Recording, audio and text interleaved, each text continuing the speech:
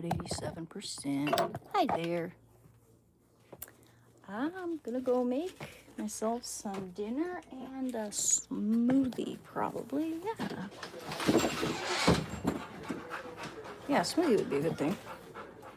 Good idea. Yo, it feels like summer. It feels like a summer day. Okay, so put this away.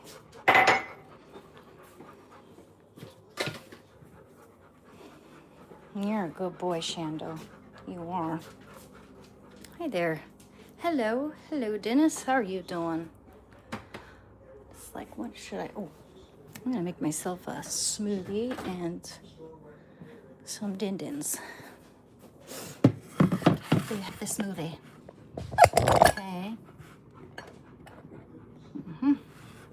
Smoothie time.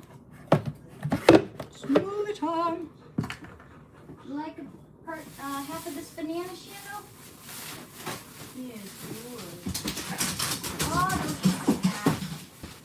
I think they want to be chased just by how they ran away from him. They peekaboo, and then they ran away. Shadow, bananas. Here. You and I kiss. Dears.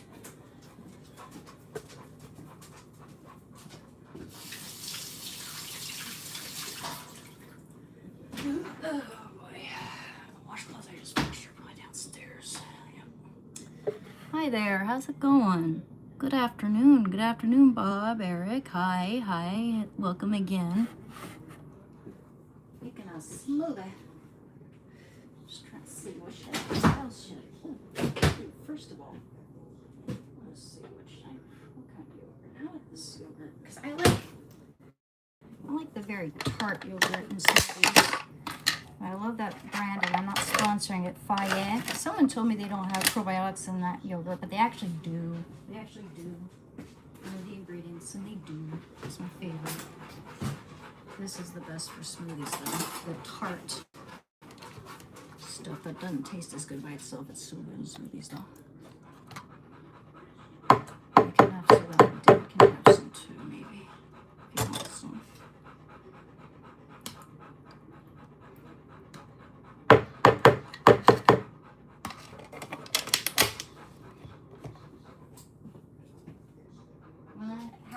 Happy yogurts.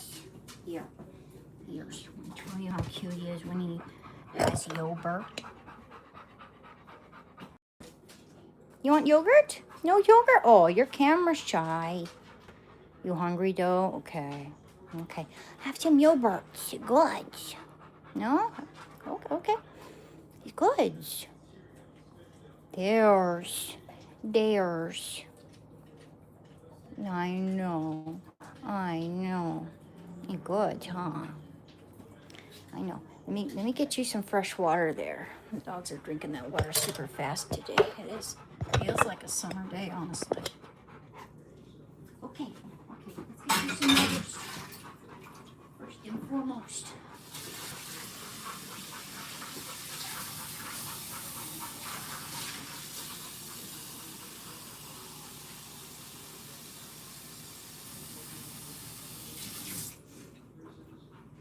So I'm actually pretty stoked because my neighbor gave me another dog walking job in 3 weeks. She's gonna go traveling, so she's having me walk her dogs, making extra money.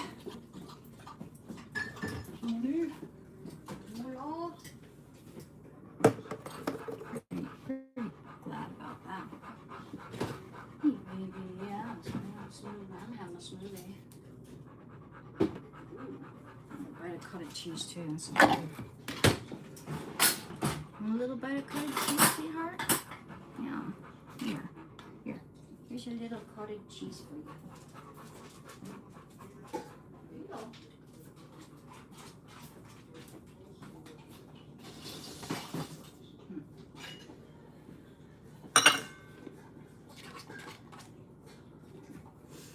Hello there. Ooh, one sec. Yeah, the walk was great. We went for extra long walk because it is such a beautiful day. And my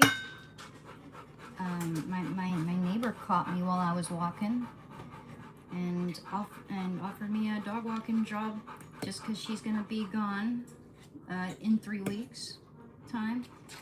She's gonna go traveling, so I'm gonna be walking her dogs for some payment. And that's pretty good. That's awesome. Why didn't I use this one? Funny how sometimes it's wrong. Sometimes it's not. I don't like it too much. Okay, yeah.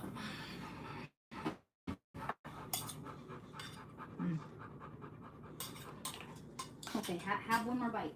Have one more bite. Good. Healthy, yummy.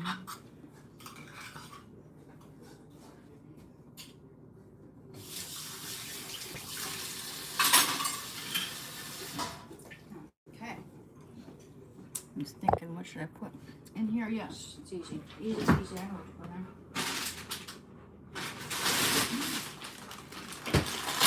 Three berry blend.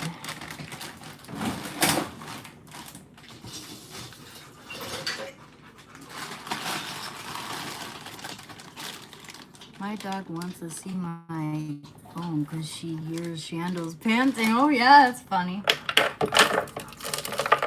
That's adorable. Shando's so happy about the springtime. He wants to roll around in every lawn we pass by. It's so cute.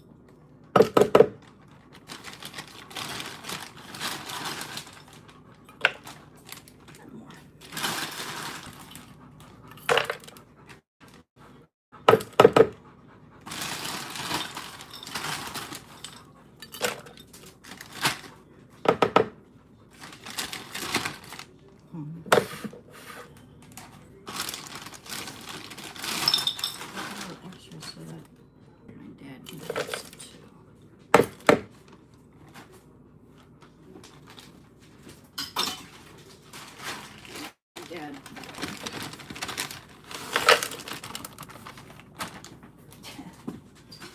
Am I gonna use the whole thing? Yeah, I guess so. A little bit of whole milk.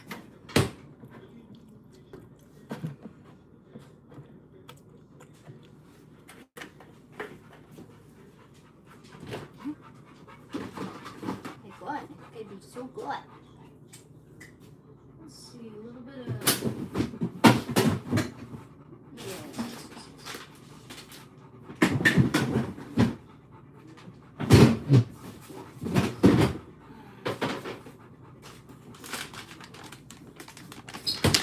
Flax seeds, because flax seeds are super healthy. Uber healthy. Tablespoon. But it can be very strong. Just a little bit of that, not too much. So you want to overpower it. I love that. Flax seeds are so good for you. Good for your heart. Good for hormones. You know, good for the estrogen. It's good for women who are dealing with natural hormones.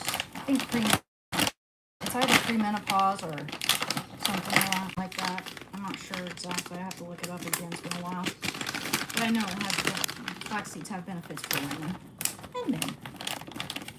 Good for the heart. More guys have heart issues than women, it seems.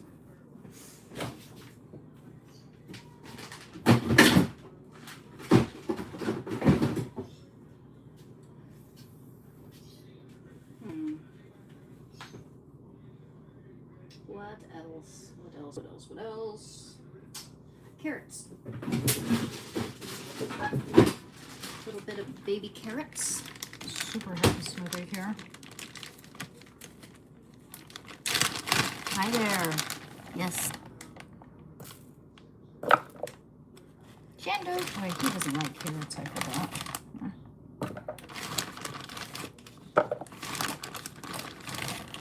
Make an extra big smoothie so my dad can have some.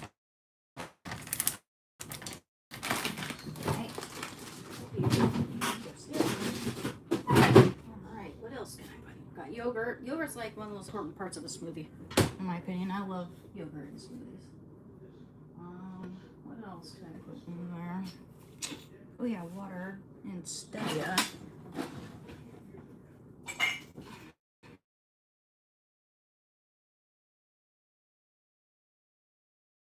Well, equal parts water, equal parts milk in there. Let's see. I need to add more fruit.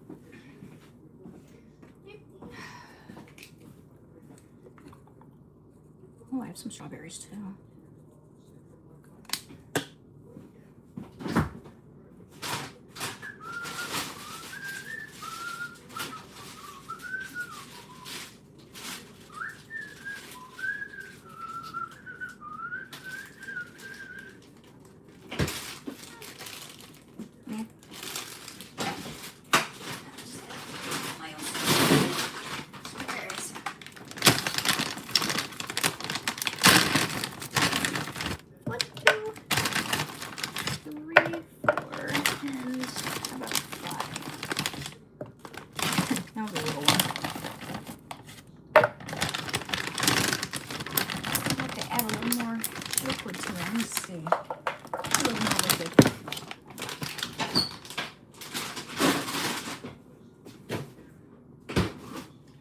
Some milk.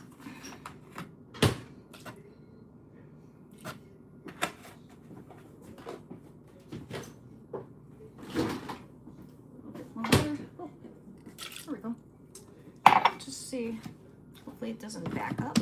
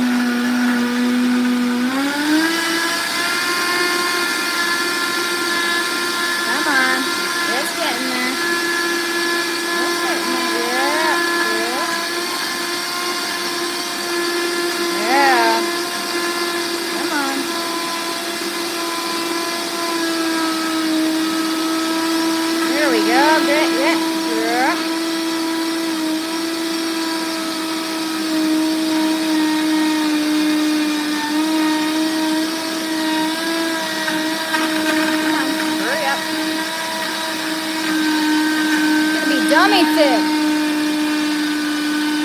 I like it that way. There we go.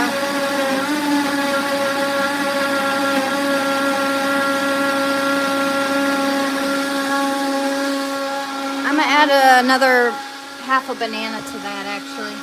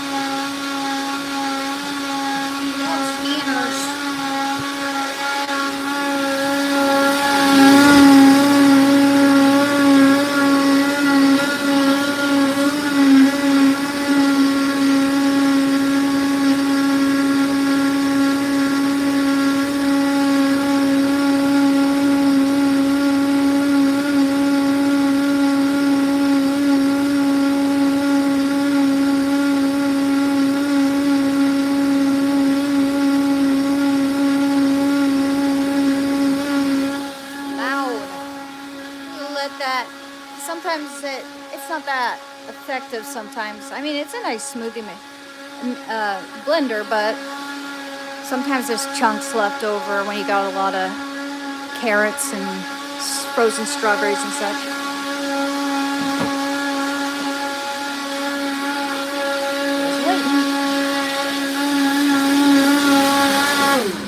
Let's see how that turned out.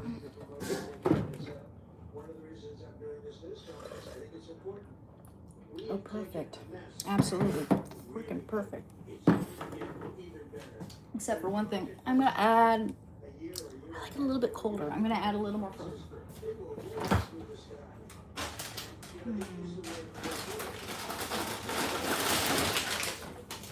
blueberries.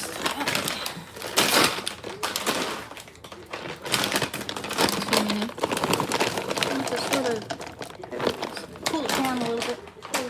Cool it just a bit. I'm surprised it's not as cold as I like it.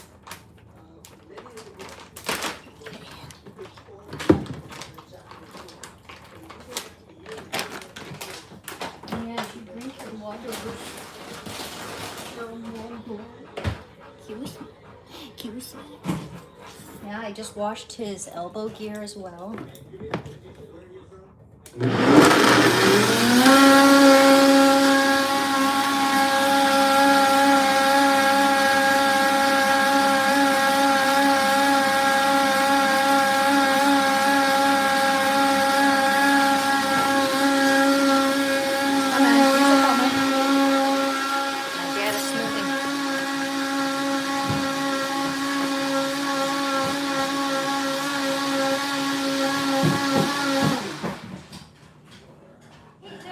Smoothie. I know. I washed his elbow braces. They're drying. Would you like a smoothie, Dad? No. What? Very well. Suit yourself.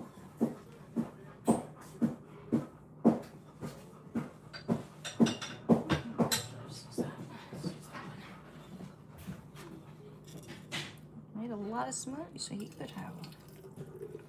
It's okay though. Save the rest for my dad. Yep, I'll save the rest for my dad.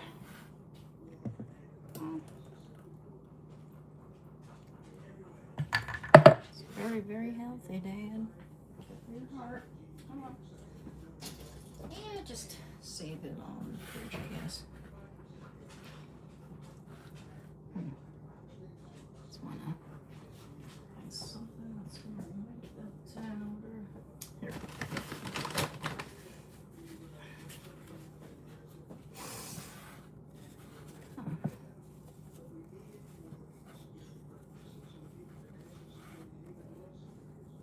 Next time I won't make extra. It's expensive.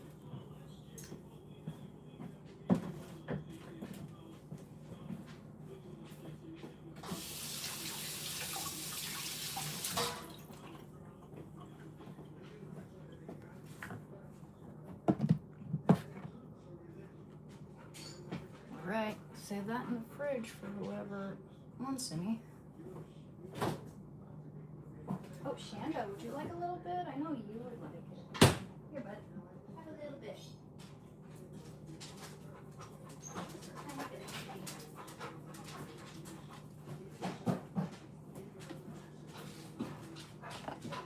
It's very, very healthy, just so you know. Oh, yeah, I will. Good! I don't like wasting that. All right, you made too much. It's expensive. Oh, I made an extra because I thought you might like some. Yeah, but if I'd only known it was coming, I wouldn't have eaten. Oh, gotcha. I'll give you a little cup then. Well, I need one. I'm going to take one down to your mom. So I can get her to eat something. Good.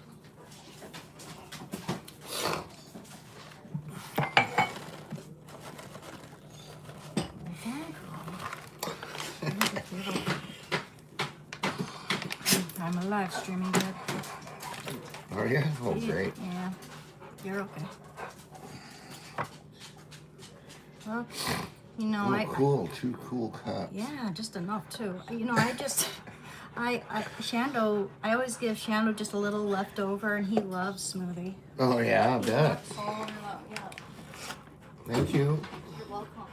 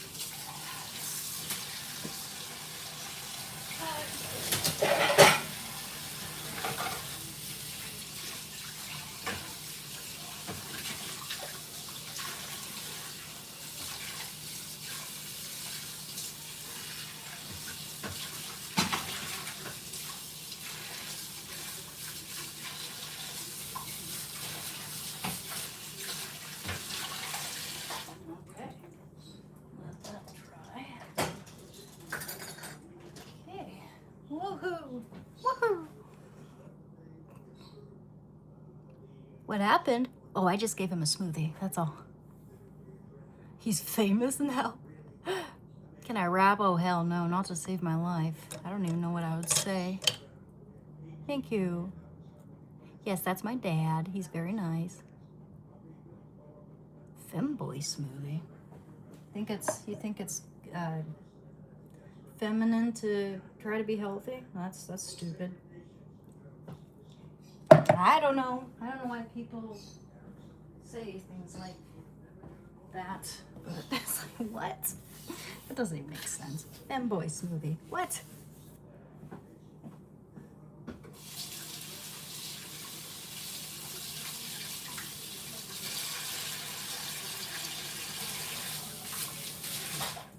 You know, as much as I hate to see it, it did make me feel a little better about my appearance when I saw this really pretty live streamer, and she was asked if she was like trans and called a guy once. I saw it once, even though it seems like it happened to me constantly. Upon seeing that, I was like, well, no one would think that she was ever a guy at one point. You know, she's very feminine and very, you know, sounds like a woman and everything. Like, I mean, I'm not trying to invalidate people who want to present, men who want to, or, you know, trans women who want to present as women at all. But when people call me trans, it's kind of, you know, it's just stupid because it's obvious that I'm not. I think it's pretty obvious. I've got, you know, if you were to dig up a skeleton of both a man and woman, you'd be able to, you know, you just had the skeletons, you'd be able to tell their gender just by the width of the pelvis, right? I got a wide pelvis.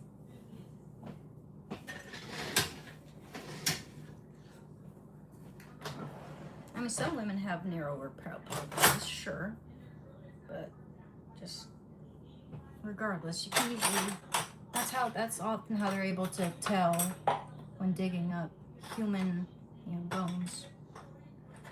That's whether it's a male or female by the width of the pelvis. You know what? I'm gonna use a straw. I have a straw in my room. Be right back.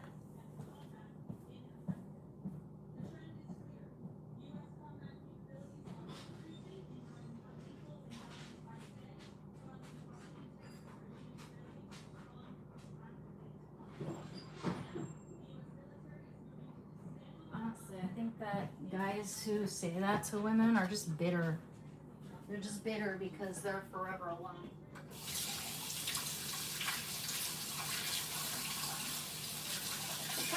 It's kind of like Helga from Hey Arnold. She was bullying Arnold even though she had a crush on him. You know, it's like she couldn't really have him because he wasn't really into her. So like she just treat him like crap and call him names and stuff. You know, it's kind of similar, right? The bullying. When you can't have something, you insult it, I guess. I don't know. It's funny because that other female live streamer, I just, you know, wandered across. She was saying the same thing, basically, that, hey, you guys are just trolls and hating on me because you're incels who, you know, insult women that you can't have. Makes you feel better about yourself. That's really weird, actually.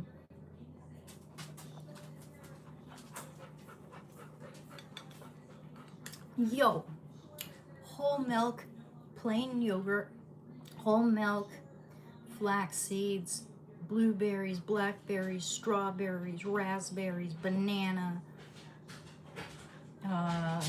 Yeah, did I mention flax seeds? Makes it super healthy, and yogurt for protein and the tartness, a little stevia, a little bit of water. I feel like there's something else in here.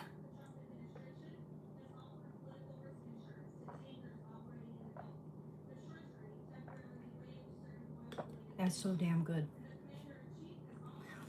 Yeah, this is freaking delicious.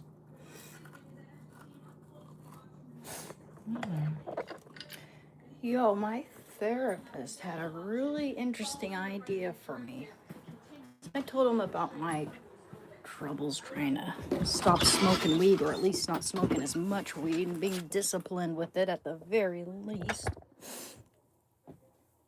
I don't like that I have this all or nothing mentality when it comes to things.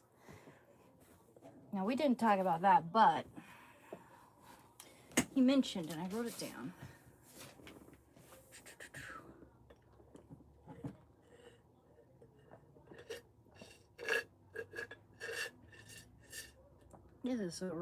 This is so epic, this smoothie. This is the best smoothie ever, man.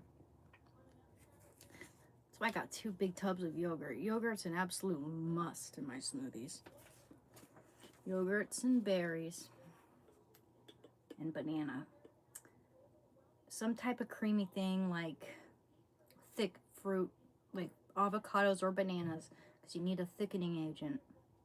I don't know what else other than avocados or bananas would make a smoothie this good, Avocados are so good in smoothies. If you've ever tried just avocado with a little sweetener, like avocado honey milk, it's so fucking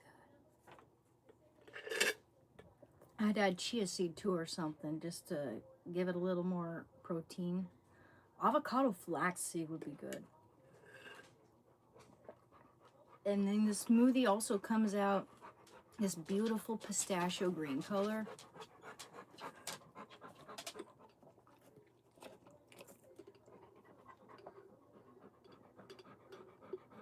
I'm so glad my dad came in for the fresh smoothie, man. I was so worried that it would all go to waste. It's expensive.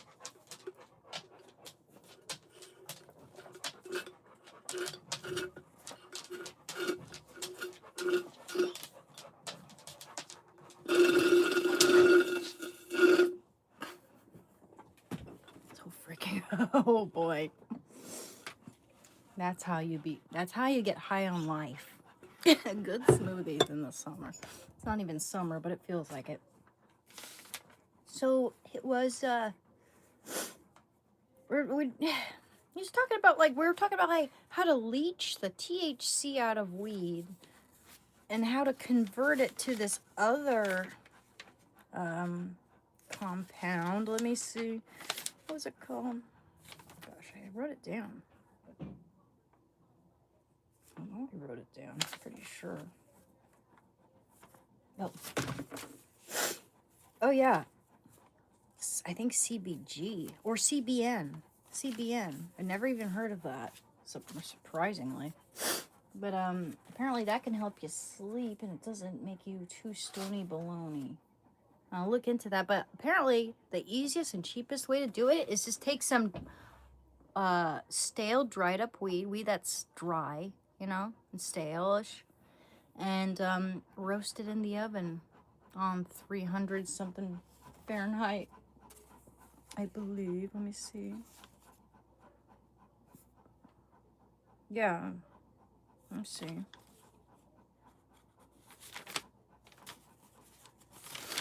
Such disorganized notes. 300 Fahrenheit for 60 to 90 minutes. How to leach the THC out of weed. It facilitates oxidation, the heat exposure.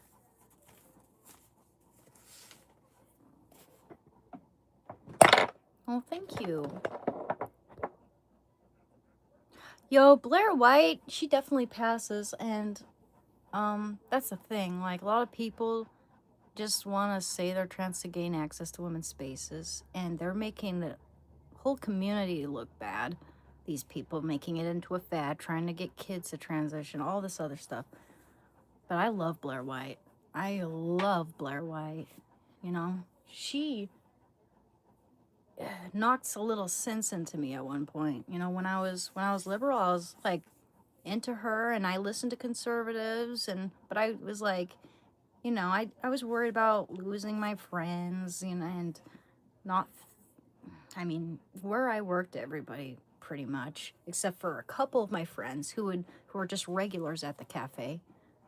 A couple of my friends were conservative or leaned conservative, but most of the people in that in that neck of the woods, they hate me.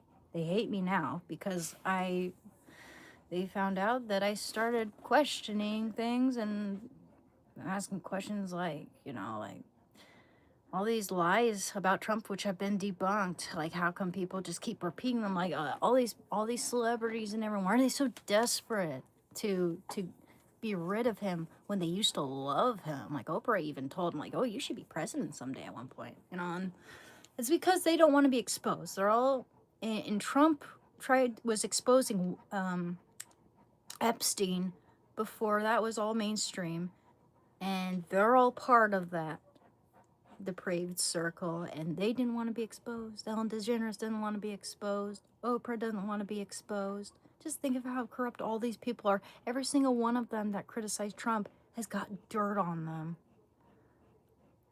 Jay-Z and Beyonce. It's, yeah. It should be so obvious. Why does everyone hate this man so much, even though all these crimes have been debunked? And you have so many other sinners in this world that don't get any criticism by them, like the Clintons. Of course not. Some of them even still love the Clintons. Still admire the Clintons.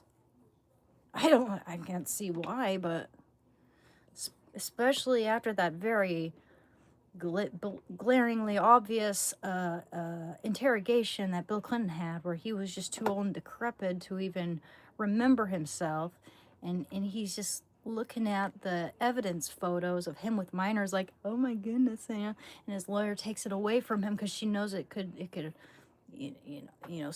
spell trouble for him, but he just takes it away from her and just keeps looking at it, like, oh, I remember that little girl I used to, it's just so gross. No words from the far left, just radio silence, man. Hypocritical, to say the least. And just wrong, slanderous, terrible, diabolical for them to keep repeating lies about a man, endangering him, endangering his family, endangering people who support him. All the violence that's coming out on their side. Physical violence, radio silence. I'm not saying the conservatives are perfect. There's some, faults to be found there too. And there's some things that Trump has said or done that I don't necessarily approve of. But it doesn't compare. It doesn't compare at all to the corruption and depravity of the left, of the far left. Definitely not. The only Democrats I really respect right now are Piers Morgan's pretty cool. Piers Morgan, and I like Bill Maher. Because Bill Maher's able to admit when he's wrong. I mean, it was like a point where I really liked him, and then I didn't like him as much, especially when I started, getting some sense knocked into me, or, knocking some sense into myself. And he was like trying to defend Joe Biden, saying that, oh, he's not decrepit or senile or whatever. And yeah, actually it's pretty clear that he is, but some people are just in denial.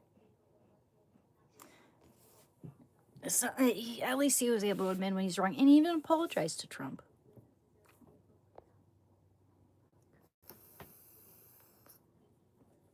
Oh, well, I don't know. I think far left means like the radical left. The left that will come hell or high water wants to lock him up and keeps repeating the same old Russian collusion lies and all this other bull crap. Like people who are hell-bent on making sure that, like, people who celebrate the passing, the death of Charlie Kirk, I would say that's people on the radical, people who support children, little children getting transitioned, or men being able to, once they're in prison, decide they're a woman so they can go to a female prison without batting an eye. Like, that's radicalism. That's just insane. That's what I mean. It's insane.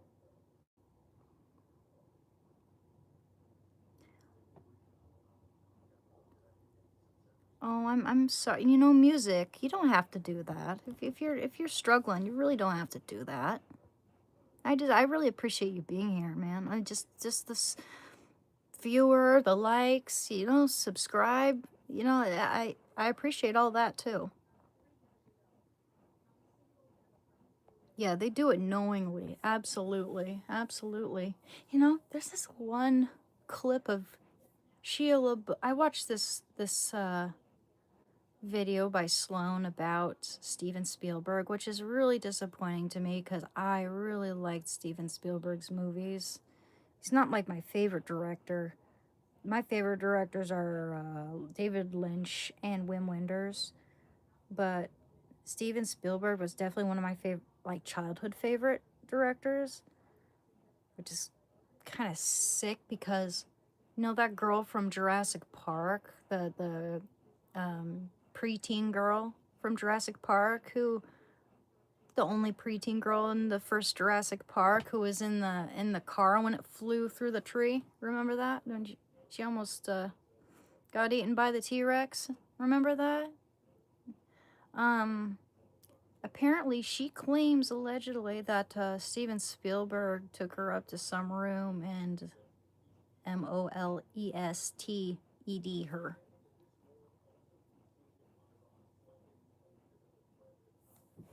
Sometimes I don't know what I'm allowed to say on YouTube. I don't know, man. Like, I just I watch other people's channels and I see what they censor. I'm like, oh yeah, so I have to censor that. Great, you know. But yeah, she said some things about Steven Spielberg, and yeah, I think they should look into that little girl. What was her name? Her last name was O'Rourke, but she was the little girl from Poltergeist. They should look into that death. There's too many suspicious things. But yeah, he hung out with Roman Polanski and Harvey Weinstein and all of these guys who were her like part of some cult of corruption. And it's very disappointing because he made so many innocent kid movies. But if you ever saw the script for Indiana Jones, he's talking with George Lucas, who's also part of that, about allegedly about like how the script should be, how the dynamic between the characters should be. And he's saying basically that this 35, 40-year-old guy should have an affair with a 12-year-old girl or something like that. And then they meet up when she's older. Like, and she comes on, but she comes on to him. I mean, it's just so sick. It's just so sick, man. Like, yeah, I mean, it's becoming so obvious as to why all these celebrities, including Steven Spielberg, whether they were outright blatant or whether they were, vague and subtle about it. I know that Steven Spielberg was anti-Trump, and I think all these guys, all these people, are anti-Trump because they know they can be exposed. They're going to be exposed. The Epstein files are going to be released. They're going to be exposed for their corruption. You know, it's so freaking. It's way more depraved than I ever would have imagined. Because I knew that like Hollywood was pretty corrupt, but I didn't know it was this corrupt. I didn't know that it would ever. I couldn't have imagined that it would involve eating babies. Which there's this clip again, like Shia LaBeouf is sitting next to Megan Fox, and they try to get rid of, like, blacklist Megan Fox, and the only reason why Megan Fox is still here is because James Cameron saved her career. But Steven Spielberg tried to get rid of her because she was complaining about the alleged abuse that she dealt with on set and everything. So they're all part of that pack, and they wanted to control her but couldn't. And there's this like just regular like, Sheila LaBeouf and Megan Fox are just sitting down, like this kind of like bad quality video they made. And he's saying that Steven Spielberg literally eats babies. Allegedly. But yeah, he didn't say allegedly in the video that he eats babies. And that was back when. That was a while back, dude. Shia LaBeouf looks young in that video. You know how he looks very rugged right now. from all the drinking and partying and who knows what. Yeah, he looks kind of rough right now, but in that video, he looks as young as he did in the, what was it, the third Indiana Jones movie?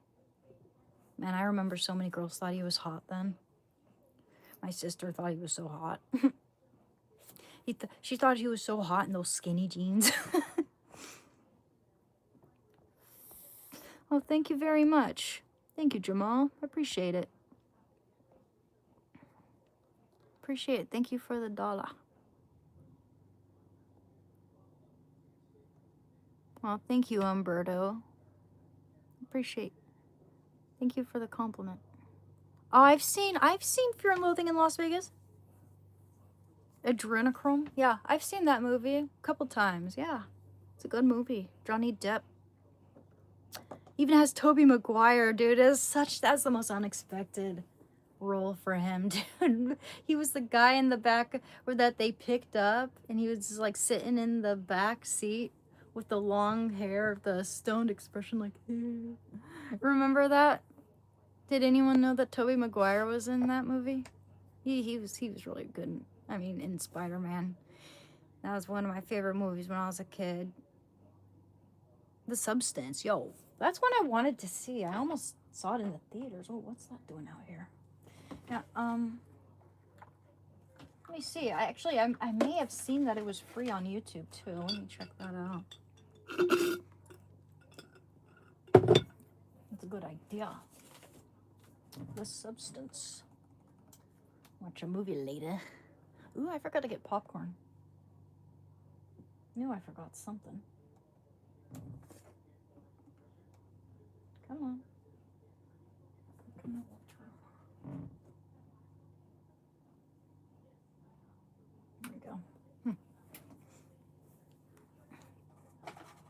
Hail Mary. Ooh, that looks good. You mean Project Hail Mary?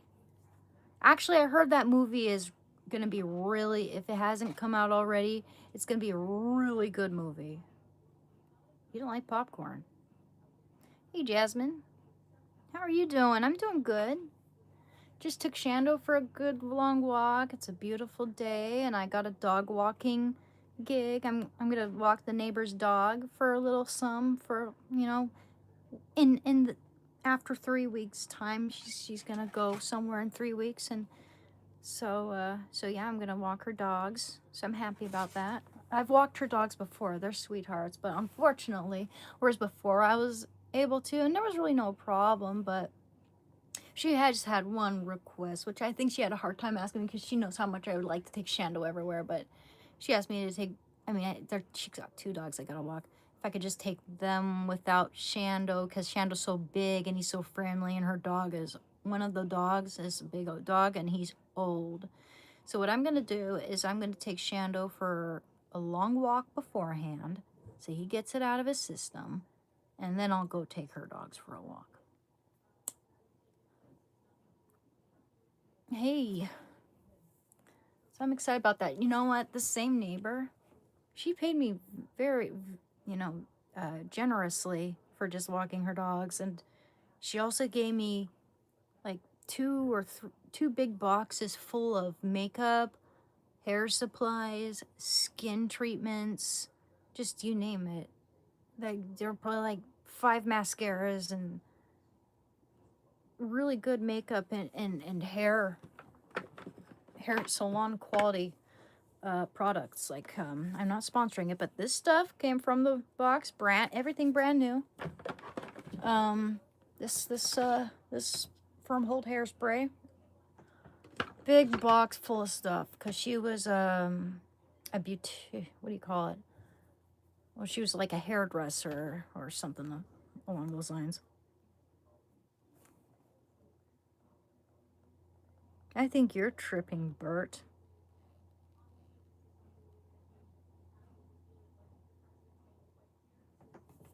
Someone's got a weird fetish. Bet you love it when women pretend to be dogs. Ever see that woman who pretended to be a dog? That was really cringe. Not my cup of tea. Ew. Thank you, Gary. I appreciate that. Thank you.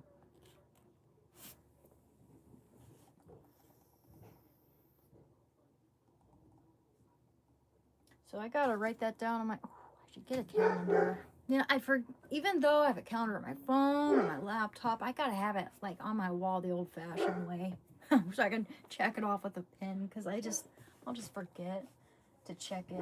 You know, it's like the way I have so many tabs open, and I'm like I keep it open so I can check it next time I get around to it, and it's like never do. That's ADHD for you. Thank you, Gary. I appreciate that.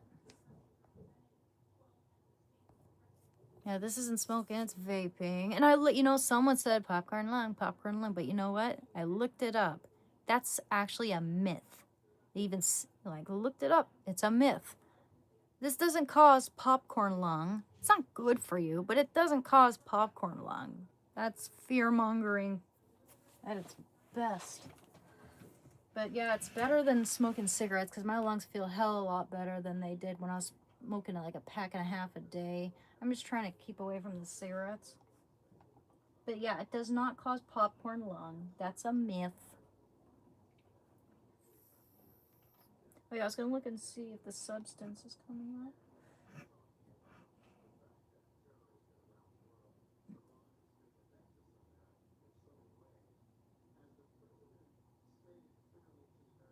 Huh. The guy Dewey, that actor from Malcolm in the Middle, that little boy, he has this I think he has a bone condition, but I don't know. I opened up my screen here and it just shows all these news stories here. But it says that he rejected buckets of money for revival to stay at Harvard. Well, good for him. He seems like a sweet kid. He's probably not a kid anymore, duh. He's at Harvard, he's definitely not a kid. Yeah, Malcolm in the Middle, when was that like 2000? The year 2000 when that came out, around 1999 maybe? But yeah, that's integrity right there. I like that. Oh yes, let me share my information in case anyone would like to commission me. To show you some of my paintings if you'd like. You know, when the sun's out, I am in a much better mood. And I feel more like painting and stuff when the sun's when I'm in a better mood. Let me see here.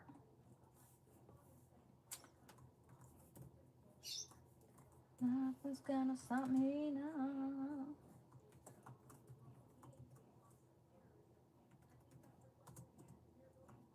Oh, thank you, Gary. I appreciate it. Uh-oh.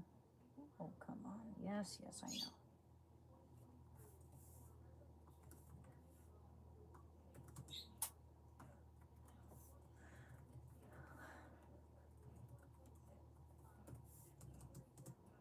Okay, my Discord.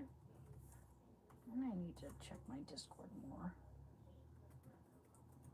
Sometimes I just go on there to give updates and stuff. I do share stuff sometimes. And sometimes I converse. I'm not playing Skyrim right now. No, I'm just sharing my information here in case anyone would like to commission me. Emerald_wing, my Discord, Cash App, PayPal, and Instagram and stuff. Emerald_wing_13473 is my Discord, and my Instagram is Anna.Katrina.art. Okay. You can find my art on my Instagram, a lot of it, but let me show you some for anyone who hasn't seen it. I'm sure a lot of you have, but here's a painting of my best friend. This is oil. Okay, I'll show you a few oils and a few watercolors.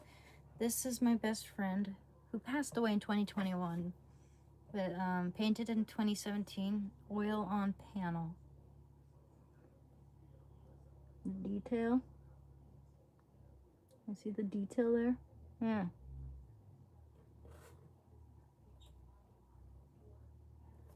Okay, and I'll show you a few more. I need to get more thumbtacks so I can hang this one. But this is actually probably my favorite. One of my favorites, at least. But this is an oil painting, and it's from a photo I took I whipped out my camera and took a photo of these guys who are shaking hands. They appear to be veterans, you know, an amputee.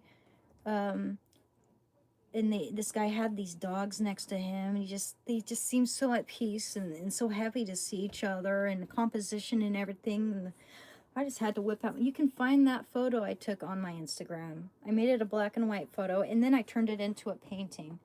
But see the detail there in the trees and everything.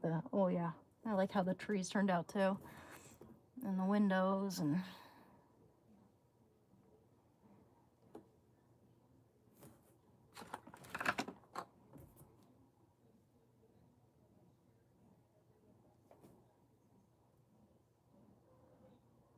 I like how he turned out.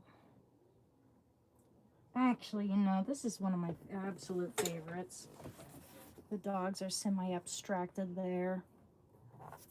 You know, I just think it has good balance, good dynamism, good composition. I'm sorry, I'm not trying to toot my own horn. I'm just saying this is one of my best oil paintings, I think. And I painted this in 2019. It's got my initials right there.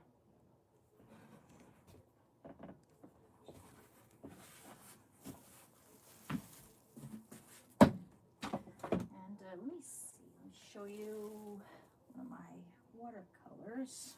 Okay, here's a Joan Steinbeck, my favorite writer. Watercolor on paper. I did this in 2016 at my grandma's house. It's one of my favorites. I'll even show you one that I'm currently working on, the Prince painting I'm working on. But you can go to my, yeah, I really like the light on his cheekbone and the flame and everything. Yeah, I like how that turned out in the hair. It's like charcoal and watercolor. Don't get scared. This is a series of composers that I painted for my brother. He bought these, but didn't. He's gonna take it with. Next time I see him, I'll ask him to take these with him. But this is Chopin, Friedrich Chopin. And here's Mozart. Here's Bach.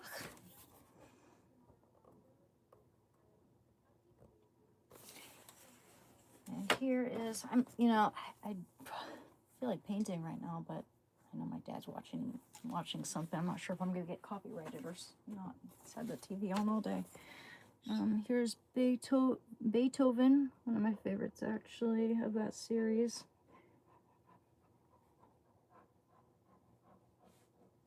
It's like the semi-abstraction there. Here we go. And I was painting some of my favorite blues musicians here. Let's see. I was making a series of blues musicians. I sold a Howlin' Wolf painting. It was the last painting I sold when I worked at the cafe. But that's Fats Domino. I found my freedom on Blueberry Hill. And here is, this is all crooked in this banged up frame, but this is Billie Holiday.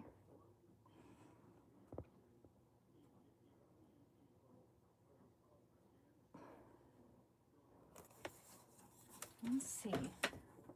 I'll show you some more recent ones. Most of those are from like 2019. Let's see. Here.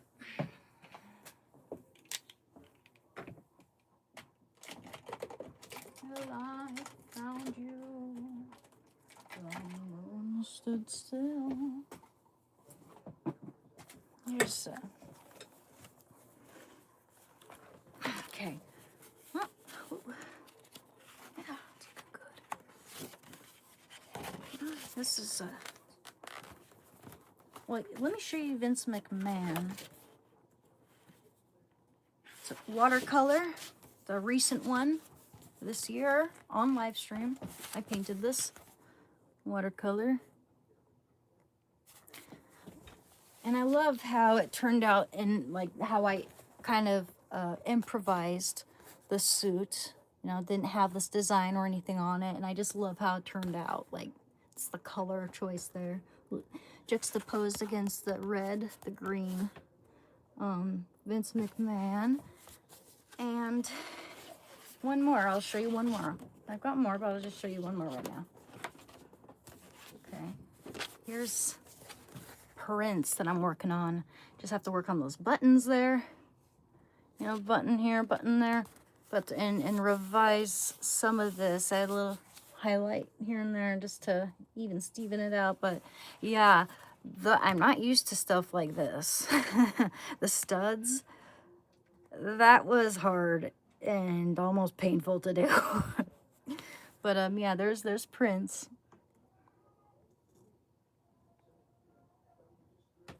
You know, yeah, I was thinking I need to produce more and more current works, and then I want a very cohesive portfolio of series of works, series of paintings. Thing is, I can't really do oil here until some part of the house gets cleared up where I won't be disturbed by the cats so much. The cats make it hard to oil paint. Not impossible, but difficult. That's why I do so many watercolors now. And also watercolors are cheaper. If you want to buy a watercolor, it's not going to cost nearly as much as an oil paint. But I would like to, you know, set up and just cultivate my portfolio, you know, with more current works and series of paintings. I would like to paint a series of the Founding Fathers in watercolor. Oh, yeah. But yeah, my Instagram, you can find a lot of my artwork.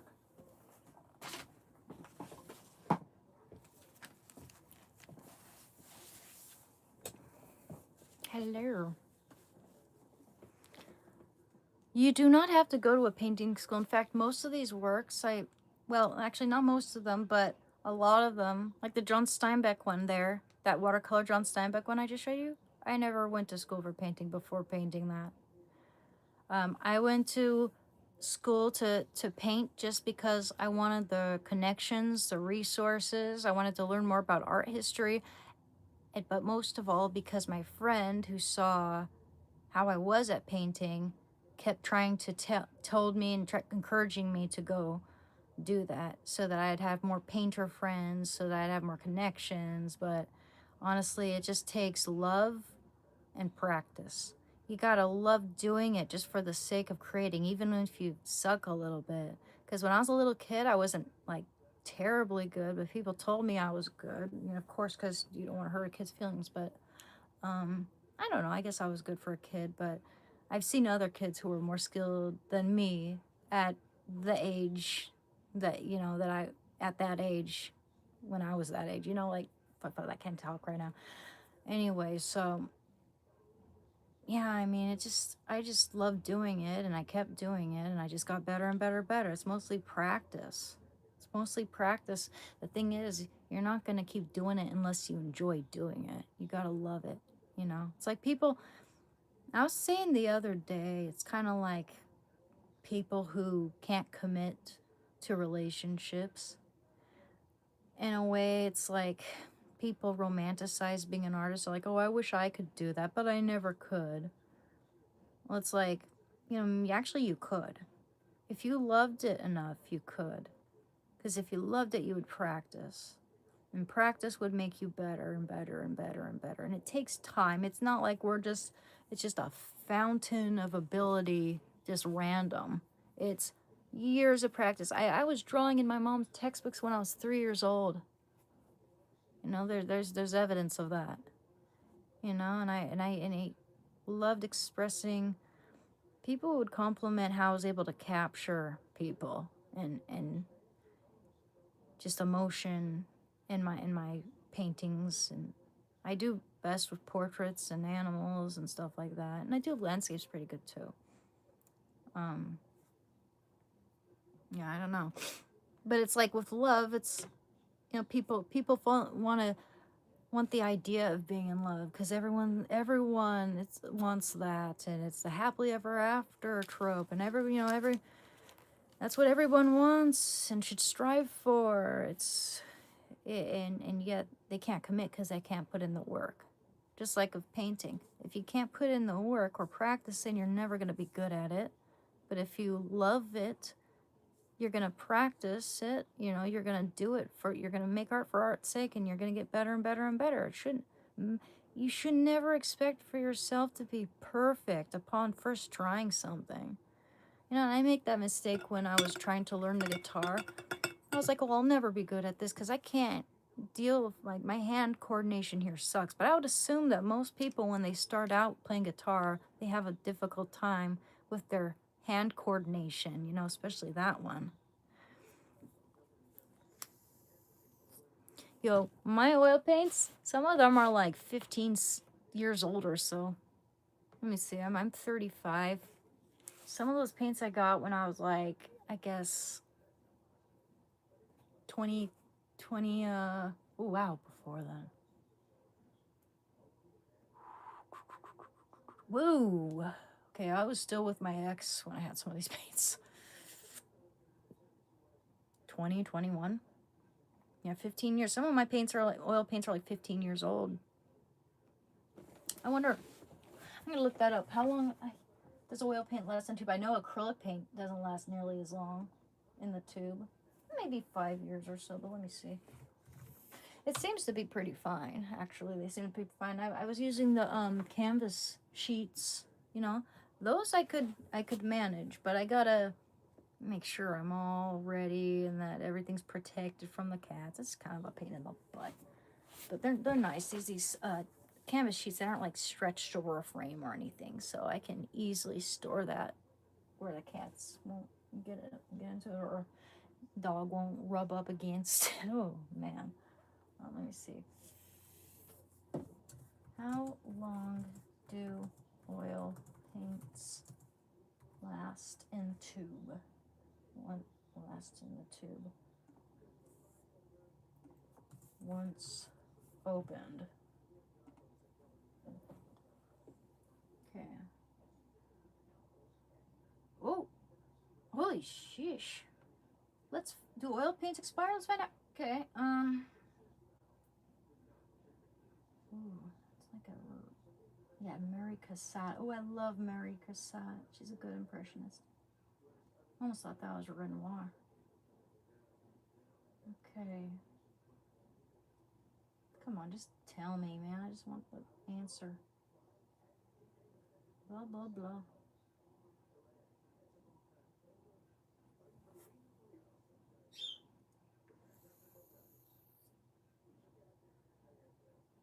Oh, however, okay, in theory, oil paint won't go bad if properly sealed, but oil paints can harden up in their own tubes if left unsealed, which my paints are fine. And the linseed oil in the paint can expire. Yeah, linseed oil tends to impart a yellowish tinge over time. That's why I like to use walnut oil. Walnut oil, I think, is the best. On canvas, they can even develop mold or mildew if badly stored. However, you're granted quite a long lifespan for your paints. If kept properly, your precious tubes of oil paint can even last you decades. Whoa! In fact, oil paints can have a shelf life of 15 to up to 40 years. 40 years. That's why seasoned artists have grown to love this medium for paint. Well, yeah. And also, I have really good quality. I have, what was it, like Williamsburg? Which, by the way, I'm not sponsoring, but they have the best rich, buttery, velvety earth tones. And Gamblin. Gamblin's excellent because their paints, I think, aren't toxic. I'll show you what I mean. Those, they're expensive as hell. But that's why I always ask for a Blix gift card for my birthday. And that's where some of my college money went too. Oh my gosh! What art boxes here, and okay, careful with this though. I love this art box. It's such good quality. But let me show you. Yes, I love it. It's gonna last me forever. And I've got some Sennelier, which again I'm not sponsoring, but that's one of the best brands. That's I have a watercolor palette that's Sennelier. It's honey base, and that palette cost me like $300. But yeah, it's like good paint. You know, that's lasted me. You know how long that's lasted me, though? I've had it since 2016. So a long time, and it's not even close to it. Like the only paint I ran out of was the black one. And then I just bought another tube and squirted it in there, and it just hardens, you know. And so this is a Sennelier one. Finding one that's cleanish looking. Here's Gamblin, the zinc white there. And one of my favorites of all time, Sennelier. Oh, I love Sennelier a lot too. That's one of my favorites. Grumbacher. This I have no idea how old this is, because this one was given. It was like a hand-me-down from my late uncle. Let's see. Ooh, that's a pretty color. I'll show you a Williamsburg. Yeah, that's a Williamsburg right there. It's so dirty you can't even see the label. Winsor Newton. I'm not very familiar with their line of paints, but they're probably good. Like anyone else. Let's see. Yep, Williamsburg. This is like a, oh, you can't even see, but it's like that green color there. It's like that iridescent green. What's it called? It's called Interference Green. Interesting. They have the best earthy tones and such. This one here, this orange one.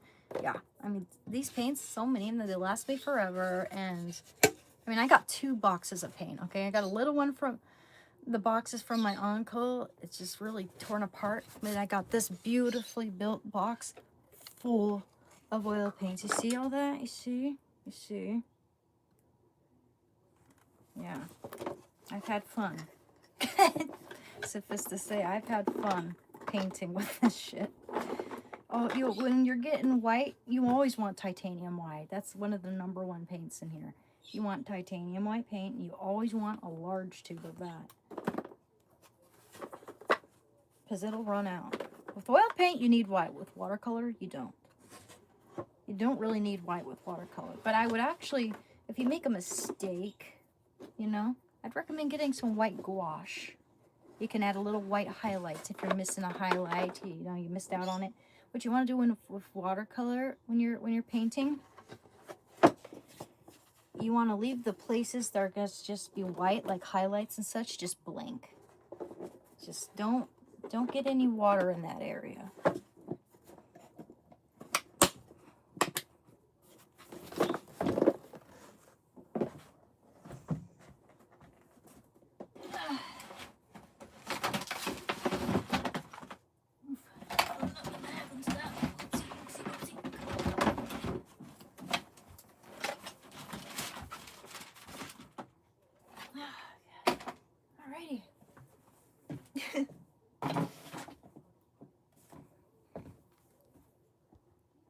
Oh my goodness, thank you, Nikos. I appreciate that. Thank you. Thank you for the donation. Am I interested in biology? Yeah. Yeah, I'm interested. I took geology though. I was a geology girly at one point, but I'm not good at math, so I didn't really continue with it into university. But I aced every geology course at community college. It was a lot of fun, dude. The field trips were so much fun. I would love to do that again. Maybe take a geology field trip course. Yeah, I should do that again. Just for shits and giggles. Thank you.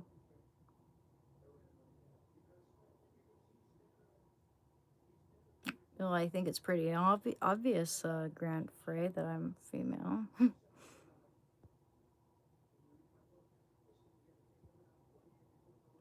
Todd's just angry because I have skills and hobbies and talents and confidence, and he's just a insecure little man. Bye-bye, Todd.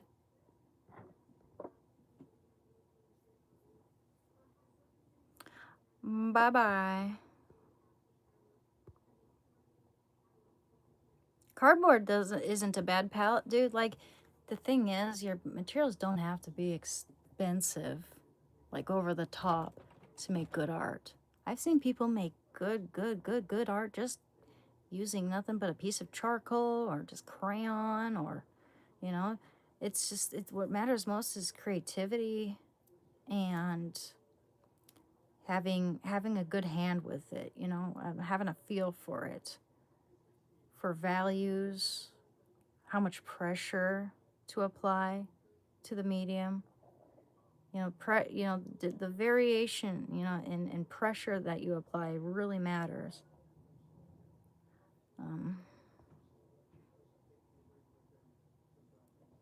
Yeah, dude, 10 years is not that long for oil paints. If it's acrylic, different story. I think acrylics don't last more than 5 years. All my acrylics are, they're wrecked. They're not good anymore. I have those somewhere, probably in the shed or something, but they're not good. They're plastic based. The thing about acrylics that I don't like, it's like I mean, it's not that bad. I don't dislike it, but I don't really like it. Compared to the other mediums, it's inferior to me. For one thing, it has probably only been around since like the 50s or so. 50s or 60s. Yeah, I think the 60s actually, because it is plastic based. And we have no idea at this point how long an actual acrylic painting is gonna last.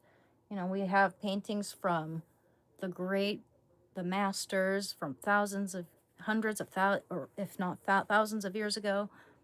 We don't have any acrylic paintings from way back when, you know, just recent, and we don't know if those are going to withstand the test of hundreds of years. Probably not, actually.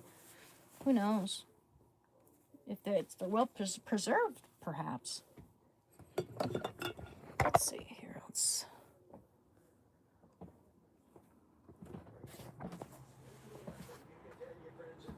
Hello. Hey, thank you.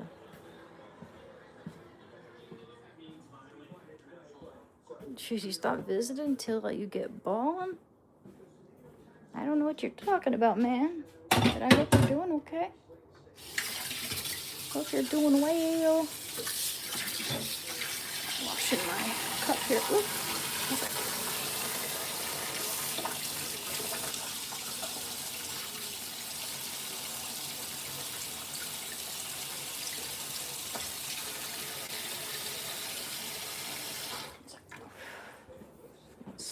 Washing my straw. Baby tired. My sweet baby boy. Little teddy bears. Teddy bears. Tired dogs. Oh my goodness gracious. Oh my goodness gracious.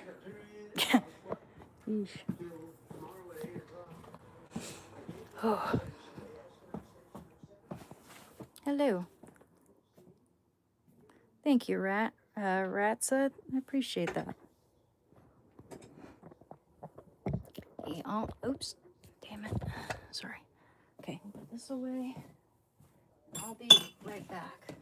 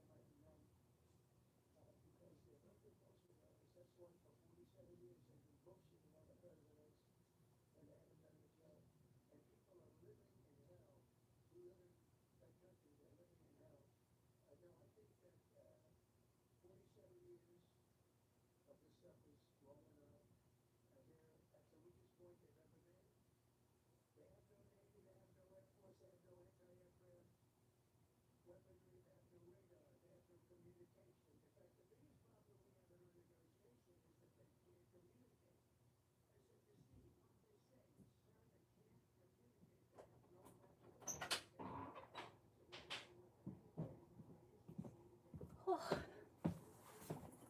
Let's make some din din. Din din din din. Ooh.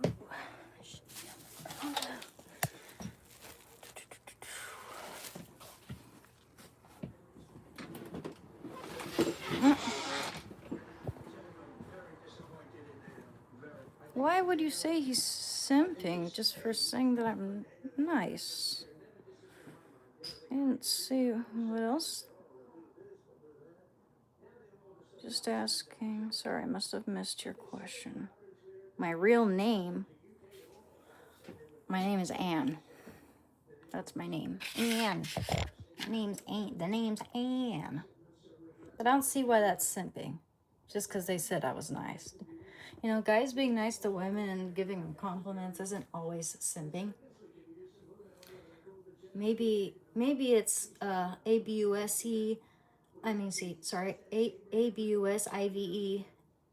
And incel-like men who are cringe and should be criticized. And there's never a shortage of those around here. Fortunately, most of my viewers are nice people. At certain times of the day, the ugly ones really do come out, but it's like, screw 'em, whatever. Oh, awesome. This is clean. Sweet. Whatever.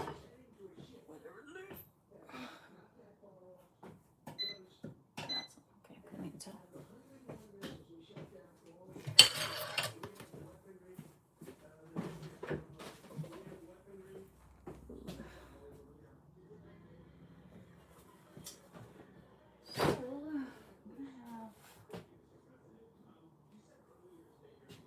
Cottage cheese, definitely.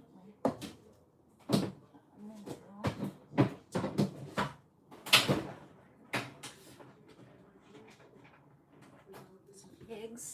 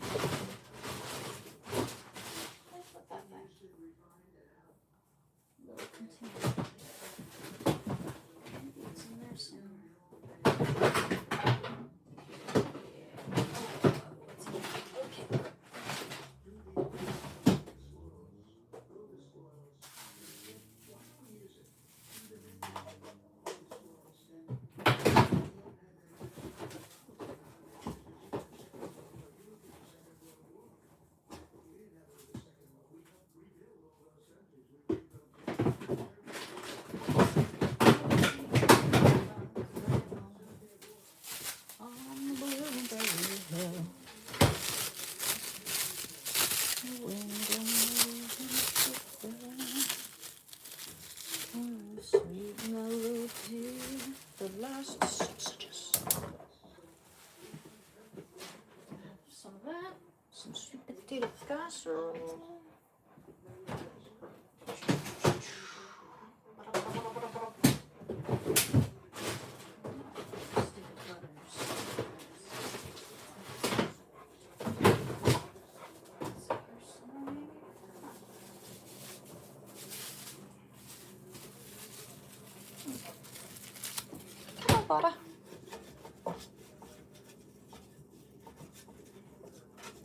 grass-fed butter.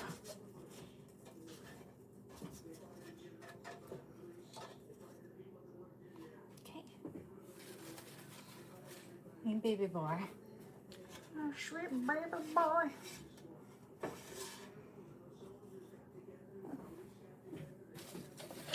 Oops. So yeah, if anyone would like to commission me, or it's all pinned in the chat there.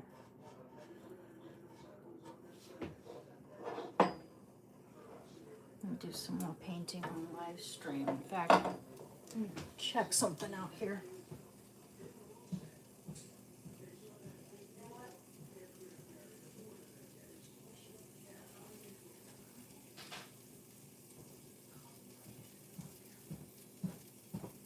Turn off the TV just in case.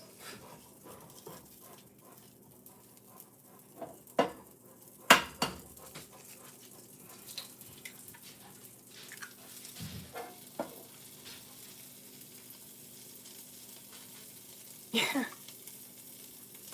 Well, thank you very much, K-Pod. I appreciate that. Thank you. Well, thank you very much. I appreciate that very much.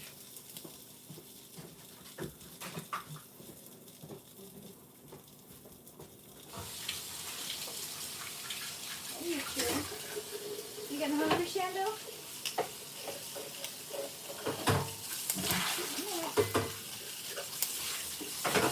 My hands here.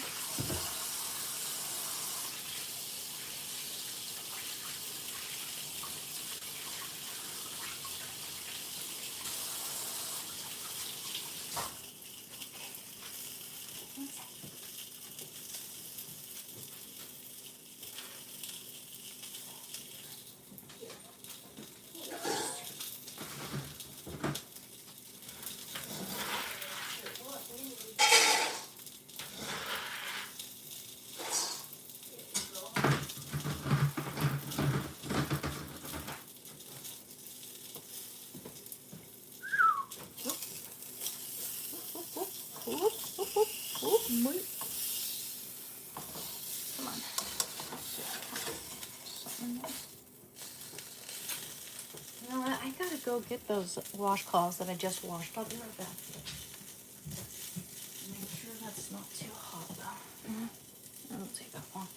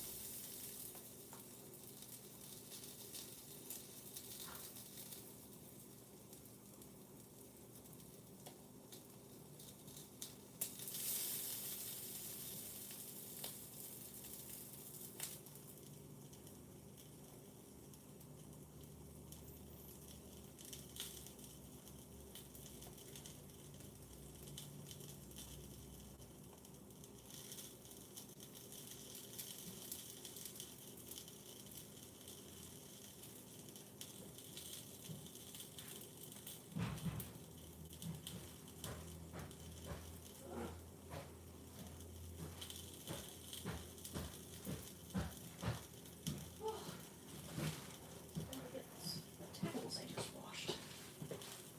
Okay.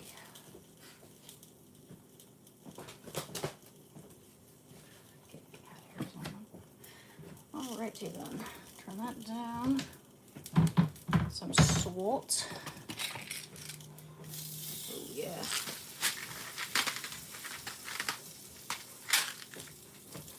A little bit of pepper. Oh yes. Eggs are really good for your hair and skin and everything too. A little bit of cayenne. cayenne. Come on, a little more.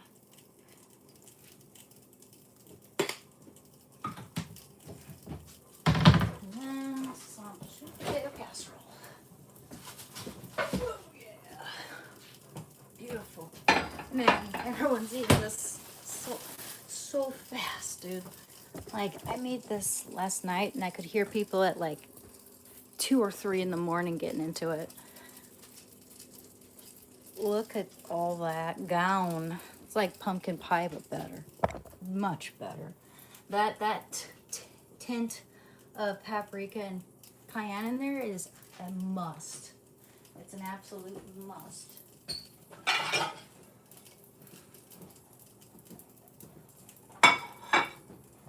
Okay. Turn our eggs over. Where's our spatula? Yeah.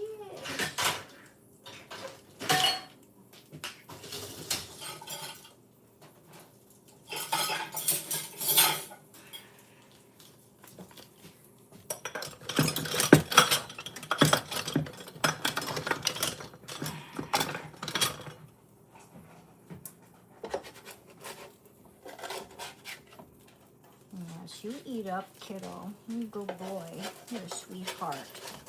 You deserve all the loves and all the kisses. Yes, you do. You're good. You're good. And you're sweet. And you're just demure.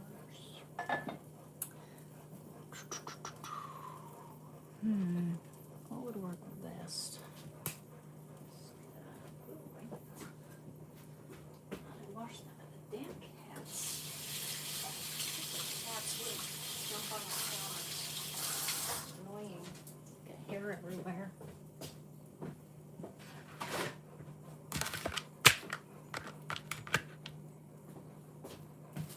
Damn cats. I'm supposed to say I'm not really a cat person. Don't dislike them. I don't want one though. Because, yeah, it's annoying. The fact that they wreak havoc on anything I want to accomplish. Chores are...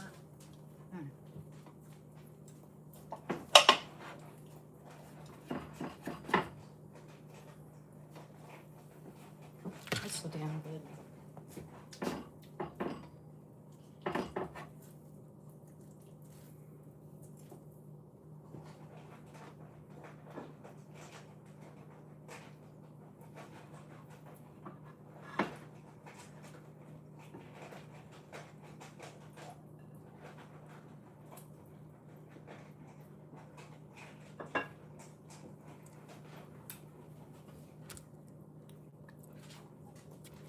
Oh, it's smoked sausage. It's just pure beef. It's all this is beef, jalapenos, some garlic. And that's what it's made with. Some good stuff.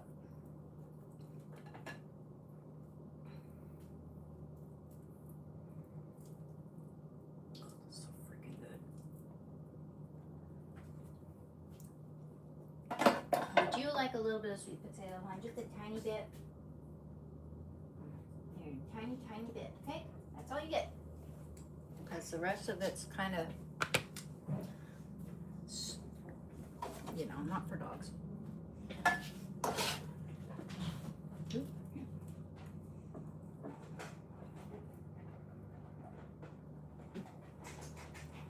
God, that stuff's like addicting. It's so freaking good. Yeah, that'll be gone by the end of today. Mark my words.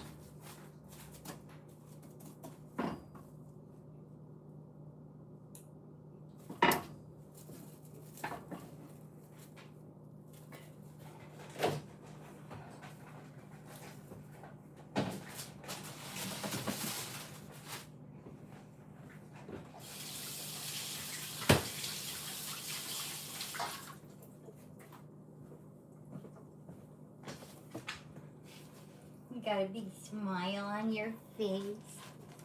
Yes, you do. You're a good boy.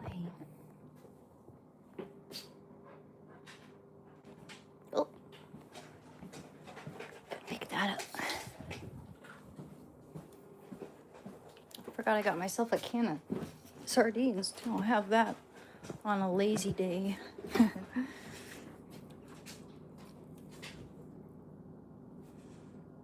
Oh yeah, I got you a can too, bud.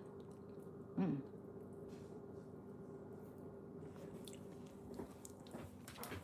Let those soak for a moment. Oh, yeah. Uh-oh.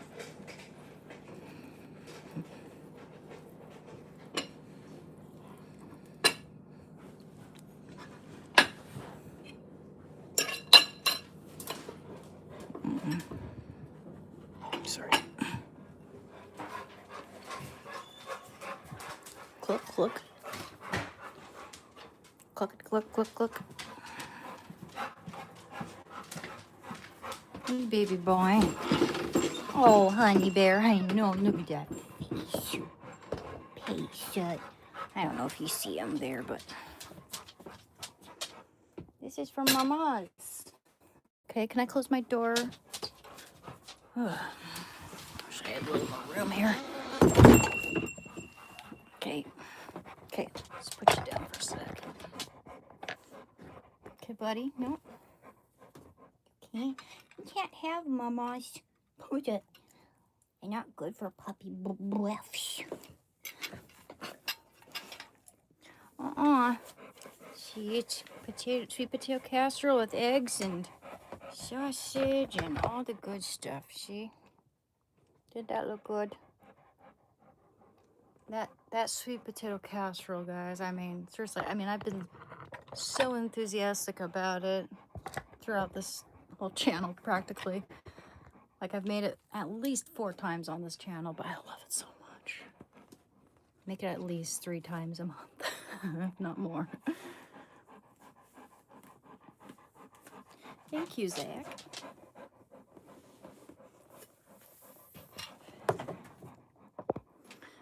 Oh yeah, it's good AF. Look, this is better than pumpkin pie. And the cayenne and paprika, it's not like you taste it like spicy, but you get this aftertaste at the back of your throat, and it's epic. Take off your shoes, man. My feet are getting hot. With the caramelized streusel pecans on top. Oh, hell yeah.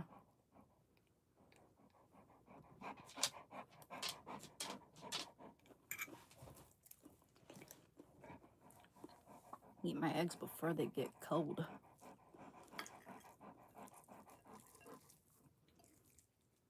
Some sausage. It's no nitrates either in this sausage, which I love, because apparently nitrates can cause cancer.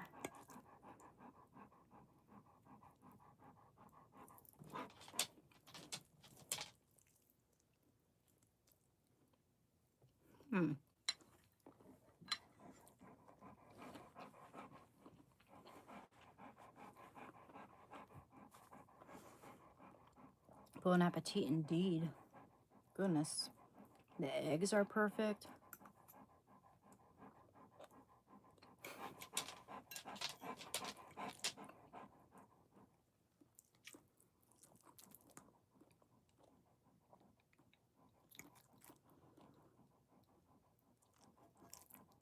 Absolutely perfect.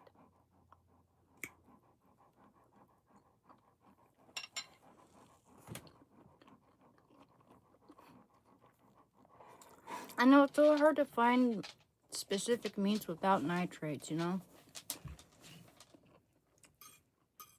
It's really hard to find bacon without nitrates and sausage, you know? So I love this sausage here.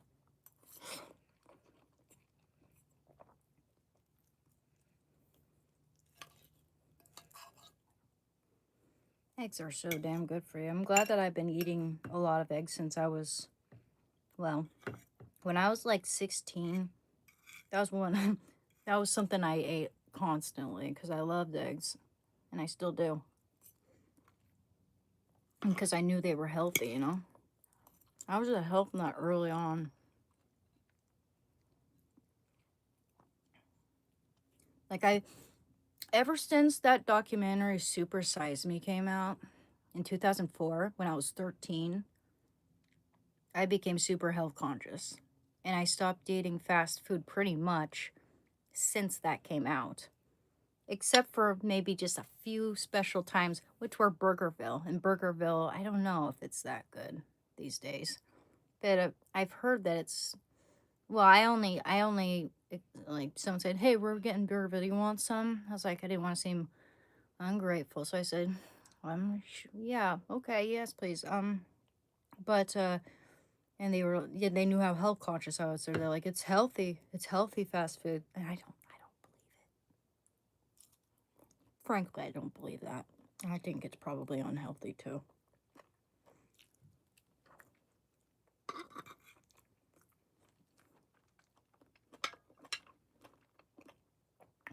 Mmm. Whoever's fastest gets the most. I forget to say my blessing, so thanks for reminding me. In the name of the Father, Son, Holy Spirit, amen. Blessed is our Lord, and these thy gifts which we're about to receive from thy bounty through Christ our Lord, amen. Father, Son, Holy Spirit, amen.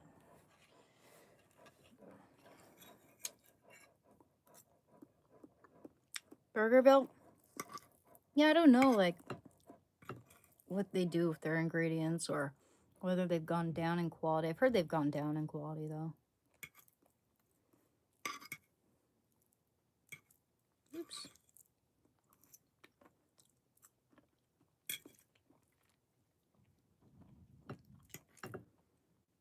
Actually, you know what?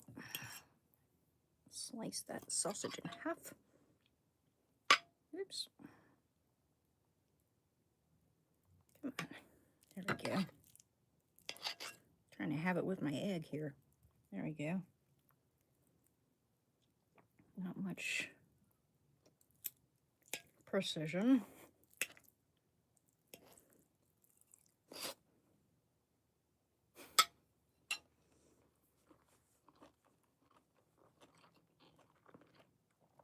Can be.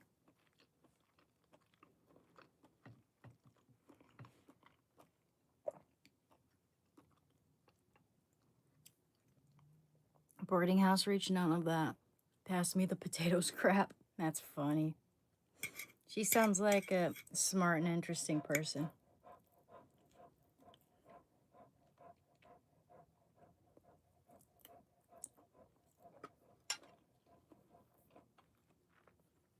I love hanging out with seniors because they always have such interesting stories to tell.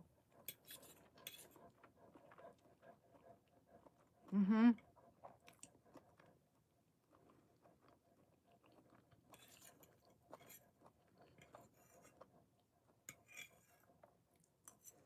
Those are good eggs.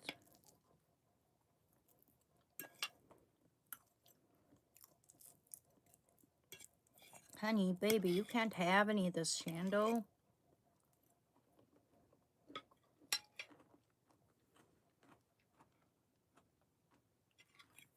Except for maybe one little bite of potato. Here. I'm sorry.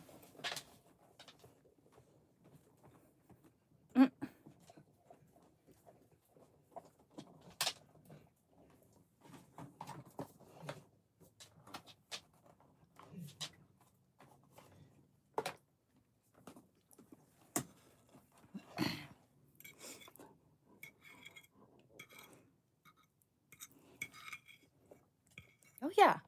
I was going to have cottage cheese with it, but I think this is probably enough. I was hoping I didn't leave it out on the counter. No, I didn't.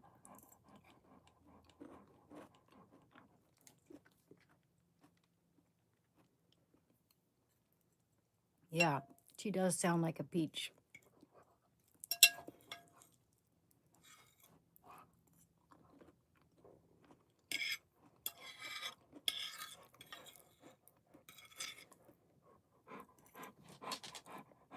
Yeah, the Catholic blessing before meal is pretty straightforward, actually. I remember, I remember we had Thanksgiving at my grandma's, and I can't even remember what the prayer was then because it seemed kind of long, if I'm not mistaken.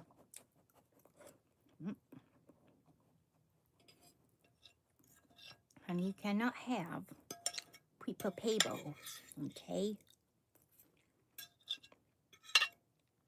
They're not good for you, hon. I mean, sweet potatoes are good for him. Eggs are good for him. But there's all the sugar and heavy cream and all that. No, probably not good for the dog. I give you one little bite. And I let you lick the plate, too. Mm-hmm.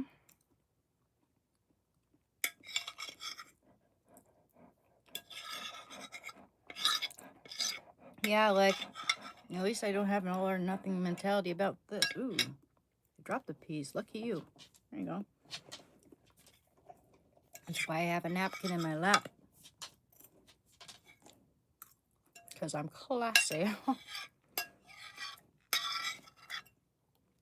Mm-hmm. Okay, that was damn good. There you go, baby. You lick the plate. Cannot say no. And I'll use that as a trash can there.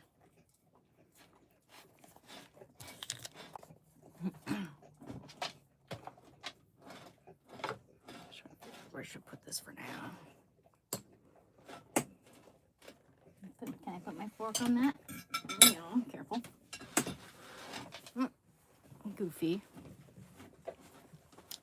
Yo, I had some carrots in my smoothie earlier. And yams, aren't yams vegetables, or are they? Yeah, they're a vegetable, right? I'm pretty sure. Yams are veggies.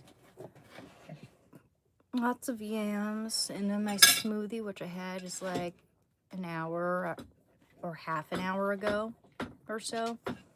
That was a big smoothie. And it had flax seeds, it had whole milk yogurt, it had whole milk, it had water, it had blueberries, strawberries, raspberries, blackberries, banana, and I think that was about it. It was so good.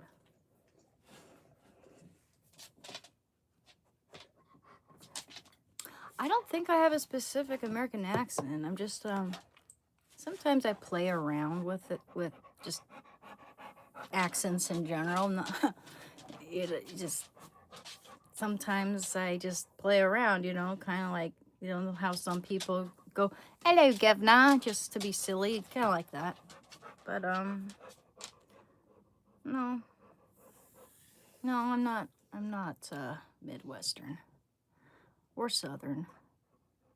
My drug of choice was heroin. I was a heroin addict for 6 years, and I've been clean for 3 years now.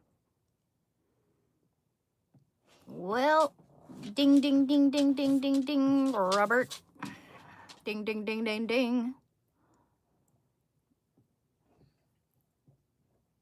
You know, I've heard that, like, British people think that we have a very nasally tone to our accent. Americans in general, some people think we just sound nasally. No. And now, why are we asking, where are we trying to gauge where my exact whereabouts are? I'm not gonna give out any more information. I'm an American. That's all anyone needs to know. Thank you, Soul Fueled. He said I was on subs and methadone for treatment. Help me get off. Glad you're sober. Yeah, you know, I'm good for you, man. I can't wait till I'm off the Suboxone. I'm on Suboxone right now. And it actually I'm doing a really good job, because what's the date? The 6th? In 4 days I should be out. I should be getting prescribed another amount, you know, just dose on the 10th. But I have a whole box left. I only consumed probably half of what I was supposed to by my, you know, what was prescribed to me, which is good. I'm weaning down from it pretty well. And you know, it's only when I start to feel a little bit like, oh, I've recognized that I'm feeling a little bit under the weather, like dope sickish. Then I'm like, okay, oh yeah, I haven't taken one since this morning. So I go take a little bit, just a little bit at a time though. And always ends in me just taking one sublingual strip instead of the 2 that they suggest. So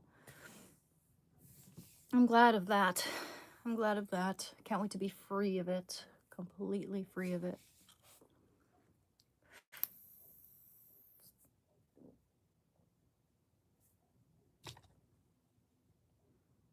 I think you're beautiful, and I wish you every good gift life has to offer. Thank you, Make Jam.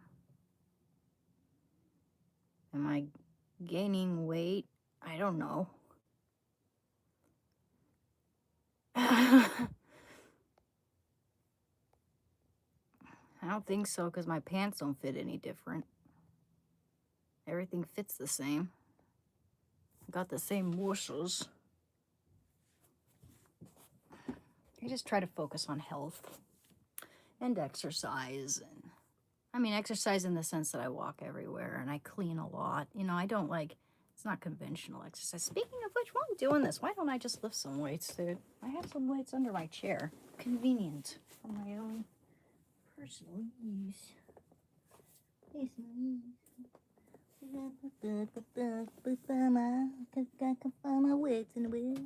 Oh, there they are.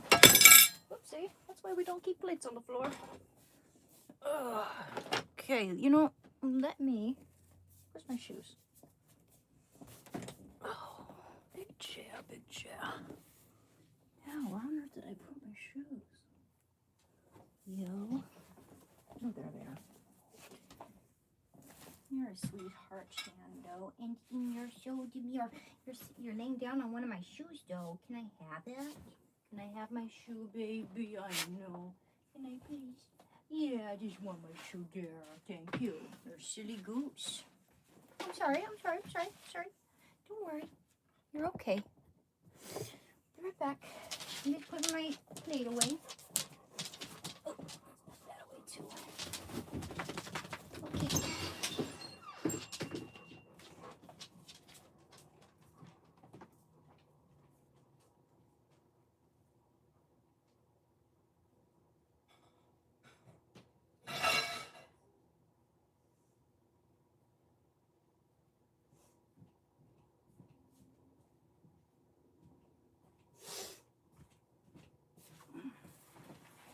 Okay, wait. Here we go.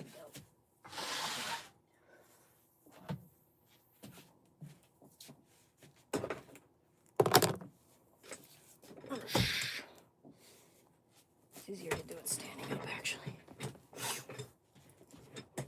Move a chair. Get a little behind here in the comments. Ooh, wouldn't it suck if I dropped that on my foot? Actually, I'm not on any specific medication except for the Suboxone they prescribed me. I'm not on any SSRIs, nothing like that. And I'm not able to be in an upbeat mood ever because it's sunny out and because my neighbor offered me a little temporary job and all these other good things, and I had a healthy dinner and talked about my painting and working on a commission. I do need to check my Discord though, and my Instagram. Really need to be better about that. So let you see. Now some people just, you know, they think that we're supposed to just be here like without a personality, like little dolls for them to gawk at. You know, like they don't. If I'm upbeat in any sense, it's like, oh, you're on something. But if I'm down in the dumps, people say you should smile more. I'm not here to perform for you, buddy.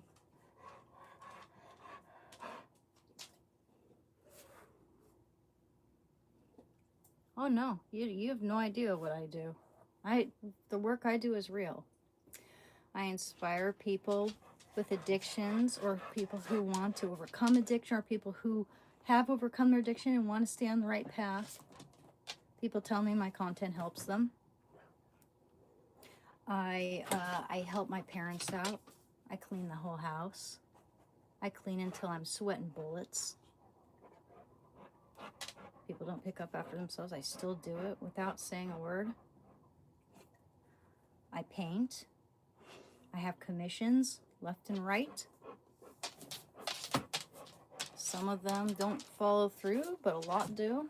A lot more do these days. Some people have good intentions. They just find that they have their own problems and can't find the means at the very moment. But like, I'm working on a commission right now that's already been paid for. I paint. I'm a good painter. And yeah, that, and I walk the neighbors' dogs for a good sum. Oh, is that not legitimate to you? Should I be like a, I don't know, a deep sea fisherman or something? Or work on an oil rig? Or be a doctor or something to be legit? Or should I just work at a 9-to-5 McDonald's my whole life? Or work at that cafe, which, closed down completely. It was the oldest cafe still standing in Portland until they closed down. They closed their doors, which sucks. I worked there, at that time I worked there longer than the current manager. I worked with him for 9 years, but I had worked there for 10 years. Someone else hired me. And yeah, I was a big part of that place, which is why my boss wouldn't fire me, He suspended me when I was having the drug and alcohol problems. It was going to be a year, but he brought me back in 6 months because I was such a good worker. I have really good work ethic. Once I know how to do something, I give it my all. I mean, even if I don't know how to, I try to learn. And I'm actually usually I'm a pretty quick learner. Depends on what it is. If I'm not, it's because I'm avoiding it. Because I am procrastinating and intimidated by it. Just like, for instance, sometimes if I fail once at something, I have this all or nothing mentality, like, oh, then I'm just gonna suck forever, which isn't true. It's gonna click, like, oh, OBS Studio can't be that hard. And also, there's nothing wrong with having a job that's fun, that you enjoy, that you're good at. Nothing wrong with that at all. I think men love to shame women on here. They love it. They're hateful people. I wonder what this person does for a living. Anyway, not worth my time. And thank you very much, Prince of the Cats. I appreciate that. This is for cleaning the house. Thank you.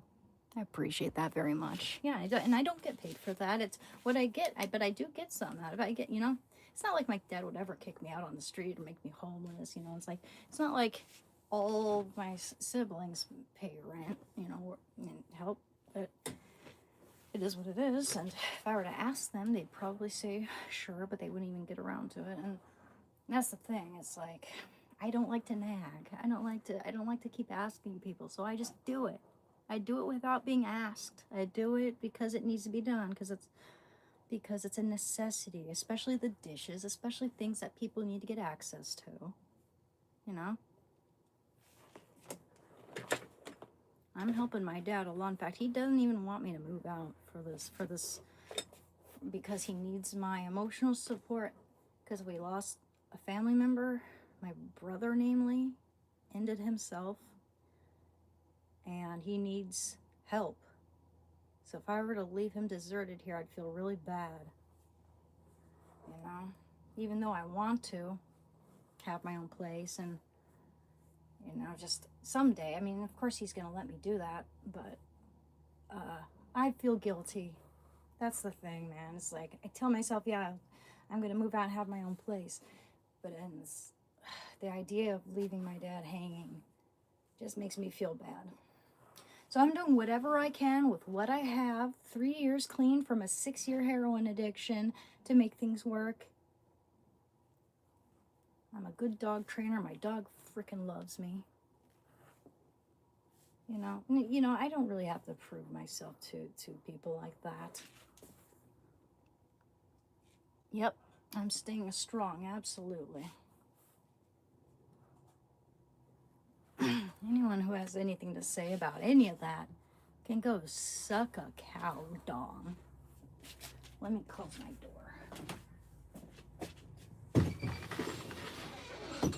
The thing I most want to work on, especially, is just like my portfolio and my painting, because that's what I'm really, really good at. You know, I make well-deserved money doing that.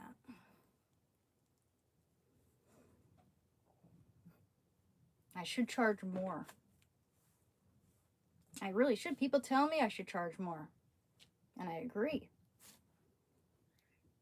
That's why I kind of want to provide a range of sizes and dimensions for the substrates and types of substrates I use. Say, you know, just different mediums so that people can afford to buy my work. Just, you know, like, for instance, watercolor is cheaper than oil paint. I could make some smaller paintings, like little intimate pet portraits, you know, and just charge a little bit more for the framing and the shipping.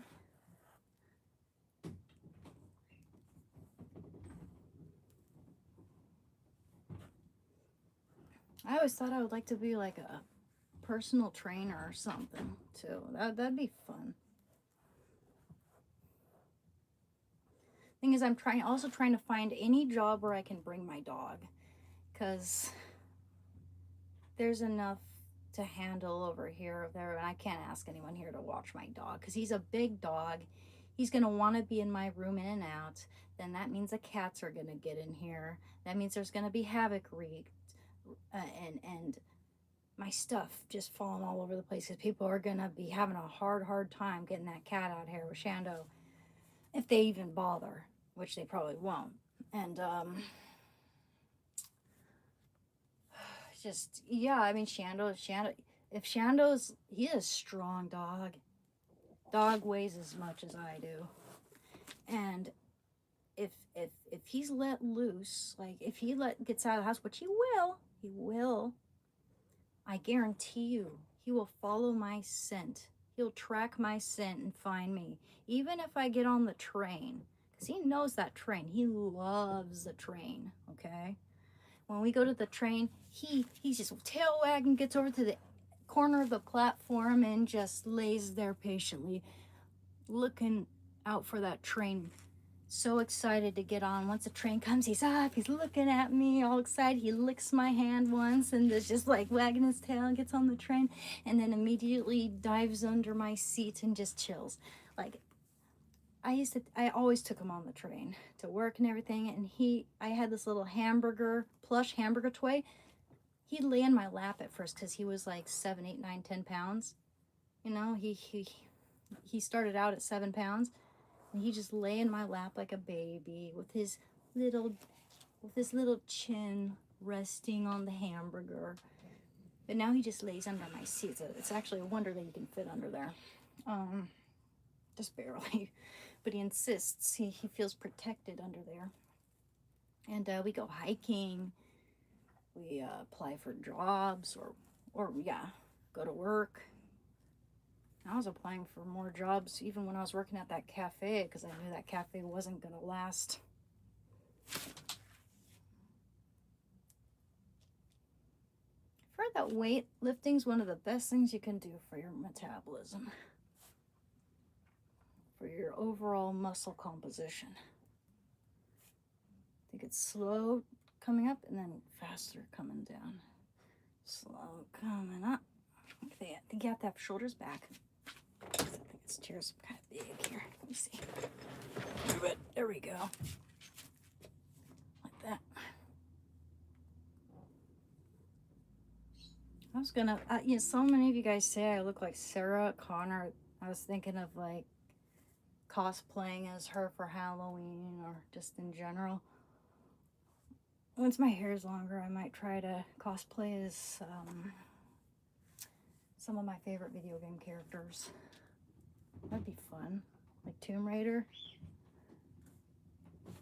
Yo, I think that if Sydney Sweeney were to dye her hair brown, she'd make a really good Tomb Raider.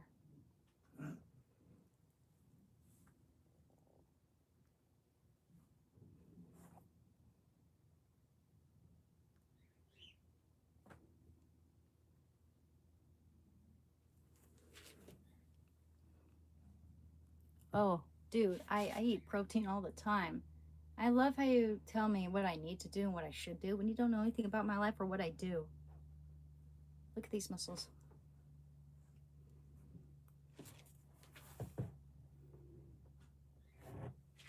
Also, okay, so I don't have to prove anything to this guy, but everybody saw me have eggs and beef sausage and that casserole, which has eggs and cream and yams and all this other healthy stuff. And then the smoothie, which was packed with protein, had whole milk, whole plain yogurt, flax seeds, fruit, carrots, even the works. Oh yeah, even my cream of wheat's packed with protein. The cream of wheat itself has a lot of protein, and iron. But it's also got the chia seed pudding. It's got hemp seeds. It's got pecans. Same with that casserole. It's got pecans. So yeah, some guys are just jealous that I got bigger muscles than they do.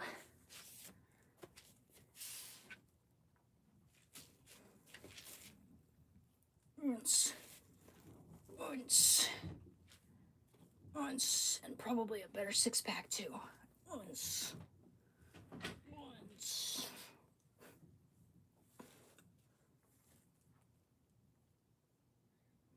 Just clocking some trolls. They can skirt off. Oops, better be careful there.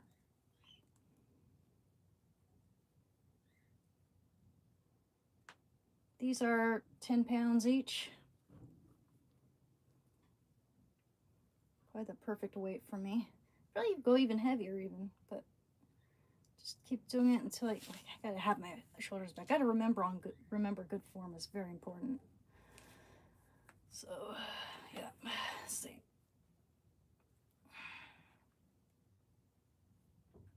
It's slow up, faster down.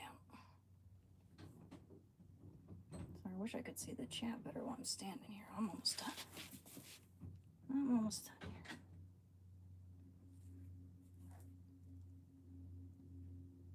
Left arm needs more work.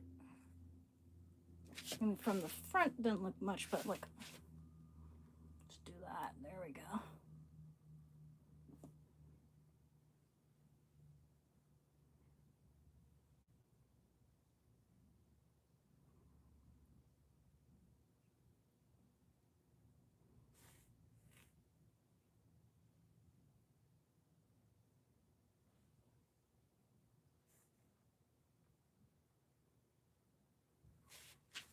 Now the right arm. That was the left.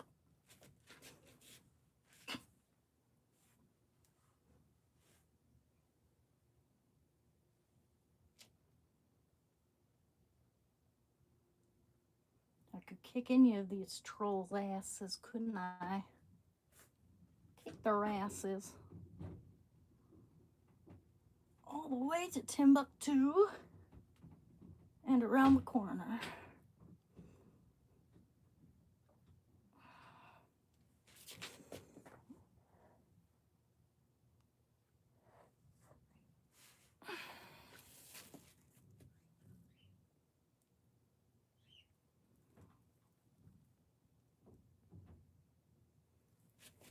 At the same time now. And guess what? You want to be careful with all those slip.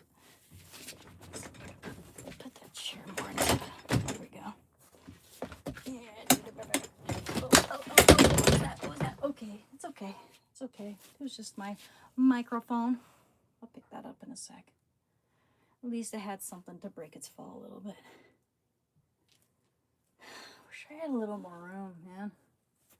That's the thing. If I had just maybe some shelves lining towards, up towards the ceiling, maybe that would work. Okay. I just don't want to interrupt this.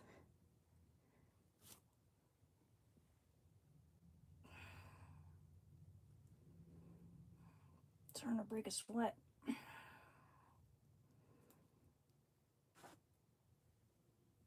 Okay, it's gonna behoove me to put that down now. Okay, everything gets so tangled up. Oh, yes. That's why. That's why I gotta be careful about this chair running over and destroying things. Okay. See, this is a good microphone, dude. I've even seen professionals with this specific microphone. This exact one. Hope it didn't get broken. I don't think so. This should, like, yeah, this gets tighter. That's good. Okay, that's good. A Blue Yeti. I'm not sponsoring it, but yeah, I love this microphone. Use that when I'm like, maybe if I'm gaming, other people talking and stuff. Yeah, that made my arms feel good. You see? I'm gonna do it without flexing. See? This is flexing. Woo!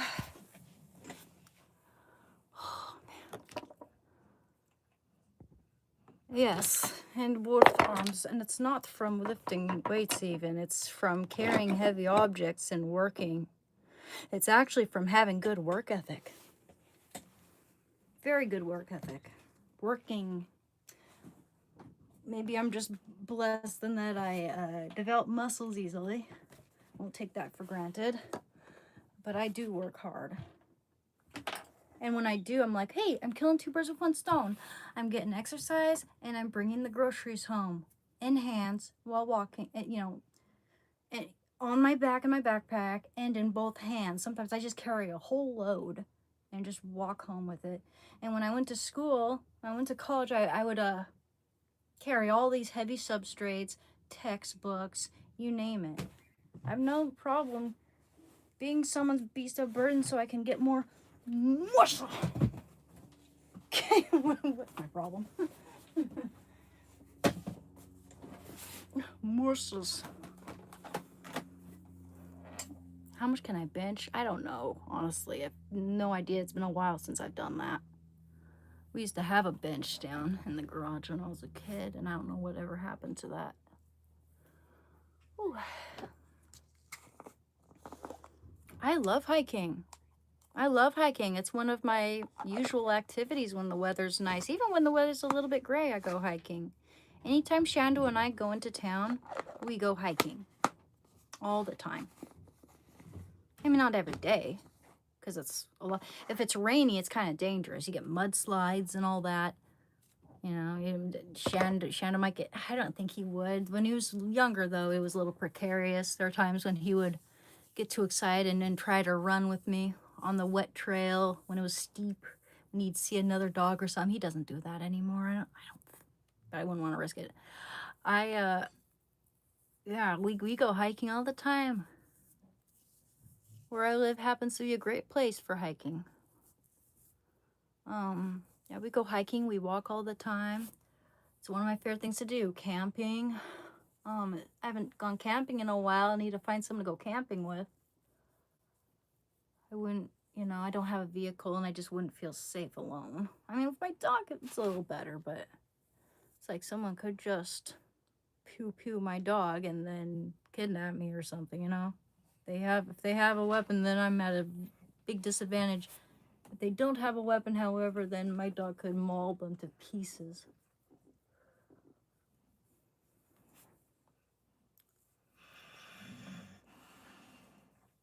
Yeah, I'm not meeting any strangers online. Don't worry. That's why I say to people, no, we're not meeting in person. That's where I draw the line. And if I have before, it's never happening again. Never happening again.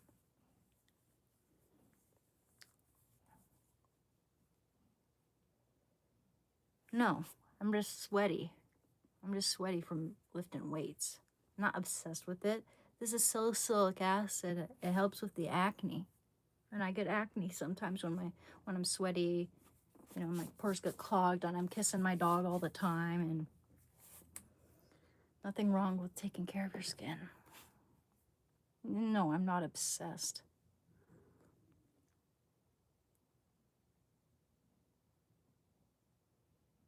Yes, I know Jesus loves me, thank you, and he loves you too. He loves all of us. Goodness, Shando, did you just rip a beep? I'm gonna open my window. You just dropped a nuke, my friend.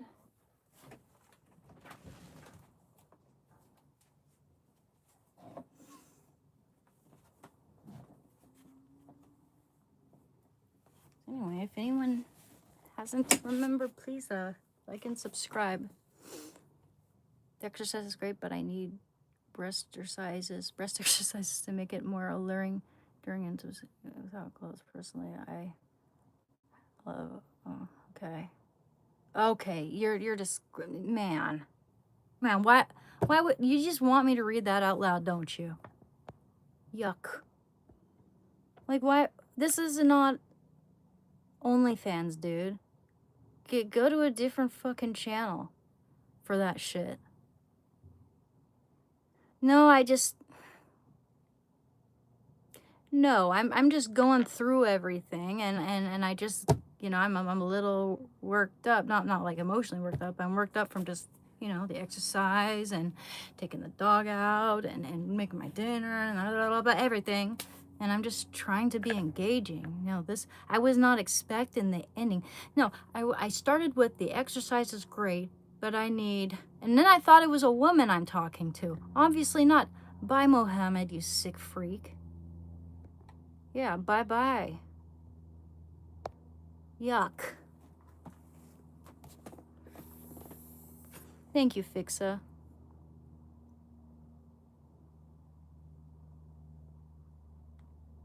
Yeah, absolutely. Thank you, DJ Dump Truck. Thank you. Absolutely. I absolutely have. There's no reason why I should ever have to explain myself to these people. Absolutely. You're right.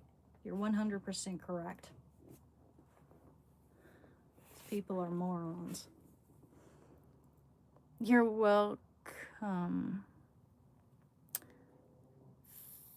It's vaping, and I was a cigarette smoker. And again, I'm not going to explain myself to you, but it's called damage control. And I'm not, by far not the only one on here who vapes. So don't tell me what to do. That's like that's telling someone what to do like that, and you're, and I can kind of detect the tone. It makes it so that someone just wants to do it and blow it right in your face. No.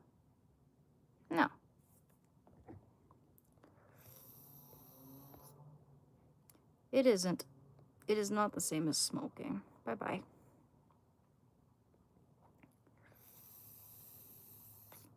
Hey, Chris. I was a heroin addict for 6 years, and I've been clean for 3 years. I fell into...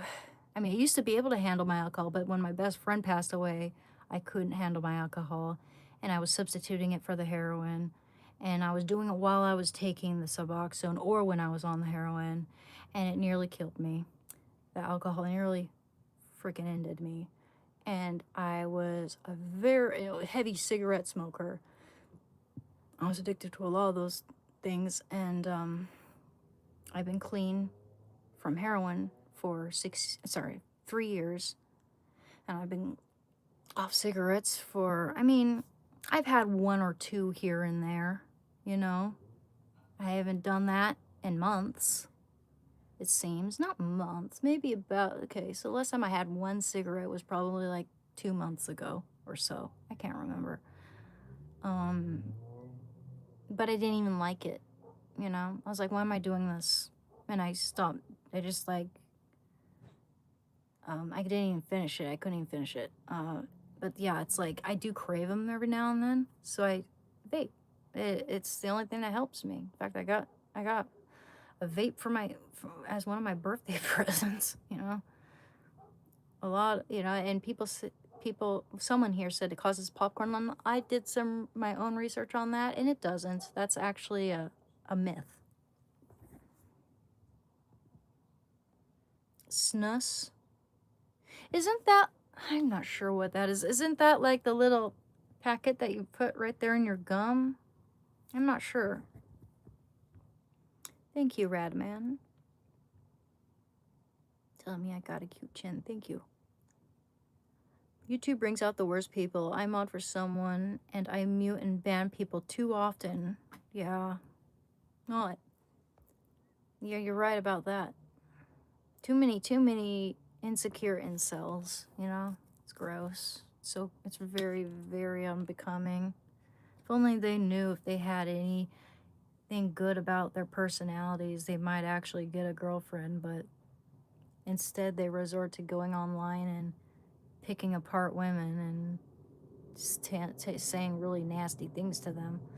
I mean, are they as nasty to women live streamers as they are to men? Because honestly, it almost seems like people are meaner towards female live streamers than they are to men. I might be wrong about that, though. I might be wrong about that. It might just be like a different type of bullying.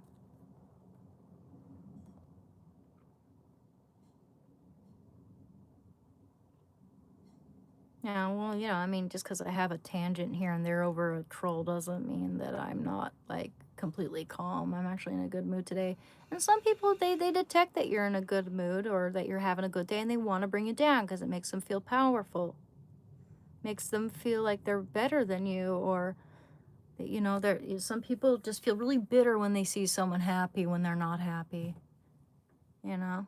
And I knew someone like that who would be like, you know, if they're not happy, no one's happy. And one time they saw me being all cheerful when I was a kid, and they're like, oh, are you happy because I'm unhappy? I was like, I didn't even know they were unhappy. I was like, wow, you know, it's like my face immediately fell, and I'm not the only person they did that to. So, you know, it's actually, yeah, I've come a long fucking way. I used to just be very gloomy because that's what I thought everyone expected me to be, wanted me to be. Because there are times I just, damned if you do, damned if you don't. If you're cheerful, people say you're on something, or that you're shameless, or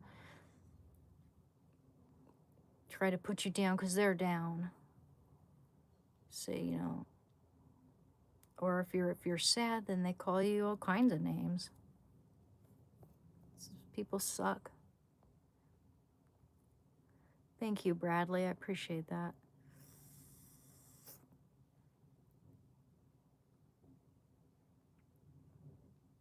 I think thanks for the support, guys.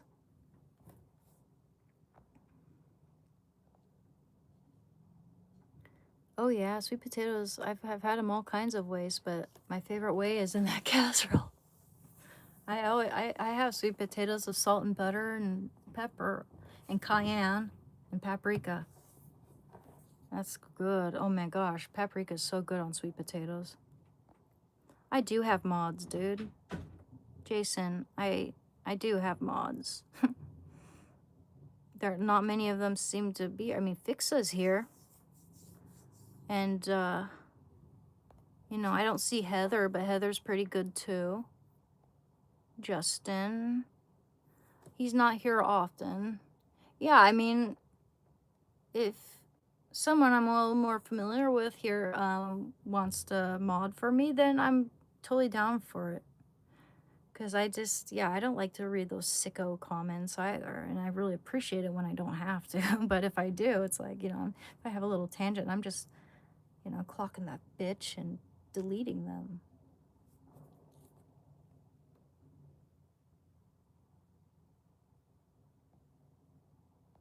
Yeah. Glad you're doing better. Stay focused. Thank you, Chris Kilgore. Absolutely. Yeah, I 3 times 6 Corvus. I did I knew someone who was a cocaine addict. I did cocaine with this person once, and I did it one time before with someone else when I was in college. Only twice in my life. I can totally see myself becoming addicted to that. I mean, I could not stop cracking freaking jokes. And we were having a threesome, and I just could not stop crying. That's the only time I've ever done that. But that's, yeah, I would never do it again. But I was just not stop cracking jokes. And I don't know, I just, you know what? The guy who was doing it for a long time that was hanging out with, he did not seem like a happy guy. Had no money for anything else, really. Just seemed very depressed because he'd been doing it for so long, and just super rugged looking. Handsome guy, but he would have been so much more handsome if he had never done, if he didn't do that stuff. Like, for the length of time that, I mean, he's probably still doing it. Like, that's the thing. It's it over time it really wreaks havoc on your mental health and on your physical health. It can destroy your nose, for instance, and your brain. You know, I'm super grateful I can't really, I don't know how I'd get access to that stuff now, and even if I did, I wouldn't be able to afford it, which I'm grateful for, because I know that would be something. If I had access to it constantly, I'd become addicted to it too. Yeah, but I've seen people on it for long periods of time, and they're just miserable, sad, angsty people. Oh, thank you, DZ. Thanks for being human, Ann. Thank you. I appreciate that.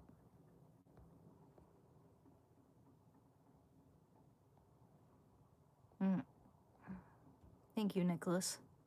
And I'm glad I made it too. Oh, I forgot to get popcorn when I went to the store. Yeah.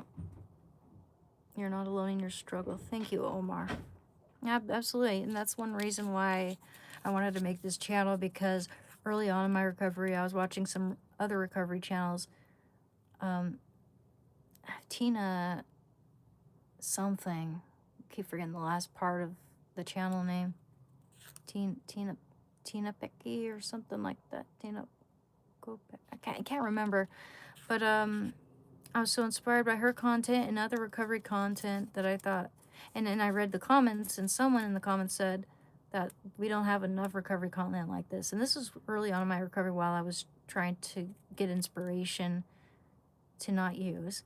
And I thought, hey, why don't I create content to try to inspire people to not use heroin or not use drugs in general, or get clean or better their lives in any sense? Because addictions can apply to a broad range of things, man, and habits, such as, like, you know, addiction to the phone, addiction to hoarding, addiction to shopping, addiction to food, addiction to drinking, addiction to gambling, addiction to corn, and, you know, just about anything, right?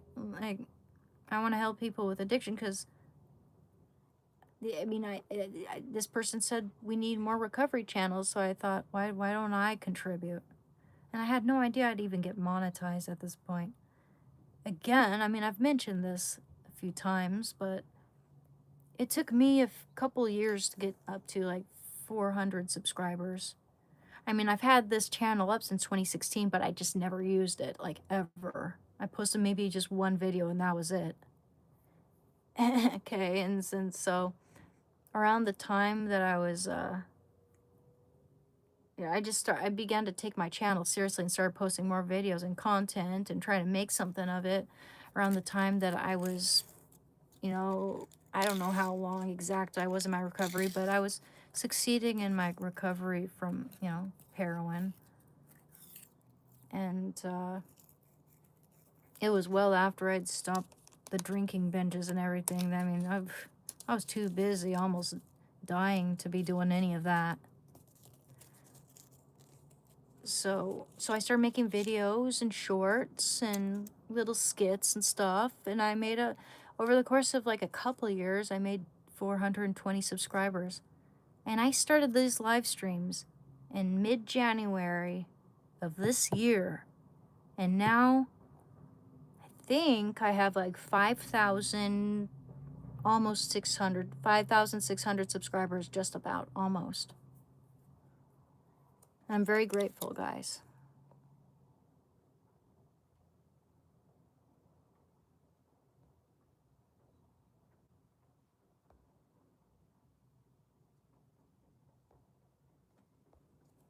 Yeah, well, guess what? I like constructive criticism, John Tallarico. I like constructive criticism. And if you're out on my live stream, then expect for me to talk back to you. Expect for me to respond. Expect for me to say and do whatever the fuck I want. I've been clean for 4 years. Kudo. Hi. I've been clean for 4 years on Suboxone. The previous times I was clean, I demonized methadone and subs, saying it's the same shit as dope. View changed after experiencing fentanyl and chronic illness. Yep, absolutely. I mean, I respect that, and I really respect your honesty there, because that's what a lot of people do. They judge something without even knowing what it is and how much it saves lives.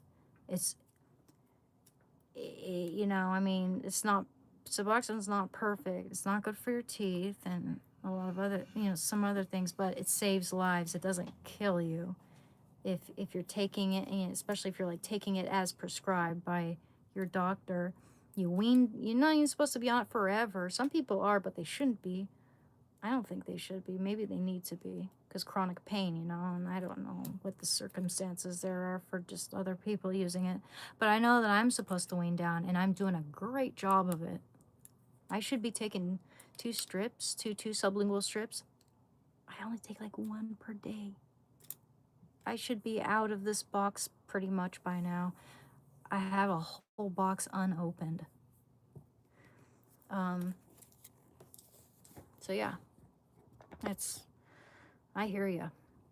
You know, and I've poo-pooed methadone, but now I realize that, yeah, I guess Suboxone's not really good for your bones either. I don't know if it's better than methadone in terms of what it does to your health, but I've seen people standing in line at the methadone clinic, and more than half of them are on crutches if they're over age 40 or 50.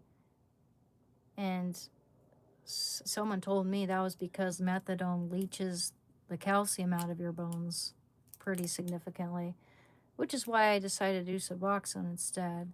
But had I known Havoc would wreak on my teeth, I probably, because I was over the worst of it, you know, the worst of the withdrawal pains, before I went cold turkey. And then I went to get, you know, be prescribed Suboxone, because just to deal with the cravings. Well, I probably would have asked to be put on Subutex instead, just for my damn teeth. But it is what it is, you know. It does save lives, you're right. You know, that's why it's called damage control. It's damage control. It's not nearly as bad as the H. Not nearly as bad as the heroin. By a long shot. Thank you, Deezy. Your ocean eyes are beautiful. Thank you. I have never played Oblivion, but I love Skyrim. I play Skyrim. I'm really far in that game too. I love Skyrim. Mr. Duck Sauce, and I love your name too, by the way. You were finding your spirituality. You were in a period of self-realization. Yeah. And you know, early on in my recovery, especially like when I would take the train back to work, you know, they let me back in 6 months rather than being suspended for a year. They let me back within 6 months. And I just got to take my dog Shanda with me, and they even built a little crate, like a big gate there down in the basement. That was kind of like a section of the basement that was cut off just for Shando. He still wanted to be upstairs with me. Silly boy. But he was good. He'd just lay under the table and everyone was chill about it and everyone loved him. But I'd be on the train and I'd be meditating the whole time I'd be on the train, and it was a 45-minute train ride to work, and I just meditate there. And oftentimes I'd always meditate on the way home too. And sometimes when I would meditate, time would just go by like that. Like I'd close my eyes once and then open them and immediately be at way at the end of the line. I'm like, uh-oh, I gotta go back, because I'm so immersed in my meditation that 45 minutes seem more like not even 10. I love meditation. I'm gonna get back into that, because it's gonna help me sleep too, you know. It's gonna help with a lot of things. Anxiety. I do deal with anxiety. It's pretty consistent with the trolls. Watch Tim Pool's chat sometime. Okay, I'll look that up. I'll write that down here. Tim Pool. Tim Pool chat. Is he a live streamer? I mean, I've heard the name actually. It sounds very familiar.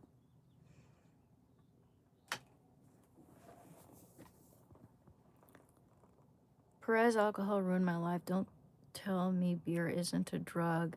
You see, I mean, I was never a beer drinker, but you know, wine. I mean, I know wine isn't as bad as hard liquor, but you know, for someone who's has a propensity to overdo it or to want to cause themselves to become comatose, it does become a danger to me. If I end up drinking like 2 or 3 bottles of wine, then it becomes dangerous. You know what I mean? Like, yeah, all or nothing.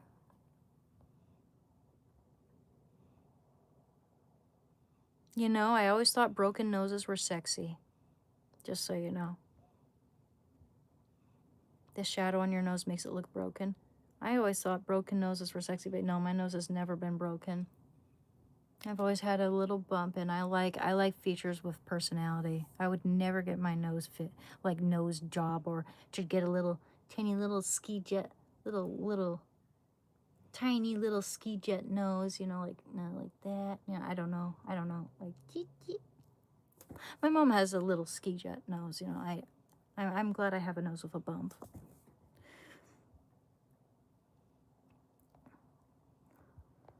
If you go live, have enough.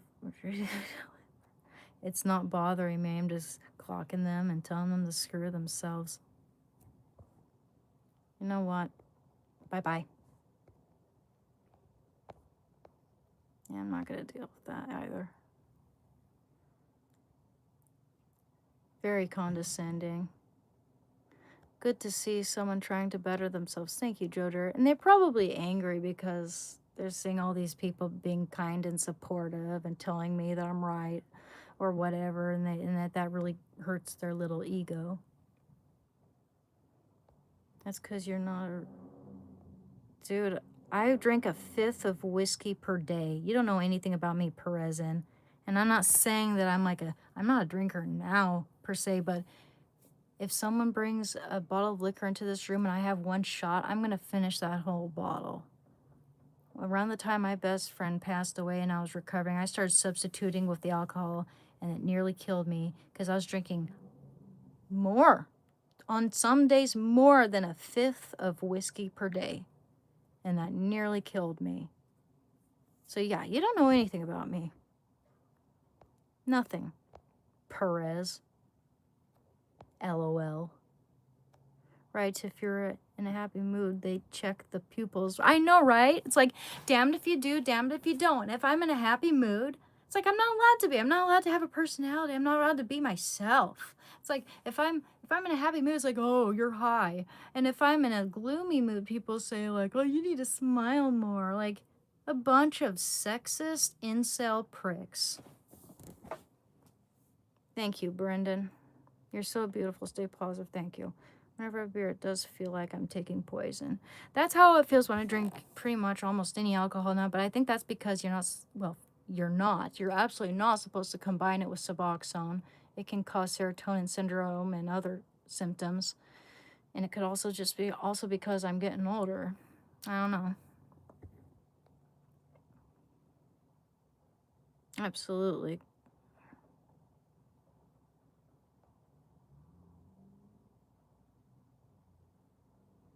Alcohol used to make me more relaxed than alcohol. Well, I mean, depending on the amount I drink, but that's the thing. I can't control the amounts of alcohol I drink anymore. That is if I have too much access to it.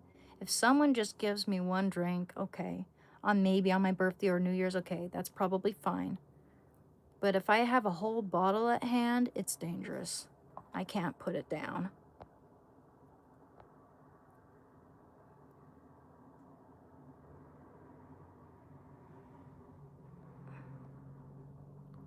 Thank you, Nicholas. You know, Lewis, yeah, I'll make you my mod. You've been here for a long time.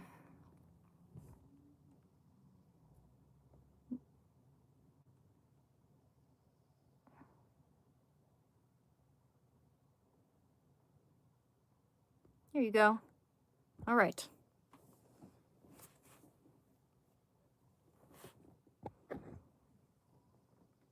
You are now appointed as my moderator. One of my moderators.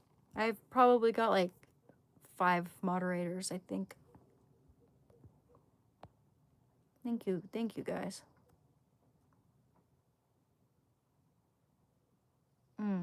Thank you, Main Santos.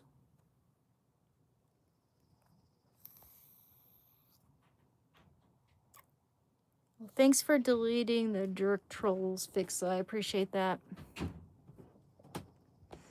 I remember you told a story where you were blacked out and the guy had used you. Yeah.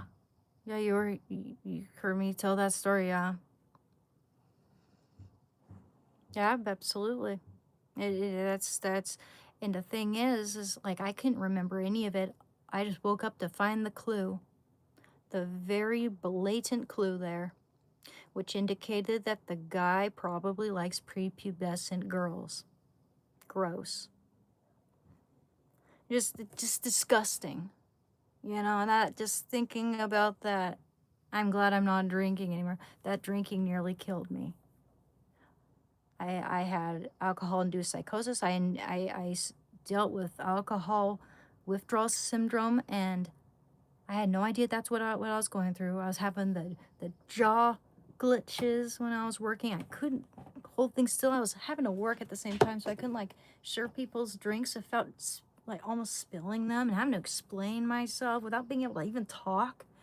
And I just felt like I was gonna die. So I took myself to the hospital, and they explained to me what was going on. And I mean, it's because I was drinking while I was doing Suboxone or heroin. Actually, you can't do Suboxone and heroin at the same time, but I would switch back and forth sometimes when I was in that really terrible period when my best friend passed away.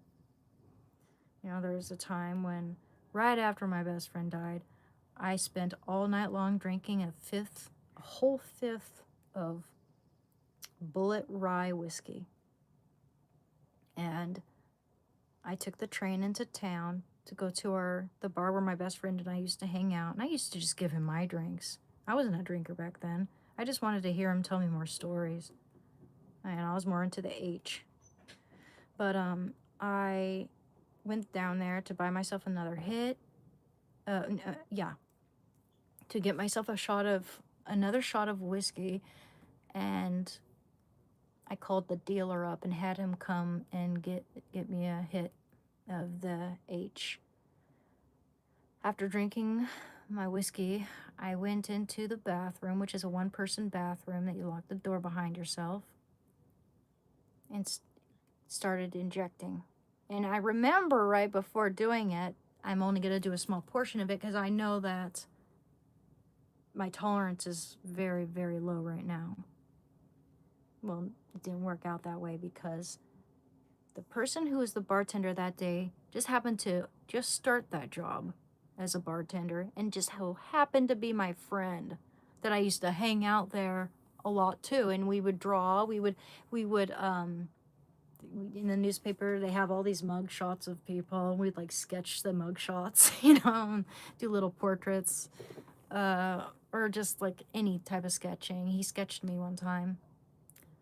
But he was a cool dude too, and he just got that job, and he saw me walk in there. He knew that I had struggled with drug habit, so he was paying attention, and he knew that I had been in there for more than 20 minutes, so he started to worry. And I woke up in an ambulance that day. I couldn't, and I threw up in the hospital in one of their trash bins. I couldn't believe that they just, as soon as I said, hey, I'm fine, I want to go now, so I could go out and use again, and they're like, okay. Yeah, I think, of course, I'm not going to tell them I'm going to go out and use again, but that's what I was thinking. I'm going to go out and get some more. Because they probably, yeah, obviously they Narcaned me. Or I wouldn't be alive otherwise. And there was a time when I was drinking, and I woke up in various strange beds at different periods of my problem with alcohol. And that was all right after my best friend passed away. I woke up in a dude's bed. He didn't seem like a bad dude, but I was suspicious because, I mean, you can paint yourself however you like in front of people that you want to get with. But I was in his bed, and he said, oh, no, I wouldn't look in that mirror if I were you. And I did anyway. Of course, I'm going to do it. It's going to make me want to do it even more. I had a whole scab goatee. My whole upper lip looked like a duck got punched in the face. The whole inside of my lip here and here was all bloody, like just torn up.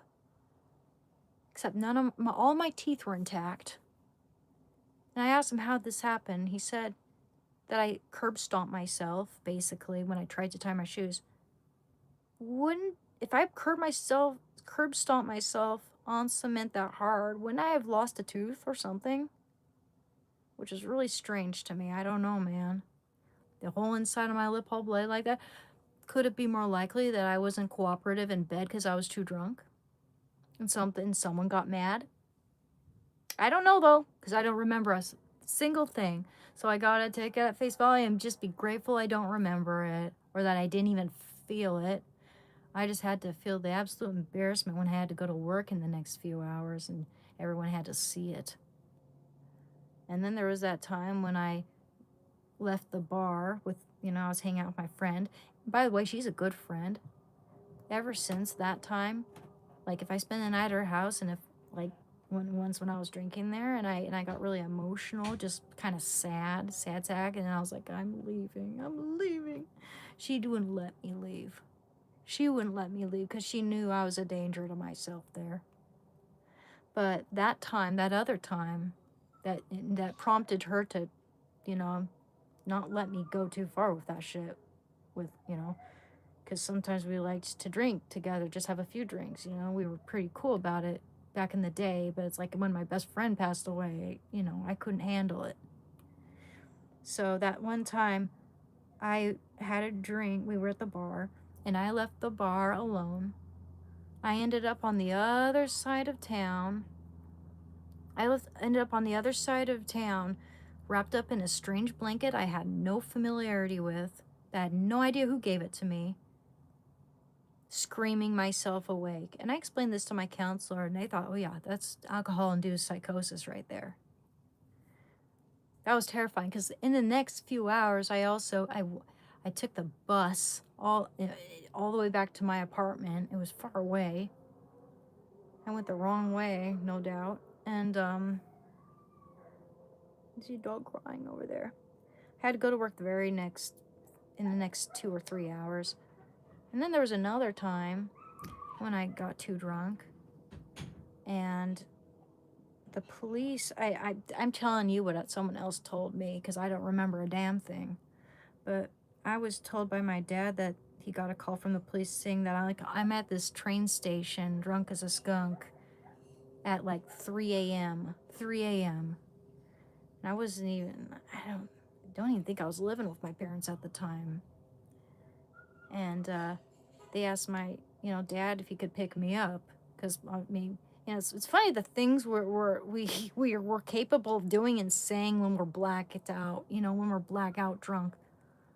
But apparently when I was blackout drunk, I don't remember any of it. My dad came and he told me that I was like flirting with the police officers and stuff, which he thought was kind of funny in a way, but still just trying to find the comedic relief in this horrible, horrible situation here.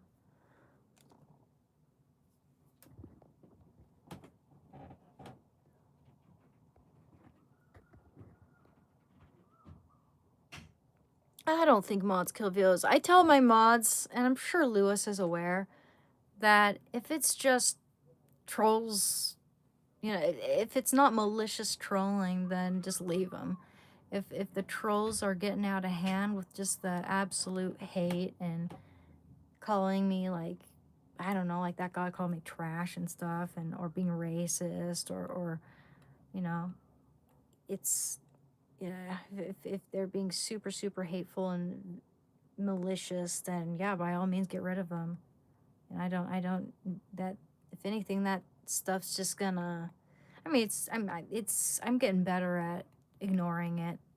But there are times when I don't feel like reading that shit. It's not nice.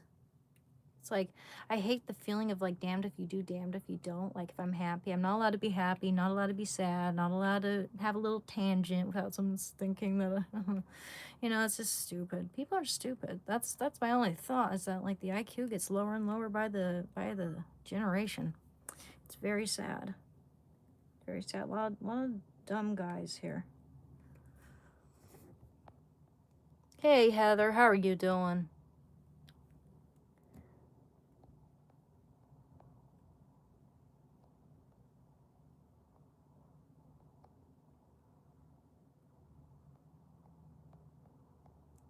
Hey Ray the Fairy, how are you doing? It's good to see ya.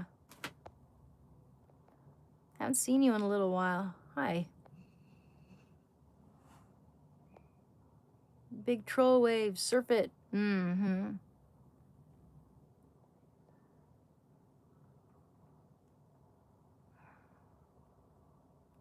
Crack and weed. You know what? Wow. Bye-bye. You know, that's the kind of thing, again, that's another thing that mods are completely, I totally support them getting rid of people like this. People who tell other people on my channel, oh, go use drugs. It's so much fun. These people, they can't stand to see someone else who's stronger than them, so they want to bring others down. It's just, it's disgusting. Bye-bye, Perez. Piss off.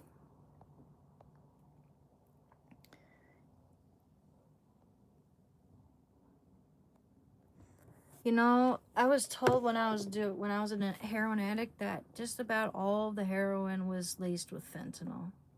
And there was one time when the dealer didn't have heroin, so to speak, but they had fentanyl and they gave it to me. It's really a fucking wonder I'm alive.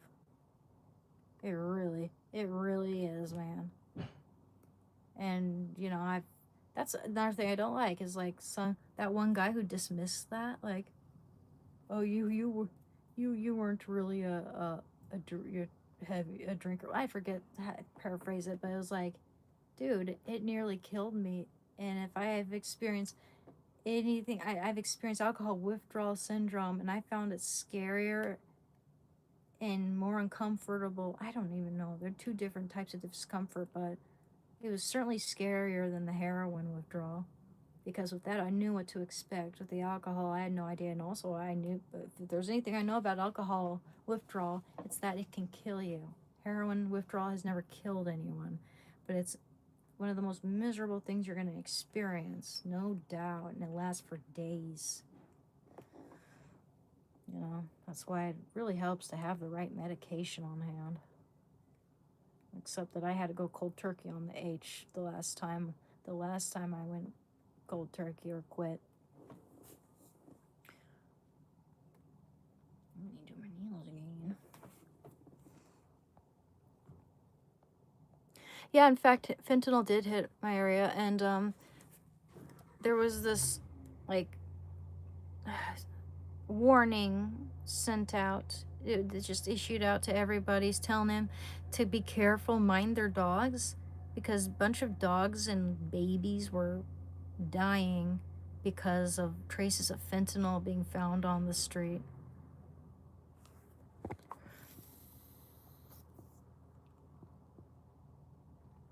Yeah. Yeah, for me, it was a combination of just a few years of just this never-ending trauma.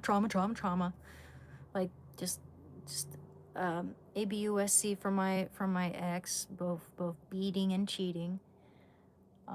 And my grandma passing away, and wanting to disassociate from that, but also just curiosity. I mean, at least on the surface level, from what I could understand in that moment, it was also social anxiety. I was complaining about being anxious. I was just starting college, just moved into student housing for the first time. And the person I invited into my place was like, oh, this will help with your anxiety. So my curiosity was like, yeah, I'll try that. And I didn't know the difference between chasing the dragon and doing it on a spoon with the needle or whatever, you know. I didn't know it was the same thing. I'm not making excuses. I'm just saying at the time I was very naive, very curious, but also didn't want to care about anything anymore. I wanted to be free. I wanted to be free of my eating disorder, man. You know, there are a lot of things just burdening me at the time, and I wanted. It's just like I couldn't get a break. Things were just shit constantly. Thank you, Sanzu. Yeah, I've been clean since 2023 too, Lee Cameron. February 28, 2023, I've been clean from heroin. What about trying to pick up gym on the daily? It'll give you a new sense of purpose. You know, I love walking and hiking.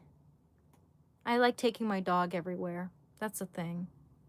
And also, I've heard you can get herpes from gym equipment because some people don't regularly wash their equipment.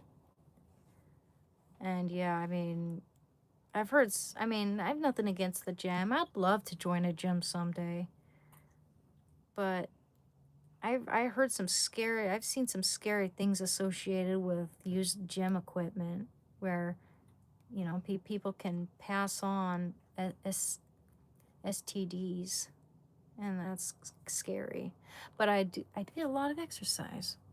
See, I lifted weights and I took a long walk today. Yeah, tooth pain is terrible. It is the worst. Your teeth have no feeling. How are they treating that, Heather? Are they getting you like dentures, or what? I'd be curious to know whether that's going to be covered or not for you. I sure hope so. Hey, Johnny Vega. Ooh, I've heard of Fallout 4. No, I've never played Fallout.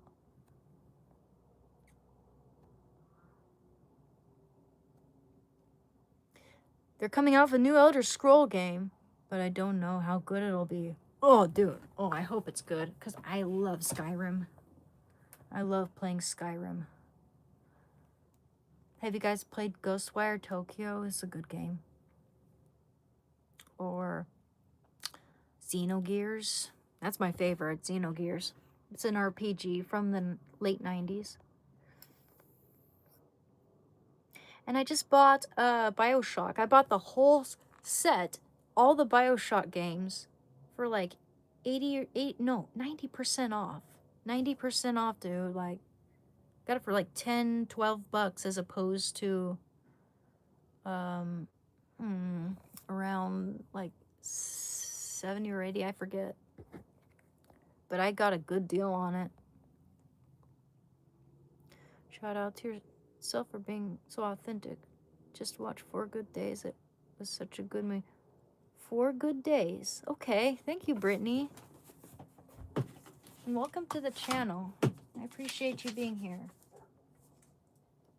We need more women on my channel.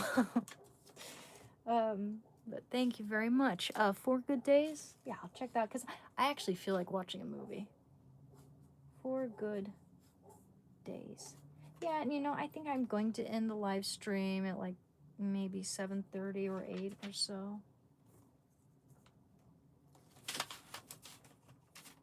It's good for me to have a little bit of me time, you know?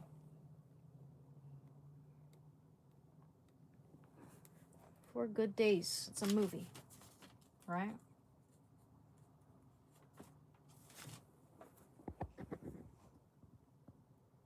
I'm still playing Shogun 2 Rip.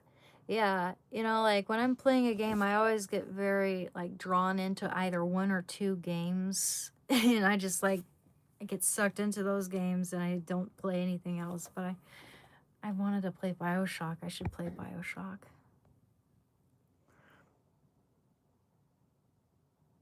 Fallout is a reflection to a world we live in today. Oh, I'm gonna see what they charge for that game. If I haven't already bought it, maybe I have bought it, but I've never played it. I'm gonna see how much it is. Maybe the spring deals are still up on Steam, and I should actually take advantage of that. So, BioShock. No, sorry, Fallout.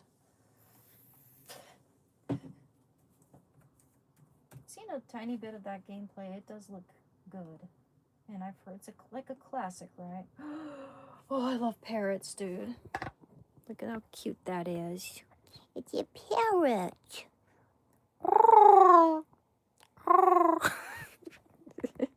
That's probably how it would sound. Oops. I want to cracker. I love parrots. They're so beautiful. African greys are the smartest parrot I've heard. Let me see, Fallout.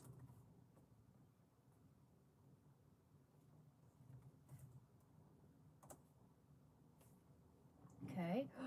Oh, it's 20 bucks. Okay, Fallout 4 VR. That's virtual reality. It's like 60 bucks.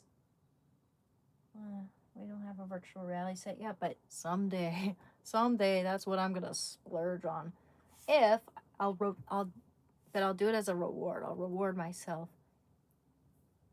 If yeah, I mean, if I can save my money real well and make a good revenue this month, then I'll probably get myself a VR headset. We'll see.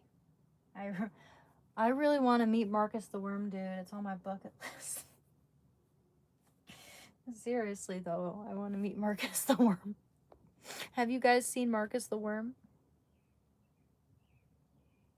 Yeah, I'd be the same answer. I start so I finish. Yep, precisely. Thank you for the compliments, guys.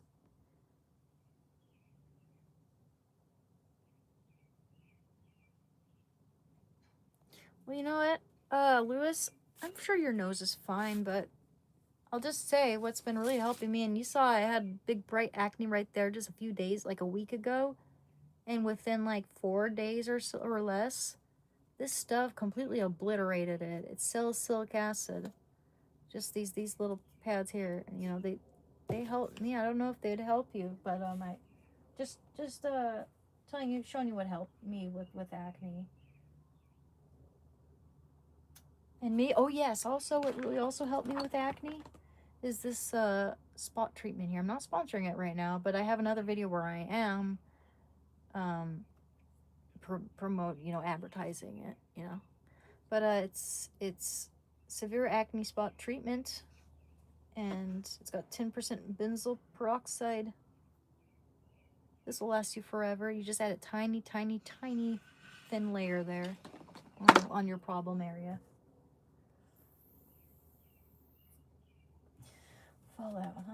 Fallout New, is it called New Vegas? Or no, there's Fallout 3. It's 10 bucks. Is that on sale? Let me see. It isn't on sale though.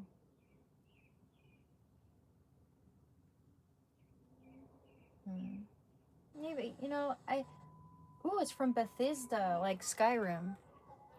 Yeah, okay, so I'll look into getting that game if I see it's on sale. But I don't really.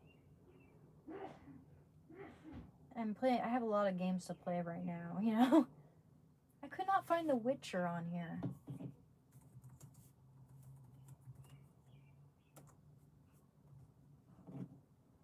There's a Spring Sailor, The Witcher. Yeah, they only have the soundtrack. The Witcher 3 Red Kit. What's that? Powerful modding tool for The Witcher 3. Okay.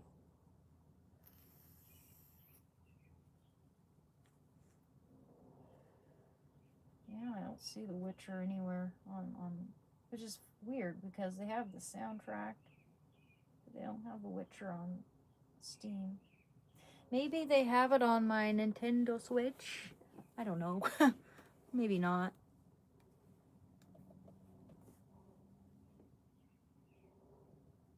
I had Final Fantasy VII on that thing. I'm all the way at Sephiroth, the last boss, but I'm trying to upgrade my materia and beat him strategically just so I can kick his ass.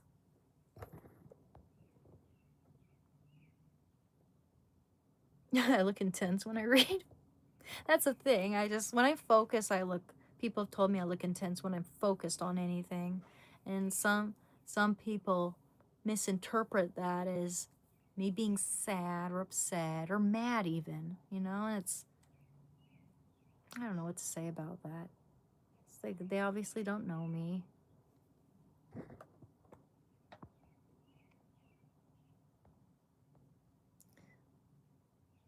Thank you, Lee Cameron and Fernanda Paul.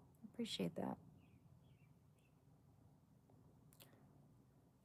Oh, The Witcher goes on sale for like $5 sometimes. Yeah, what other like platform like website can you buy games other than Steam? I know there was another one, I forgot what it was called, and I forgot to download it.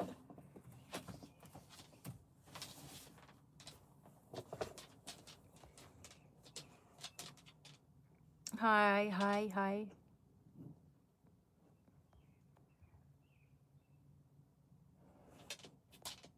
Bashed and smashed aspirin do the good as well as for the skin. To people who vape or do drugs, I just gotta say I'm better than. Oh wow. Bye. Anyway, thank you very much, Lewis. I'm staying a little longer, but in case I miss you later, it was great hanging in. Thank you very much, Lewis. I appreciate that. Okay, buddy, I'll let you out. Thank you. You need to go frolic. You say hi to Matt.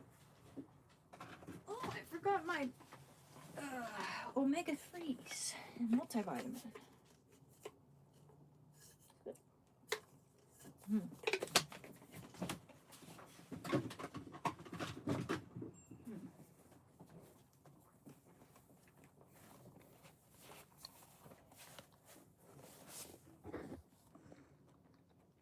I like Borbs, especially the ones that talk out. I call them Borbs too. I call the fat ones Borbs, and the normal weight ones Burbs. We're talking about birds.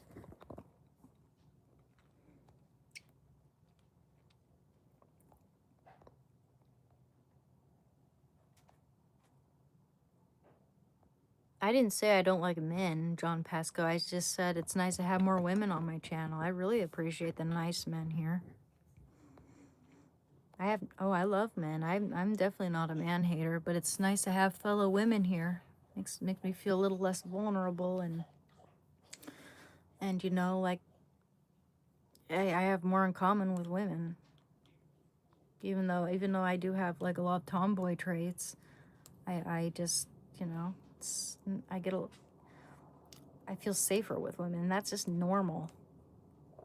And I feel safe with nice men, but I don't know you just by looking at your name and seeing how condescending you sound.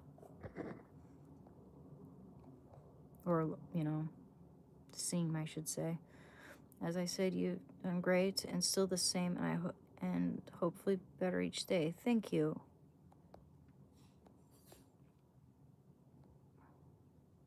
I only like the first BioShock, huh? I'll have to ask my brother what he thinks of BioShock 2, because I know he's played all of them. Yeah, I'm a little late. I'm a little late on the chat.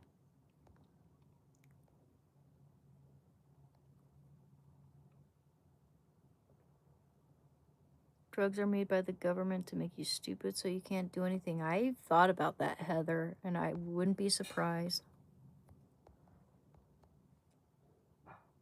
Thank you, guys. Absolutely. And thank you, Fixa, for asking people to subscribe. I appreciate that. Yes, guys, please subscribe to my channel. It is much, much appreciated.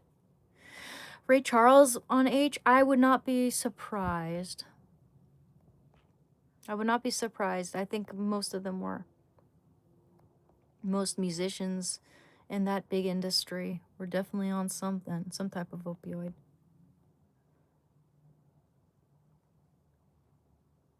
Okay, bye-bye. I'll tell you what's dumb, thinking that I'm the only one booting people. You know, I have mods who boot people who don't bring my channel, don't help my channel at all by bringing negativity around and telling people to go use drugs when my channel's about trying to help people.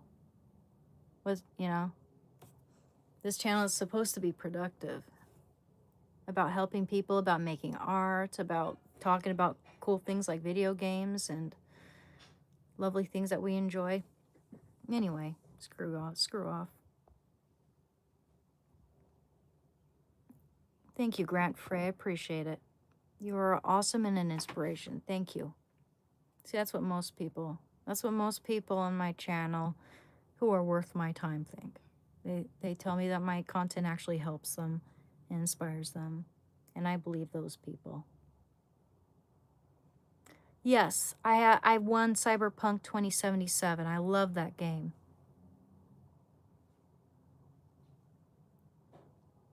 I love that game. I made my character, her hair was like a silvery blue, and I made her face look like young Alicia Silverstone from Clueless. She looked exactly like Alicia Silverstone. Thank you, Thomas Roddick. I appreciate you. And also to that guy who said I was dumb for like having moderators and deleting people who talk about, oh, you should go use heroin or saying really malicious, hateful things. Just, you know, I only deleted like 2 people or 3 people today. That was it. And also, I just started live streaming in mid-January. My channel is picking up speed quite significantly. He has no idea how long I've been live streaming or anything. You're dumb for assuming anything about me. Or put them in timeout or whatever, you know. Don't listen to people like that. Yeah, they are losers. For sure. You know, if people, like sometimes people say the most perverted things, and I just let them say, because I mean, it's gross, but it's not like they're being malicious per se. But if someone's saying like, oh, like shame on any of you for supporting this junkie here, or you should all go out and use, you losers. You're all losers for being heroin addicts, like, or that kind of stuff. Then fucking bye-bye. I don't want to look at it. I don't want my viewers looking at that. Make them feel bad. Right? Then if the comment section's that ugly, it might make people leave. I think I'm way smarter and way more strategic than that guy who said that. Thank you, Rekindle Love with Beth. I appreciate it. I'm a new subscriber to your channel. I enjoy your content. Thank you very much. I really appreciate that. Thank you. That means a lot to me.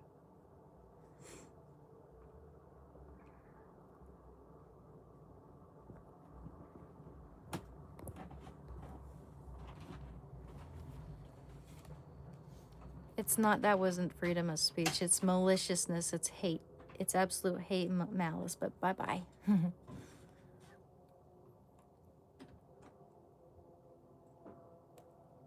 Thank you, Deezy. I mean, I know I'm not perfect, but I appreciate your kind. There is negative comment bots. Yeah, you think so? Bots? You think they'd be bots? Why would YouTube do that though? Thank you, Mehmet. I appreciate that. Thank you. Good journey to you. I thank you very much. I'm from the US of A. Thank you, Willard. I appreciate you guys telling me I have pretty eyes. Thank you. Yeah, you wouldn't think you would need bots for that, the trolls are inevitable. I have nothing. I mean, they're annoying, sure, but I don't just delete every troll. That's why I told my mods, especially at first, that, while my channel is growing, don't delete trolls left and right, because I do need the engagement. However, when it gets so bad that it's one hateful comment after another and it's just plain malicious, then, I might delete 2 or 3 of them. I really hardly delete anybody. Hardly ever. But if things get malicious and hateful and super condescending and assuming things about me that they don't know anything about me, then bye-bye. I don't need that negativity, nor do my good viewers,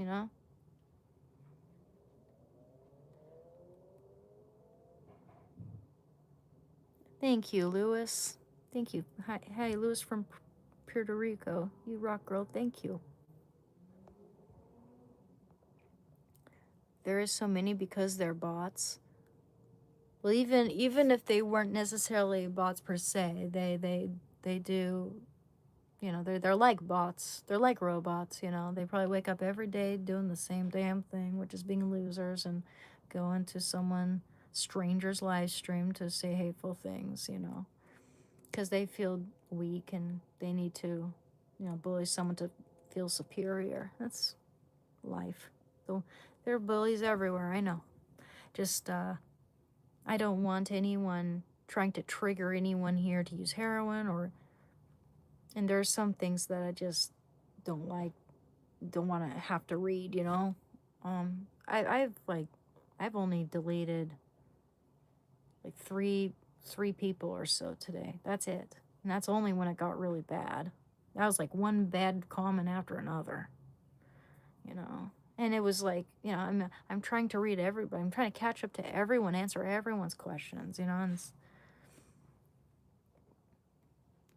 some of these guys should just go take a hike or reevaluate their thought patterns and choices and, at least I admit to my bad decisions and I try to make right and try to be a better person, It doesn't mean that when I was an addict, I was a bad person. Just because you're an addict does not ever mean you're a bad person. It might induce some bad behavior, but for the most part, I mean, at least nobody knew that I was a heroin addict until my friend was about to die, until things just got real bad. And so I was just hurting myself for the most part up until the point I started drinking, and then it started affecting everybody around me. Yeah.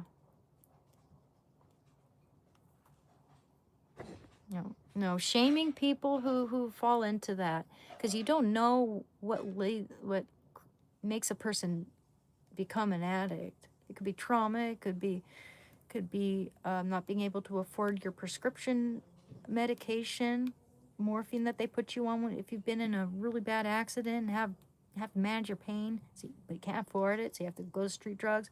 Or it could be just about anything. Anyone can become an addict for any sorts of reasons. It could be your parents gave you drugs when you were a child, like Robert Downey Jr., who's doing real well now. It's like, I feel like unless you're just renowned by everybody or have money or whatever, people just keep shaming you like you're trash, And it's just so not right. Anyone can become an addict. Anyone can. It just depends on the circumstance. It depends on how far life can push you to the edge. It's just like wanting to throw in the towel and give up, but not wanting to necessarily die right away. You just don't want to feel anymore. Some people, that's why they take Ambien and just want to be comatose. Same reason. So, yeah, it's just like the people who judge like that, they make me sick. They make me sick. That's it. I'm not mad. I'm not sad. It makes me sick. It's cringy. It's cringy. Just like when I hear someone lie about someone else, it makes me cringe. That actually kind of makes me angry a little bit when people lie about other people, It's one thing to lie, because everyone lies and children lie when they're scared or afraid of getting in trouble or whatnot. But it's another thing to lie about a person and try to ruin their reputation out of spite. I'm trying to see all the messages, Fishman Mint, and I'm trying to catch up here. I'm sorry.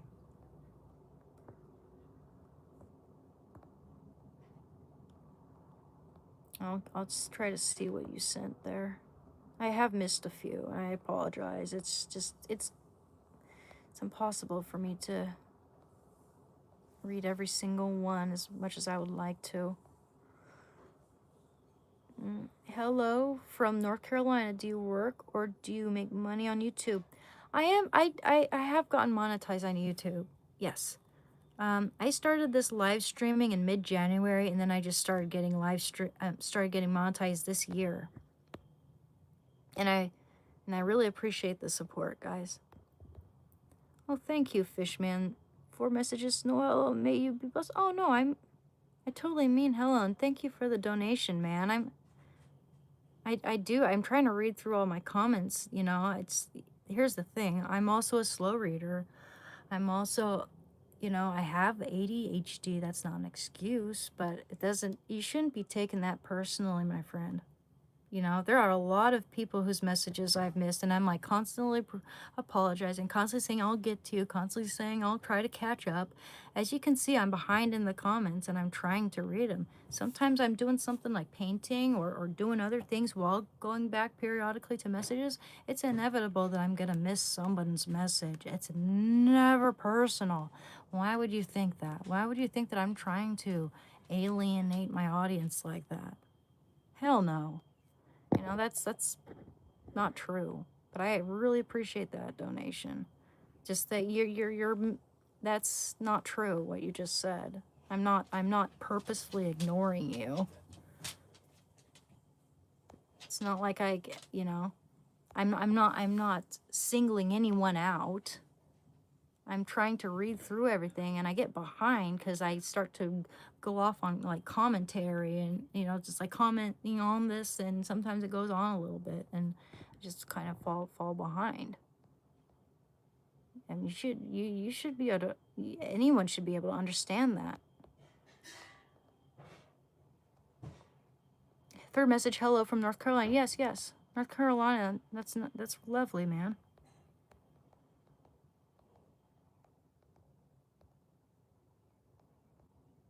You see, now I'm really just trying to pick apart your message and I'm ignoring everybody else. But I just don't want to hurt your feelings, man. Did you see my message? Yes, I did. I appreciate it.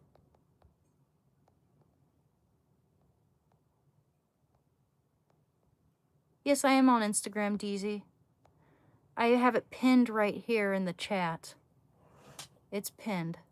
Hello from North Carolina. Do you work or do you make money? Yes, I just answered. And I make money from my paintings. I sell my paintings. And I walk the neighbor's dogs. I've done that before. And I'm going to do it in the next 3 weeks.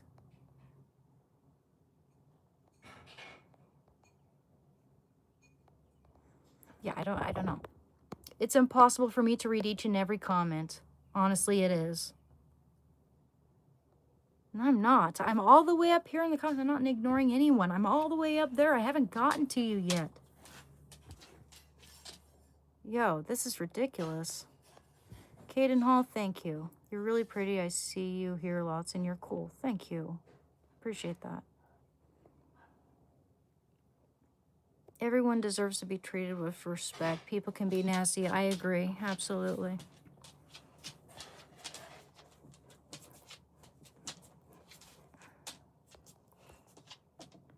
Okay. Yeah, I did not ignore you, Fishman's Mitts, at all. I just didn't see your comment. I can't read every single comment. That definitely doesn't mean I'm ignoring anyone. It means that I do more on my channel. You know, I'm trying to keep up and I'm trying to comment on everything. I've just explained this all, but sometimes I feel like I gotta do it until I'm red in the face. Yeah, it's not real. It's a figment of your imagination. The hate comments aren't really here in the chat.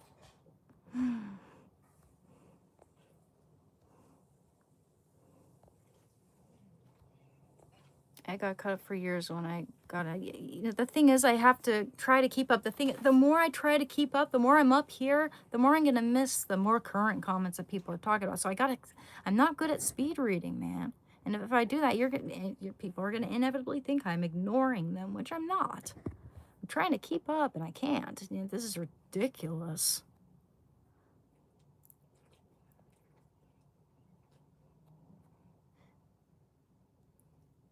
If they gossip about somebody else, they're most likely gossiping about you. Oh, yeah. And don't let the goons get to you. The more that you respond, they get off on it. Well, yeah, I mean, that I appreciate the generous donation from Fishman SZMIP. I'm a little taken aback that they'd think that I'm intentionally ignoring them, you know? When I'm obviously trying to catch up with everybody. I don't understand that. It's kind of random. But I appreciate the donation. I don't know why they think that I'm intentionally ignoring them. All they said was something kind of, common and vague, and like, I'm from North Carolina. Do you have a job? Do you work? It's like, and I'm remembering it, it's like I took it to heart, and I listened seriously, and I always try to do better. But like, the thing is, someone said I don't have that many viewers on my channel, and I don't right now. I just started live streaming in mid-January, like 2 months ago or so. But the more I do this, the bigger my audience might get, and the more impossible it'll be to catch up. It's, and while I'm talking to you guys, like, you guys just keep commenting and stuff, commenting amongst yourselves, commenting towards me, and it's virtually impossible for me to keep up with every single comment and pick apart every single comment and make special time for each and every commenter. I'm doing my best. Congratulations on your channel. Keep up the hard work and dedication. Thank you, Rekindle. Love, I really appreciate that. Now you're ignoring me. Joking. That's crazy. Yeah, it is a little bit. But yeah, I just feel bad because they gave me a sizable donation,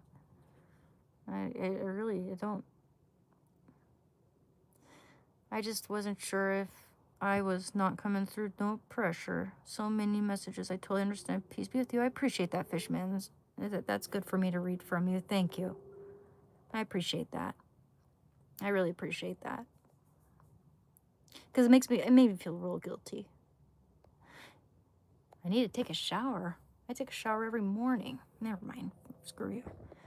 Don't need to read that. YouTube cuts off from 10% too far more from different regions.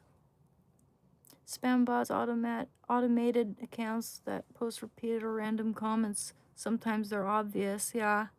I don't have much experience, so. Yeah, it'll become more familiar.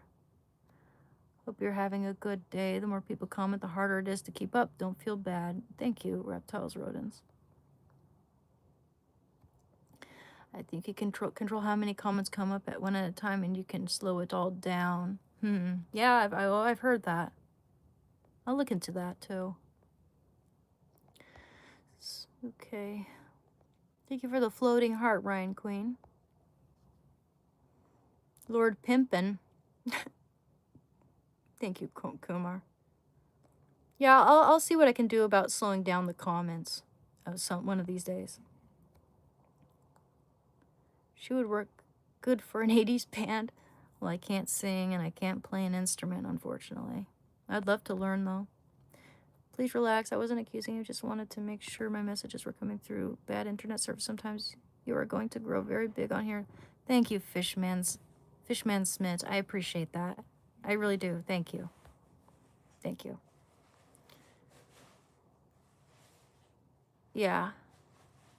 Yeah, thank you very much. And thank you for the floating heart, Ryan.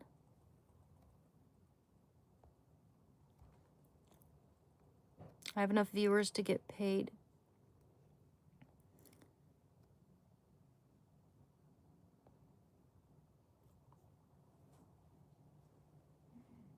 What's sagging down? Never mind. Can Hun take a breath? The rage bait is... I know. Rage bait sure is a thing. I love you, baby. Damn, girl, you could be a model. It's sad that being so big, you had a rough life. Lots of bad parenting and envy from peers. None of them was your fault. Well, I've made mistakes, dude. I'm not 100% like exempt or innocent. I've made my own terrible decisions, and you know what? The thing is, my dad is a really good parent. My dad loves me. My dad was, I did it unbeknownst to any of them. The heroin, I mean. And my dad got mad at me when he found out I did weed for the first time when I was 20. like, you know, because he thought it made it so that he didn't achieve as much in life as he would have if he wasn't such a, you know, that's kind of his personal thing though, but like, you know how it is, parents, they want, my dad at least wanted what's best for me. My mom was kind of a jealous person though, with everybody though, not just me. And I was like, oh, my mom's so jealous of me. It's so sick when mothers are jealous of their daughters, but she was also jealous of like my grandma or anybody that my dad loved in any way, shape, or form. It was just weird.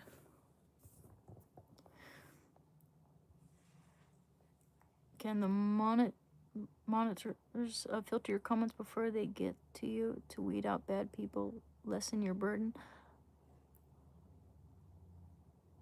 Oh, you know, they do that quite a bit, Rekindled Love with Beth. You know, Heather's really good about it. She's here a lot, and you know, a lot of my moderators have been really good about that. And then it's not like I can't handle it. Just, you know, certain it gets exhausting when it just keeps going on and on and on, and people just say the damnedest things. I'm more incredulous over it and want to flip them off. That's pretty much it. But yeah. Hey, Axel. I just made somebody a mod, Lewis, a mod today. But yeah, if I, you know, yeah. Okay, one more. Aren't you Axel Pierce? I'm not sure. You know what? I'm uncertain. I'll give it a little time, you know, because I don't know if I recognize you on my channel. I've seen Lewis a lot, and so, and I'm worried that if I have too many moderators, it'll get out of hand. It's no offense to you, man, but I just want to make sure I have everything in order, that I'm not gonna lose too much of my audience, or that, you know, just people won't go crazy over it. And I don't want to have to, you know, delete you as my moderator if I don't, you know, if I think you're not doing it right, you know. It's just that I feel bad about doing that. So I'm just gonna give it a little time, since I just added this moderator. I have like five or six moderators or so, and I think that's enough for the amount of viewers I typically get. But I appreciate it, and yeah, maybe someday. I'll, if you come by me and ask me again, I might reconsider.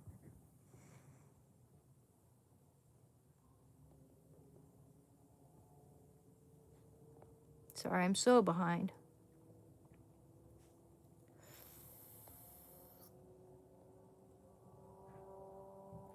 My dad was such a great dude, my best friend in life. Missed the old guy. Yeah, I don't look forward to losing my dad. My dad's 73 or 74 years old. Okay. Born in 1954, though. So, yeah. Yeah, 73. Jealousy is an awful feeling to receive and to have. Yes, it is.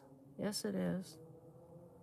Especially over stuff you have no control over, you know? It's like someone being jealous of your looks, or the fact that you're happy, or have done something good with your life. It's just, you know, you'd think that someone like that would be proud of you, you know?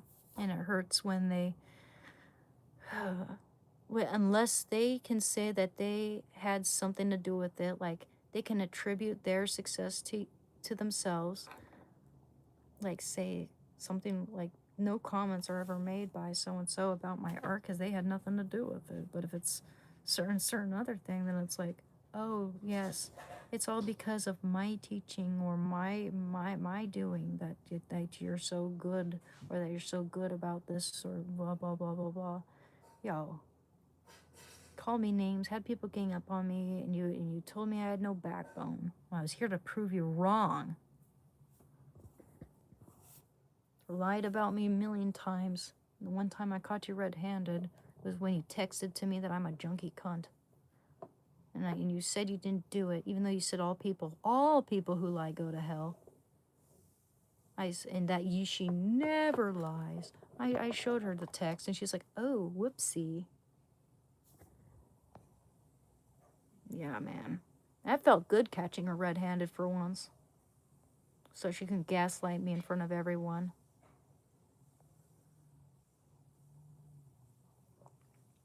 I was able to find relationship with God after I got clean, and I don't push it on people, but I'm really glad I made that choice. Likewise, reptiles, rodents, same here. Same here. And I truly believe that during the sacrament of confirmation, St. Maximilian Kolbe, I chose him as my saint, but I had no idea at age 17 what weed even was, and I didn't know what he was the patron saint of. I could have chosen a number of saints that I was more familiar with, that I really loved from childhood, but I chose him because I went to this camp where, this like youth camp when I was around 15 or 16, twice, so probably 15 and 16. And we learned about Mission Immaculata, which was established by St. Maximilian Kolbe, and I really fell in love with him. Well, I found out years and years and years and years and years later that he is the patron saint of drug addicts and eating disorders. I truly believe that the Holy Spirit chose him for me, definitely. I would need him. Turn the mic up. Hey, Joshua. Yes, I used to inject. And actually, with the heroin, I started, well, it was first offered to me on the foil. Then I started snorting it. And then when that didn't have enough effect, and I couldn't get high enough, or I couldn't feel anything from it, because your tolerance goes up so much, I started injecting around COVID time, 2020. And then a year later, my best friend passed away, and that's when everything went to shit, man. You know, as soon as I started injecting it, it really went downhill. And that's not to say that it was ever good the other way. That's gonna wreak havoc on my nose, on so many things, you know. But yeah, inevitably, it's gonna amount to trying to get every single last bit of it to your bloodstream for your buck. Yeah, it's very insidious. It's like a succubus that draws you in. Oh, yes, I can draw, Katie. Oh, absolutely. Why don't you show you, did I show you my paintings? Because I could show you. Let me just show you the one I'm working on right now, okay? And I'll show you the one that's on my wall over here. Because that's one of my favorites. It's, my best friend, Adrian, oil on panel. And I love to do pet portraits too. If you go to my Instagram, which is pinned here in the chat, you can find a lot of my art, just different mediums, whether it be sketches, watercolors, oil paints, you know. I can even work on pastels, but I'm anxious about commissioning pastels because they don't dry. You have to have them specially framed so that, like, you can't touch them. You can apply a fixative, and I do have fixatives, but it kind of dulls the colors a bit. So I like to, if I'm going to do pastels, which I have those very velvety soft pastels, you want to keep it safe in a frame. You know, that's where nothing's going to get smudged. It doesn't seem to dry. Haunted doll. Oh, I have a lot of Monster High dolls. I'm picking my nail polish. Oops, sorry.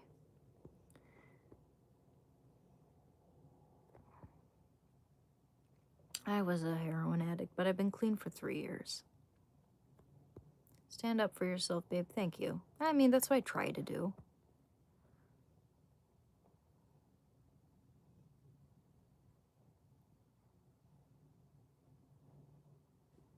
Thank you, Dwayne. Yeah, I'm glad I'm healing too. Doing better and better.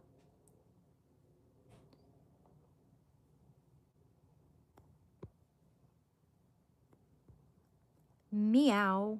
Meow Junior. Oh, thank you, Daniel.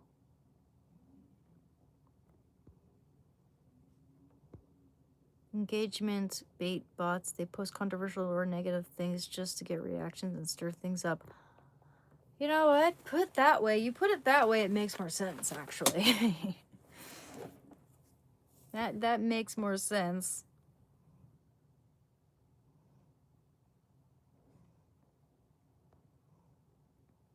You've been sober for 8 years, Crab. From you were addicted to meth. You've been sober for 8 years. Well, congratulations, man. See, we need exactly. I always say we need people like you on my channel who prove that we do recover. Congratulations. Well done. Keep up the good work, dude. Thank you, Wonka's Will. Thank you very much. Hey, if anybody has told you today, I'm proud of you. Thank you. The secret for true inner strength. Damn, I don't wish that on anyone. Yeah. Thank you, Fisherman's Mid. I appreciate it. Very talented. Thank you. Holy crap, that's amazing. Thank you, Adam. All you really have to do is run around inside a tire through Walmart or something. Nothing makes you feel more alive. Yo, there are some things that just, I don't know, seem immature, but they're just so fun. And honestly, you should just go for it. Like running around in the park, flailing your arms for no reason to make you feel free as hell. Yeah, I mean, seriously, just let it loose. Let it loose, man. Just don't rip your clothes off or anything. Just you can sing at the top of your lungs. Just you know, people, we need to normalize not judging people for being authentic, because we're getting too used to expecting people to put up a front or be a certain perfectionistic way. Oh yeah, I can show you another painting Adam can see. Absolutely. Did I show you my Prince painting? I still have it in my lap here still. Let me see here. Let me show you the one I'm working on, Prince. This is the one I'm currently working on. It's watercolor. Purple rain, purple rain. Yep, that's the one I'm currently working on, and I want to paint Ozzy next. And I also want to paint Heathers and Heathers. Like the flower and Heathers. Heathers and Heathers. And I have this one right here. It's one of my favorites. This one's from an actual photo I took on the street. I saw some guys shaking hands. They appear to be veterans. And I just thought it was such a beautiful composition. I took my camera and it's on my Instagram. I have I turned it into a black and white photo. But I also turned it into a painting. It's actually one of my favorite paintings. It's oil on panel. I love panel and how buttery it's just and bright it applies across the surface. But yeah, there we go. The trees and everything. It's one of my favorite ones.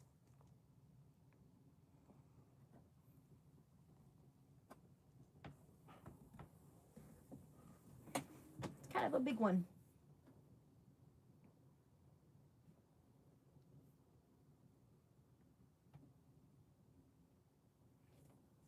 Yep. Don't want anything happening to that. Hey, buddy. You're a sweet boy. Thank you. Oh, thank you, Lee Cameron. Your hair makes you look badass. Thank you. Yeah, I get so impatient when growing my hair out. I'm trying to get past the awkward mullet phase. I had a buzz cut not long ago. Some people are just rude, ignore them. Indeed. Thank you. What the hell is even that? I want to see more art. Thank you. Yeah, I can show you a little more. I'll show you one more, okay? Because I did just show a little bit of an exhibition here, but this is one I did at my granny's house when I was living with her. But this is John Steinbeck, my favorite writer. East of Eden is the best book I've ever read. That's John Steinbeck.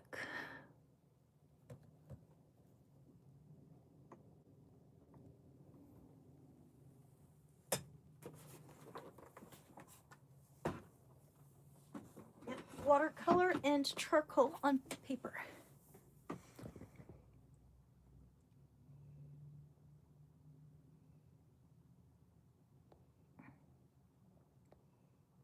Thank you, Fishman's Mitt.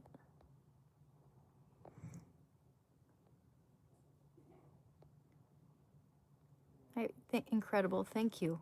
Thank you, Fishman. You pretty near work is very nice. Thank you. Thank you, Art995.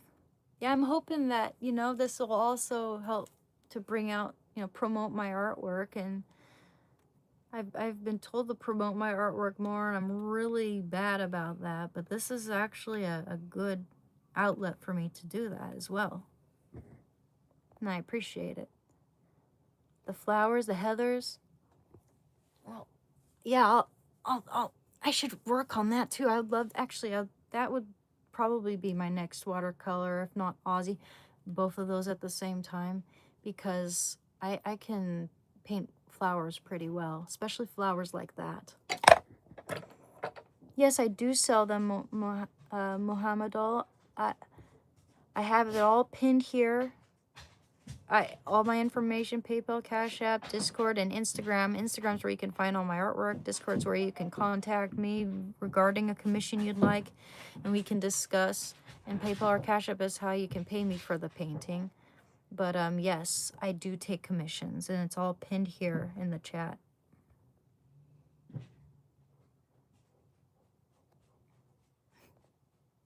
Hey, Ganchi. Thank you.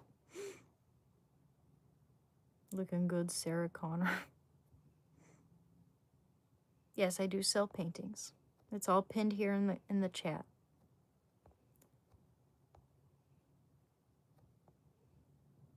Do you sell your pieces? They're awesome. Yes, Rekindle with love with Beth. If you'd like, you can join my Discord here. It is emerald, like the gemstone, _ so emerald _ wing, as in like the wing of a bird. Emerald _ wing _ 13473. And you can also check out a lot of my art on my Instagram. It's Anna, ANNA, Katrina with a K, KATRINA, .art at Anna.Katrina.art. That's it. Or Anna Katrina art. No, I think that's it, yeah. Yep. I don't know why it's like, it sounds different when I say it out loud. Thank you, Fishman. A way to go, a true artist. Wow, a true artist. Way to go, girl. Thank you.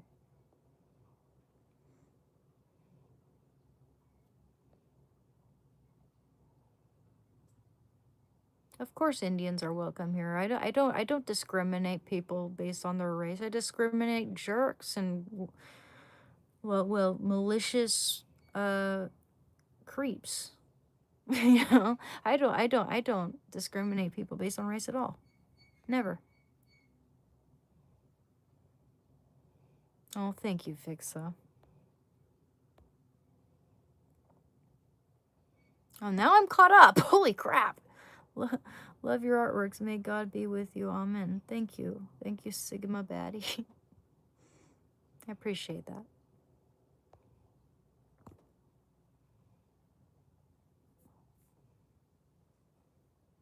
Does look like high value paintings. You are going to do so well with this talent. You're blessed. Thank you. Thank you very much. And you did it, and thank you, Raid the Fairy. I hope so. And I hope it just, you know, gets better and better, you know. I really appreciate you guys. Thank you, Fixa. Thank you. Yes, please like and subscribe, everyone.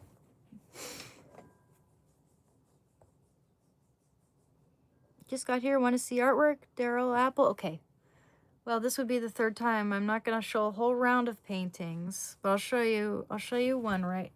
Or, yeah, I'll show you this one, okay? I really like this one.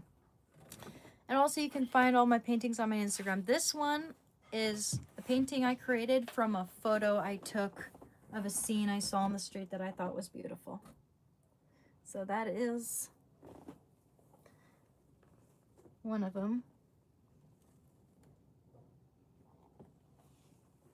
And my favorite painter is Toulouse-Lautrec. I'm very inspired by Toulouse-Lautrec, Egon Schiele, Alice Neal.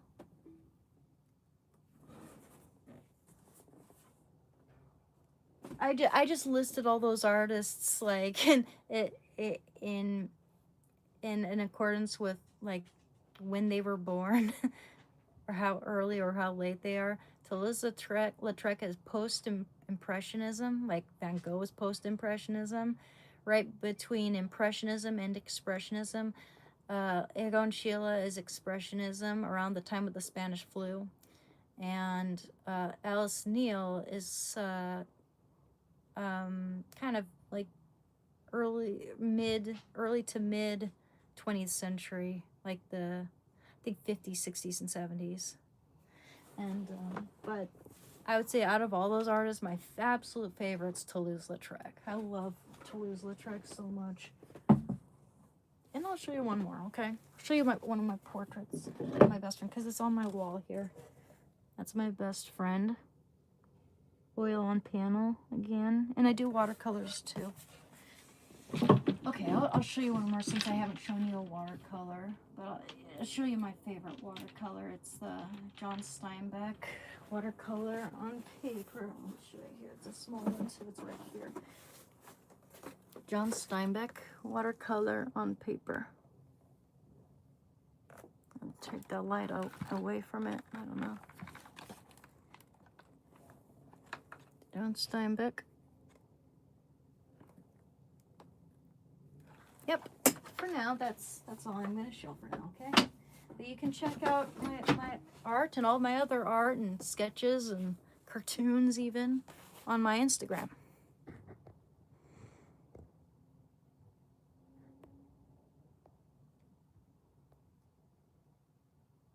Yeah, my addiction, I was a heroin addict for 6 years.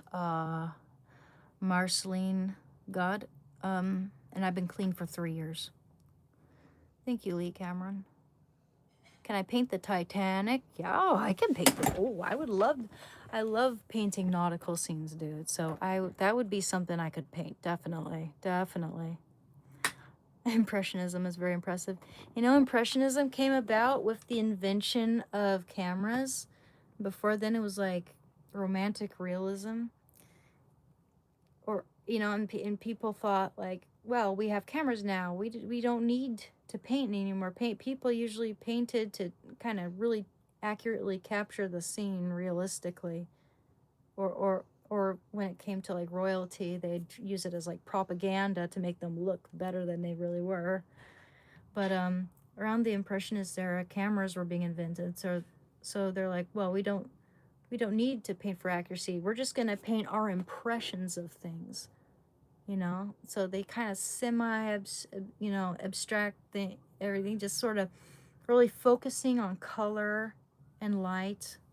And you just take into mind like Monet's haystack studies. He painted the same haystack at all different times of the day, when the sun was setting, when it was rising. It was just beautiful.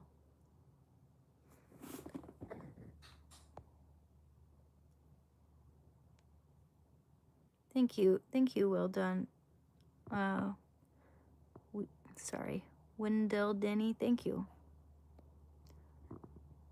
Thank you, Fishman's Mick. Goodness gracious. Good night, Miss Artist. May you be blessed of great people and much respect. You are certainly blessed with freedom from addiction and true talent. See you again. Thank you very much. I really appreciate you. And God bless you. Thank you. You have a good night. I'll probably dip out soon too, because I'm here a little longer than I thought I would be. But as usual, I find it really hard to say bye-bye. Thank you very much. My goodness.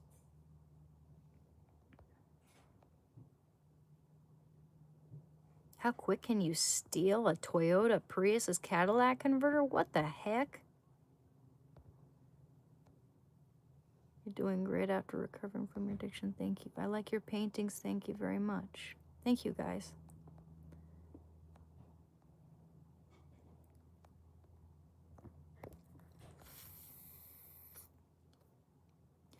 Absolutely useless when they are adding nonsense shite in the comments. Yeah. Your art is top class. Thank you very much, Real Me. Appreciate that. Why is this person saying that what are you saying I've stolen, dude? Like, what are you even talking about? Very talented. Thank you. Thank you, Ekistler. Thank you very much. Paints me like one of your French girls. Wow. Thank you. Thank you, Ekistler. What was your addiction since your channel? Oh, yes, yeah. Sometimes I accidentally reread the same comment. Yep.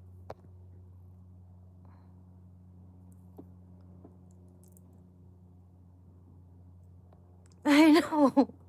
I really appreciate it. I really appreciate Fishman Zemet. That was really kind of him. If you're still here, thank you very, very much.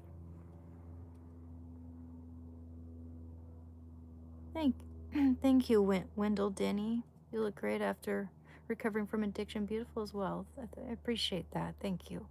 I try to take care of myself. I really do. Good job. I came back. You seem like a hard worker. I gave you your first 20 today, remember. I appreciate that, Prince of the Cats. Thank you. And I like your name, by the way, Prince of the Cats.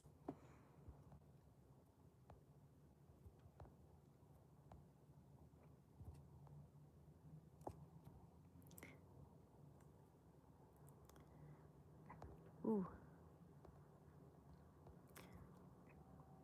Very fast. So I'm trying to catch. So I got fitted today for a heart monitor. I'm 35 and I've had 2 heart attacks. Seriously? Why do you think that is, man? I'm really sorry you're dealing with that. That's not something I hear all the time. Someone my age with a heart condition like that. 2 heart attacks. That I usually only hear of like people in their 60s and 70s getting that sort of thing.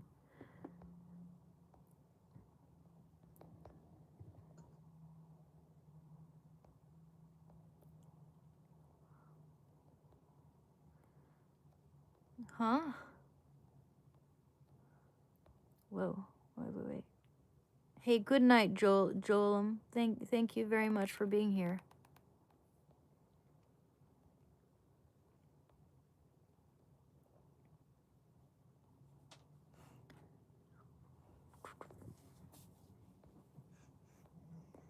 But yeah, doctors don't know what's wrong with my heart, so I gotta wear a monitor. Seriously? They don't even know what's wrong? And you're 35? That's pretty scary, man.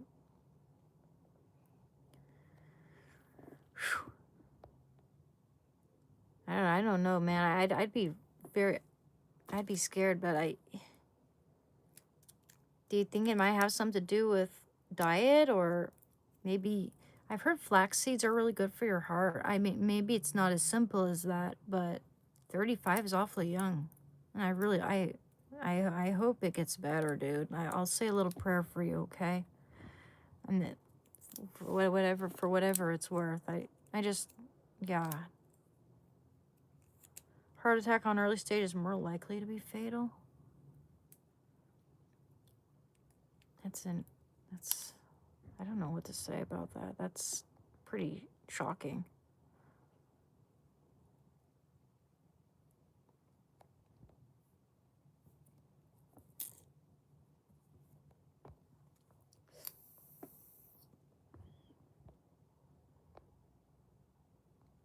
So I'll be on heart meds the rest of my life, and it sucks because all my kids are into sports and so am I, dude.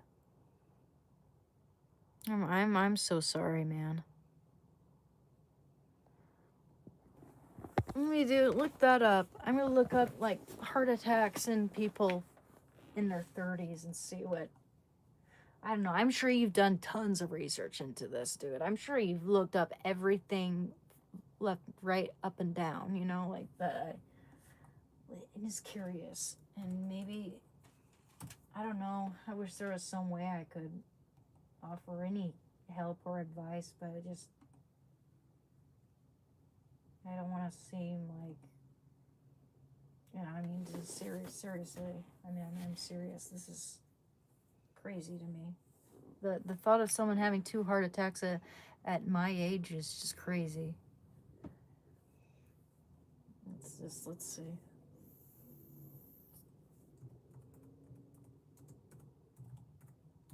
Can't be that common, but I've heard more and more people are getting like certain types of cancer earlier in life now, like James Vanderbeek and Chadwick Boseman both had like colorectal cancer in their 40s, when that's usually something you'd see in people 60 or 70. I'm wondering if it also applies to like stuff like heart conditions, and now younger people are getting it. I mean, could it be all the terrible things they put in our food, or I just don't know. I'm curious.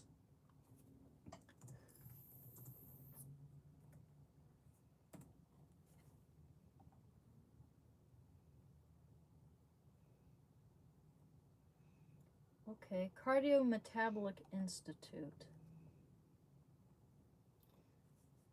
Okay, what's behind the rise in heart attacks among young people? The total number of heart attacks in the United States is lower than ever before. That's great news, right? But don't celebrate yet, because there's one worrisome problem. Heart attacks are increasing in young adults under the age of 40, including those in their 20s and 30s. Knowing what's behind the rise in heart attacks in young adults can help you take steps to protect your health and prevent cardiovascular disease. Okay. Not long ago, heart attacks were primarily a problem faced by older adults. It was rare for anyone younger than 40 to have a heart attack. Now, 1 in 5 heart attack patients are younger than 40 years of age. That's not that rare. 1 in 5. Here's another troubling fact to highlight the problem. Having a heart attack in your 20s or early 30s is more common. Between the years of 2000 and 2016, the heart attack rate increased by 2% every year in this young age group. That's disconcerting. I'm starting to think it has something to do with diet or something. Or maybe it's the stress around us. I don't know about that though. But the diet might be a clue. I don't know what your diet's like or anything, but I wouldn't ever touch fast food. I would never touch McDonald's or anything like that, because I'm hearing worse and worse and worse and worse things about them. I'm glad I stopped eating that stuff essentially when I was like 13 years old. Your outlook isn't better following a heart attack just because you're younger. Patients who have a heart attack in their 20s and 30s face the same risk as older patients. Once you have the first heart attack, you have the same chance of dying from a second major heart attack event, or a stroke, regardless of your age. If you have diabetes, you're 2 to 4 times more likely to die from a heart disease compared with adults who don't have diabetes. The problem develops when your blood sugar isn't controlled well enough to keep it within a healthy range. High blood sugar damages your blood vessels, which increases the chance of fats building up in your arteries and causing atherosclerosis.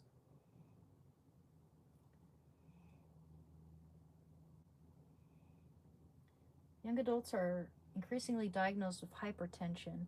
Hypertension, or high blood pressure, is one of the biggest risk factors for cardiovascular disease. Unfortunately, just like the trend in heart attacks, the incidence of hypertension is rising faster in young adults than in older adults. High blood pressure makes your heart muscles thicken, or harms your blood vessels, and increases your risk of heart attack.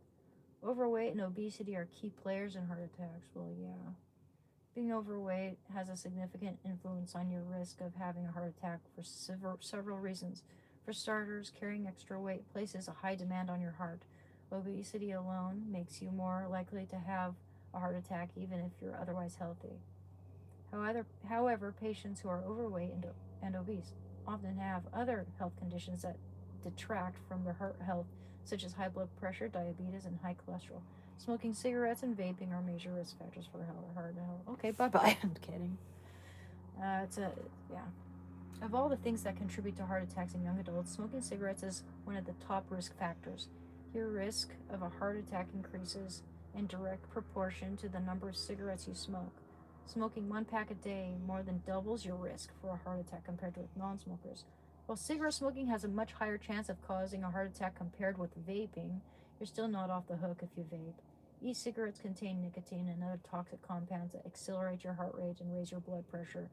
A recent study found that vaping made you 34% more likely to have a heart attack compared with non-vapers. That's scary.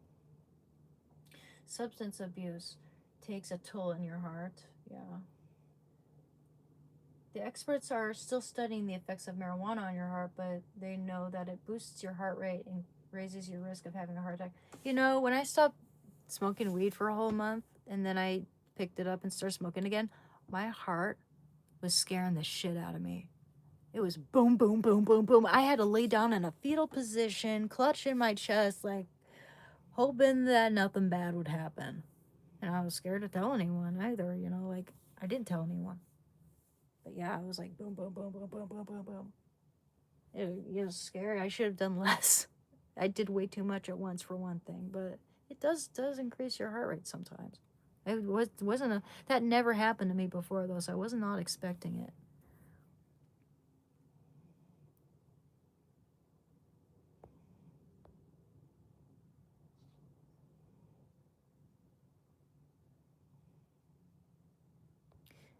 Yeah, I don't.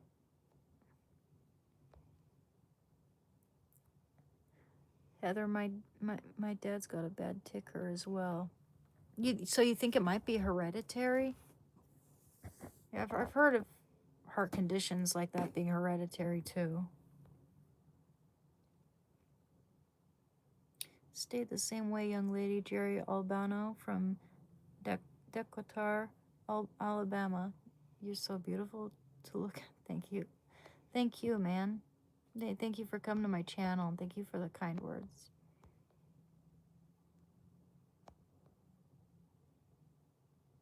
Even people who eat good get heart attacks. Yeah, I know. I mean, that's because there are just so many different things that could contribute to that or cause it, you know? And it's hard to pinpoint the exact thing.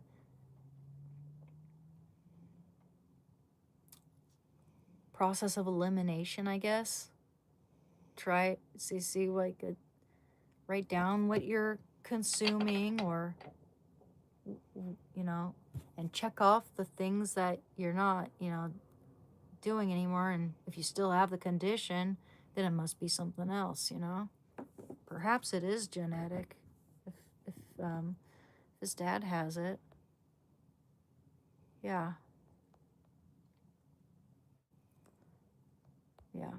I'm trying to get more of my vitamins. Absolutely.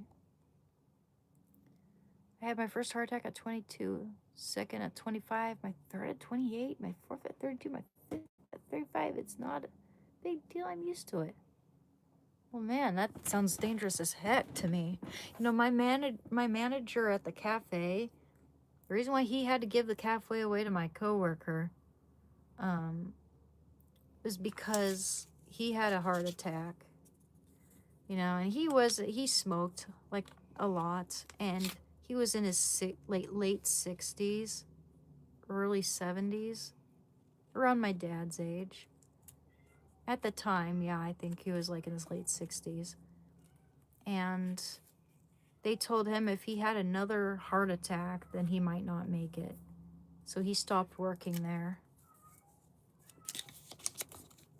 But he'd come in periodically to see how we're doing, or, you know, deliver things, but he wasn't like managing the cafe anymore because he had a heart attack, and they thought if he's way overworking himself. I think it was, for him, it was cigarettes and stress. Definitely cigarettes and stress. God, the poor guy was in a lot of debt.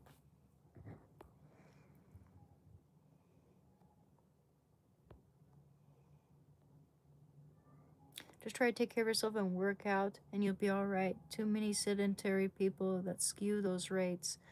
That's true. That's very true.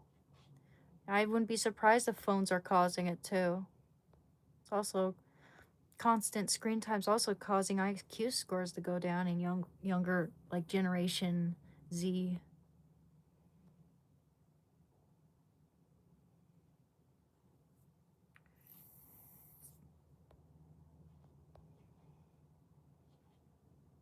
Yeah, oh yeah, some people eat healthy and get cancer, absolutely. Absolutely. Like I think James Vanderbeek was talking about how like he always ate healthy, and there are some people who never smoke and get lung cancer, you know? It's really when your cells start to go ballistic, right? And it's crazy to think about, and it's really scary. The air pollution and radiation from nuke testing. Huh. Yeah, I wouldn't surprise me either. Just the microplastics, the pollution in the air, and just keeps adding up, you know. Colon cancer is the other big one. It's definitely the crap the elites give us in our foods, but it's also a lot of lifestyle choices. I agree, Ray the Fairy. Yeah. Yeah, I try. I mean, of course, I put marshmallows on my sweet potato casserole, but I really do. Other than that, one thing that I really love to have every now and then, I try to avoid added sugars, unless it's a little bit of honey, you know, and any refined sugars like corn syrup solids, which I'm sure marshmallows have that, but that's why often when I'm eating my potato casserole, I'll have like one marshmallow, but just kind of scooch away the rest of them. I don't know. It's just every now and then I do that because I can't stop thinking about how bad that type of sugar is for you. But yeah, I will not touch vegetable oils, dude. High carcinogenic vegetable oils, super processed. Thank you for the gift.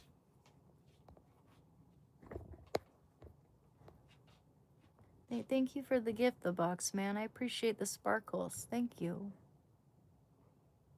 I have beef tallow. I got a jar of beef tallow. It was like $20. But yo, that thing is gonna last me a long time. I love beef tallow, and I use grass-fed butter. I either use olive oil, avocado oil, beef tallow, or grass-fed butter. Tallow's good for skin too. Wouldn't surprise me. It's a genetic thing on a cellular level. Yeah. I think in a lot of cases it very well could be. Or in a lot of cases it is, definitely. Or it could be a combination of different factors.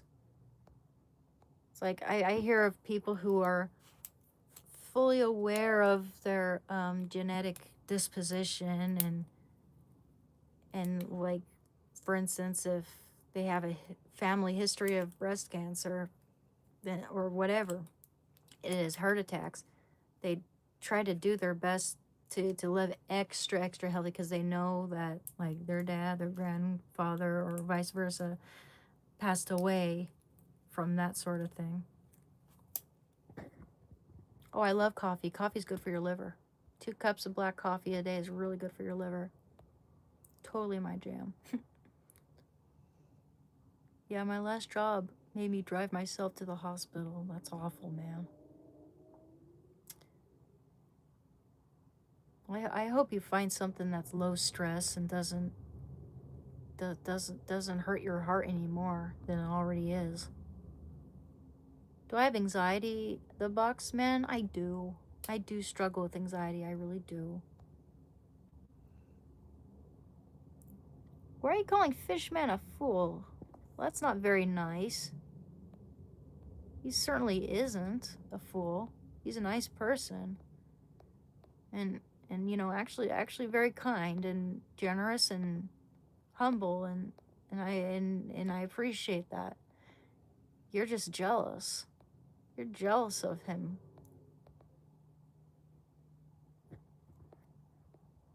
He's always welcome to my channel.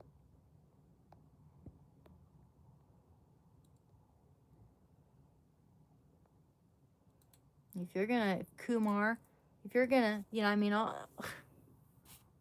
you've really brought nothing productive to the live stream so far, except saying really weird things, and now you're just hating on my viewers who've been kind to me because you're jealous. Obviously, I'm gonna delete you if you keep doing that.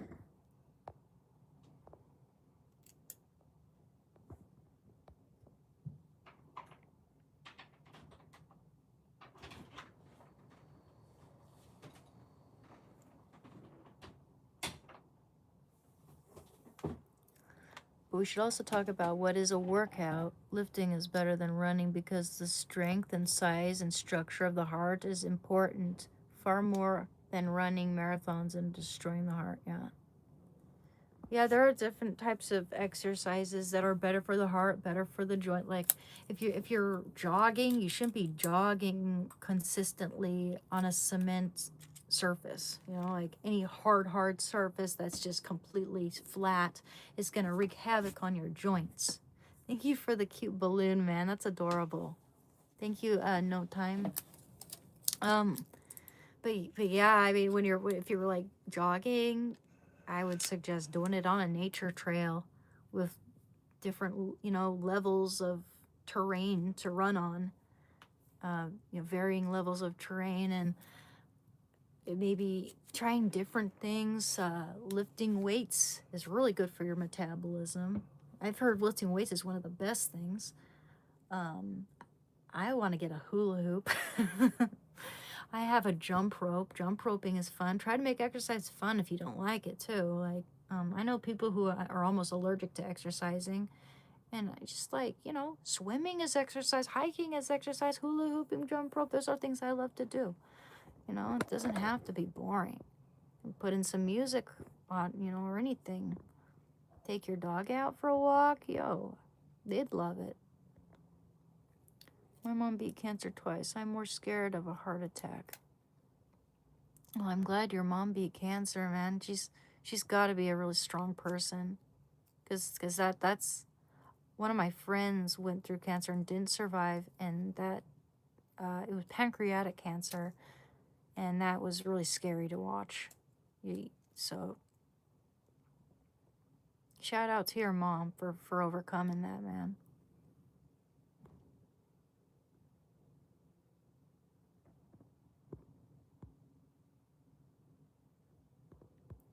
Thank you for the higher oxidation temp on these oils, absolutely. Ooh, beef tallow is so good on roasted potatoes, dude. I pan-fried my pierogi in beef tallow, and it was so epic. You know, those potato cheese dumplings with some and that's jalapeno sausage I have here, and I share with you guys. It's actually kielbasa. It's beef kielbasa. Thank you, all content. I appreciate that. I mean, I'm sorry. I didn't see it, but if you have, I really appreciate that. Thank you. Crops and vegetables have lost their nutritional density as well. Food is not what it used to be as well. Yeah, I agree. Could be multiple factors. Absolutely.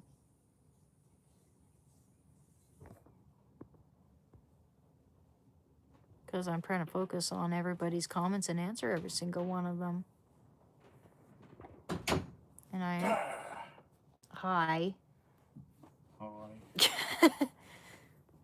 Yo. What's up? Just live streaming. Trying to keep up here. Chunky butt. He's not chunky, he's just got a big chest. A Lottie coming. I know. Oh, Lottie coming. He's so cute, though. Oh, Shando's not fat. He's just big boned. No, seriously. If you're fat, he'd have fat overlapping his tail. He's a barrel. He's barrel chested for sure. Huge dog. I think it's part of that is just because he's like got Rottweiler in him, and the American Pit Bull Terrier and Mastiff, because I feed him twice a day. Twice a day. Only when I eat twice a day. Sometimes I have a little snack for myself, like a little bit of cottage cheese. I give him 1 spoon of cottage cheese. Like, he does not overeat. And he, for some reason, stays dummy thick. But it's all muscle. If you feel him, he's just hard. He's big and hard. A big, hard dog. What made me decide to live stream, Michael? Because early on in my recovery, when I was struggling with the cravings, and I was a heroin addict for 6 years. I've been clean for 3, by the way. But these recovery channels early on in my recovery that I was watching were really helpful to me. And I read the comments, and someone in the comments said we need more recovery channels. And I decided to make my channel into a recovery channel. I've had it since 2016, but I never used it. And I decided to use it for a good purpose. And so I had no idea that my channel would skyrocket this much. I had no idea I'd go up from, I mean, I spent, since mid-January, I started live streaming, okay? And I decided to make this a recovery channel like 2.5 years ago or so. And I made up to like 420 subscribers up until last January, this year. I started live streaming mid-January, and I went all the way up to, it's almost like 5,600 subscribers now. So I'm very, very, very grateful that my channel's reaching out in this way. And it's actually helping people dealing with addiction, and that people are actually appreciating my work. Not to mention my artwork. I sell my art too. I promote my artwork as well.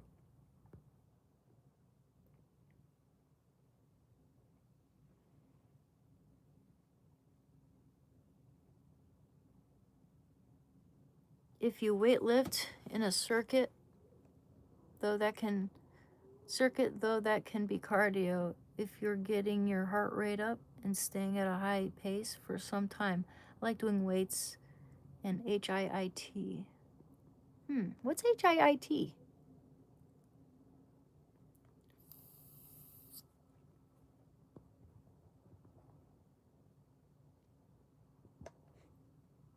Yeah, I feel bad for my dad because he had knee surgery, and he always had a dream that, like, after he retires, because he was so good at tennis at one point. My dad was one of like, if you were in a class of people, when he was younger, he was like one of the best tennis players.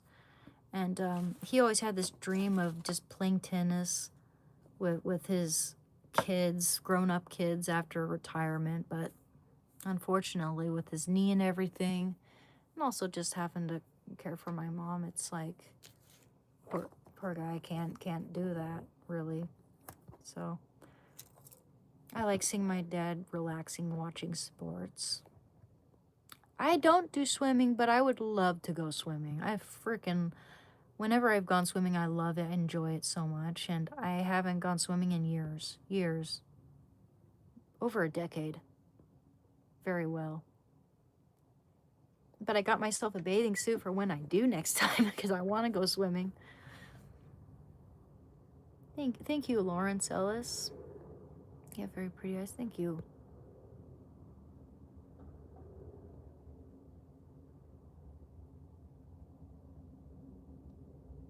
Anything in moderation is healthy to a degree. Now, smoking is a strange addiction.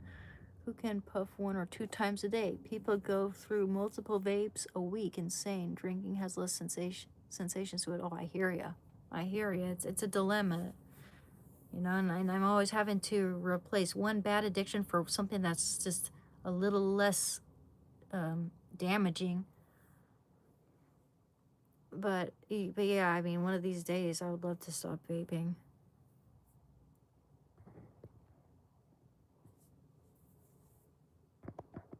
Sorry, I'm getting behind here. Yes, I'm still on. I know. I said I would end the live stream at 7:30, and here we are. It's almost 9 o'clock here now. It's like 8:42. Yes, I was an addict, Andy, but I've been clean for 3 years. You are a beautiful lady, no matter your past history. You are doing good, and keep it up. Stay positive. Thank you, Wendell, Danny. I appreciate that. What's that? I think this is just the mango vape. It's never said I was perfect. It's damage control because I did a lot of things that could have killed me. And I'm tempted to smoke cigarettes. It's the only thing keeping me from not smoking cigarettes right now. It'd be so easy for me to just go down the street and buy cigarettes. And I'm really trying not to. It is tempting, actually. Fuck. They say that quitting cigarettes is even harder than heroin, statistically. Because it's always around. You can just go to the convenience store and get some. That's all you have to do. And it's just a repetitive motion. Yeah, don't ever try it. Don't ever try it, Hippocrates, ever. I mean, you're gonna do whatever you want to do. However, I know you're gonna regret it, just like I still regret it. It wreaked havoc on my teeth. It wreaked havoc on my veins. They have to use an ultrasound machine just to find a blood vessel. Or a vein. They have to use an ultrasound machine to find a vein, and they still couldn't find one, even though. And they told me to come back the next day when I had plenty of water. I did that. I drank plenty of water. And I came back just constantly peeing, like it's like constant water. And I come in, they still couldn't find. So I'm like, please, just go for the foot. I don't care. Just go for the foot. Get the blood out.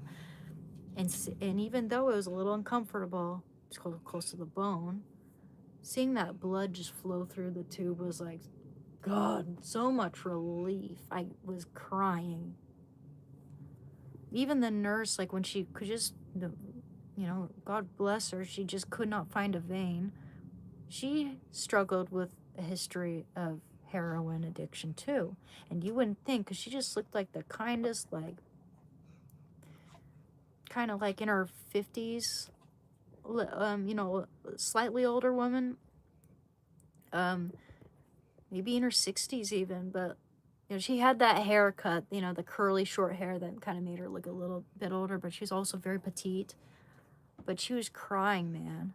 As soon as I was crying, she was crying. We're crying together because she just couldn't find a vein. And so she just said, the next day, I said, please, just go for the foot. I don't want to go through that again.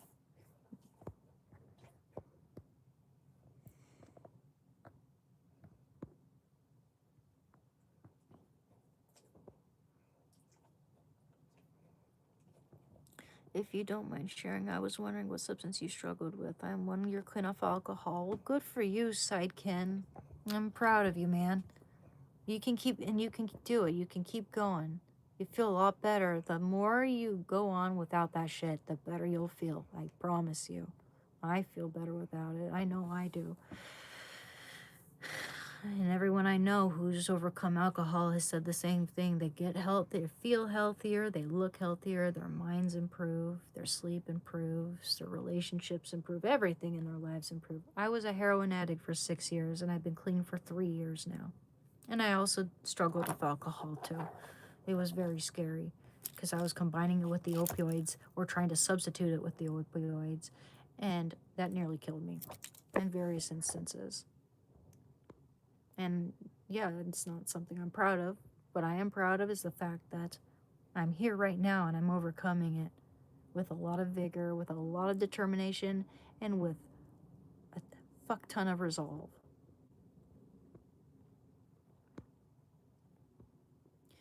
It's kind of weird that you tell everyone that I'm your wife, Kumar, after you just, called one of the really, really generous viewers on my channel a fool. And that wasn't very nice. What's up? That is so creepy, man.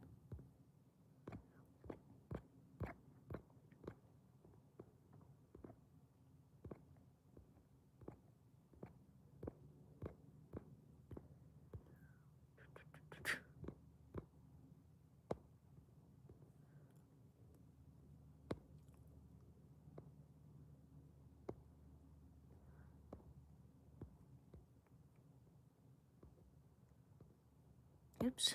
Sorry, I'm trying to catch up here.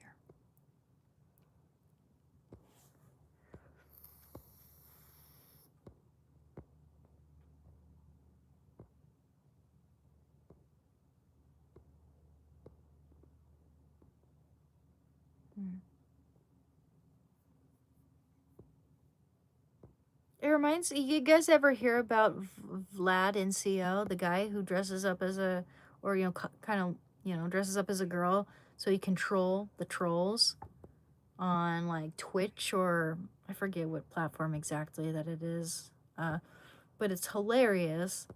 And this guy Kumar kind of reminds me of this one guy he was trolling, who thought he was a girl, because he knows that Vlad knows exactly how to sound like a girl and look like a girl and look really hot, and he just looks like an anime he looks like an anime gamer girl, except he trolls them, and this eventually comes out of his big heavy Russian very masculine voice with his big pecs and muscles, and then they just like totally like they leave. They either like leave immediately, but this guy who reminds me of this guy like what's his name again? Kumar, I think. I just don't want to get him mixed up with someone who's actually nice here, but I don't think I would. But yeah, what a weirdo. And it's my wifey, and I'm married to Anne. No, you're not. It reminds me of that guy because even though Vlad, showed himself as who he is, he's like, "Are you stupid?" And he's just like, the guy just keeps. He has the camera at the worst angle where it makes his chin look fat, and he's just like, "What is that? Like, what are you even doing?" It's the dumbest thing I've ever fucking seen. No, man, it was like that guy was like brain dead or something. It was just, yeah. I might, if you want to follow my Discord, I can probably find that video and show you. That's exactly what this guy reminds me of. I'd love to show you some of the Vlad content on my Discord because it's hilarious. I don't know if I'll get copyrighted or not though if I were to share it with you now. But I'm a big fan of Vladimir NCL.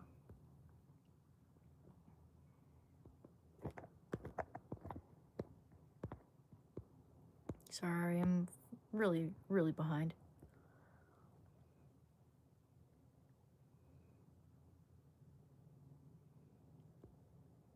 Hey, Shyam, I'm from the USA.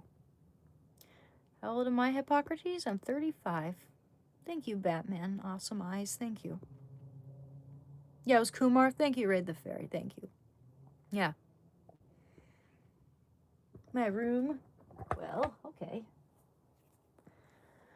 Oh, oops. Those are just my notes there. Just making sure I don't have any like mail left out here or anything like that. Don't want to dox myself here. So, this is just like some of my makeup bags. Sorry, those are just makeup towelettes and such too. My pretty makeup bags and stuff. This is just my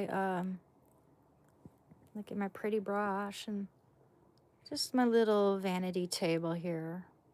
And here's my office table, essentially my computer, my Statue of the Pieta, my microphone, my Artist 22R Pro that my little brother gave me for my birthday, actually. I'm very grateful for that.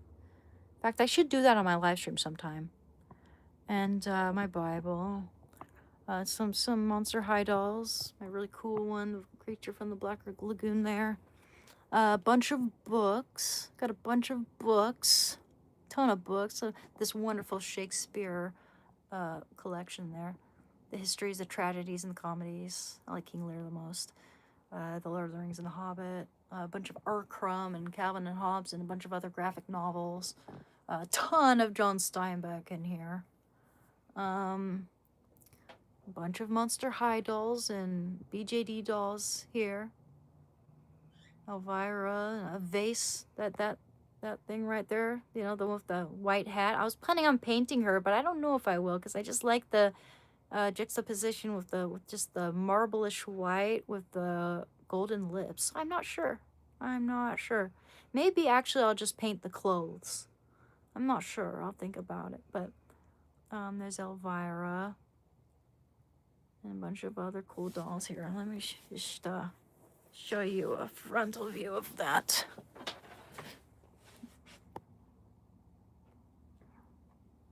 Bunch of dolls, and see, I'm collecting these dolls because I think they might become more valuable later. You know, the boxed Monster High. I love, I mean, I can't even decide which one's my favorite, but I love her. And I love her. Love her ghostly clear hands. And another favorite, oh, I love Cleo Denial. Her blue hair there. And I like Golia Yelps and her electric blue hair. And her pretty green skin. And I like Frankie Steen. This one's like a Vogue shoot. Look at that dress. Look how beautiful that dress is. And I have the Day of the Dead, Skeleta Calaveras. And one of my absolute favorites is the Creature of the Black Lagoon. Let me see if I can turn on the light there. Ooh, that's much better lighting there. There we go. You can even see she's got a, I don't know if you see it, but it's a seaweed stand in there. Yeah, she's cool.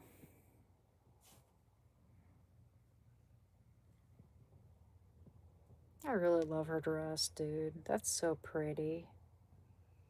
And then I have one of the more original ones. I actually saw that these ones are going up in price. The Frights Camera Action Series. It's one of the more original ones, and I wanted a Laguna blue skin. And yeah, I have. Oh yeah, I also have like a Barbie extra, which I'm not sponsoring, by the way, but I really love the detailing of her dress and everything, and her hair. She has personality. And I have a lot of other cute ones. Let's see. I'll show you some other dolls.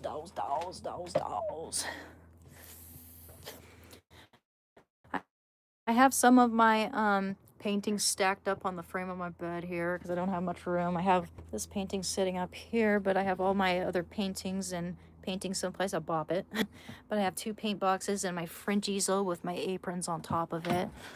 This is where I keep all my tools and stuff. There's a bunch of like more paintbrushes here for oil paints and such.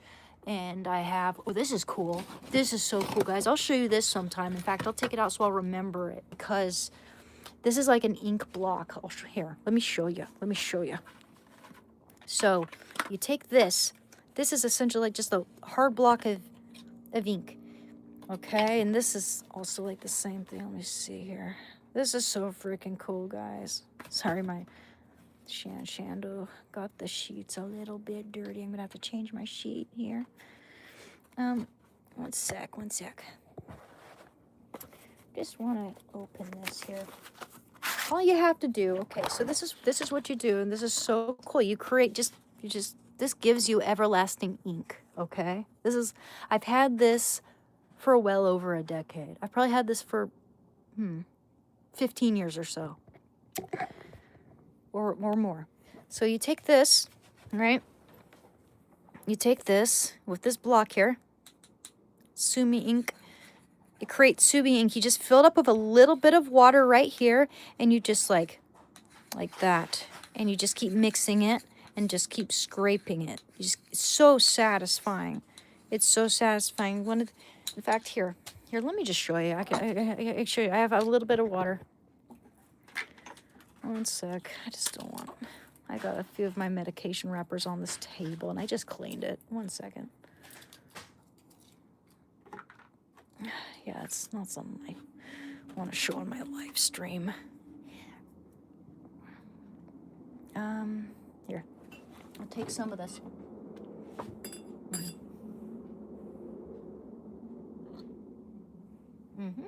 I just took a little bit of, hey buddy, water out of my straw there, and okay, here we go.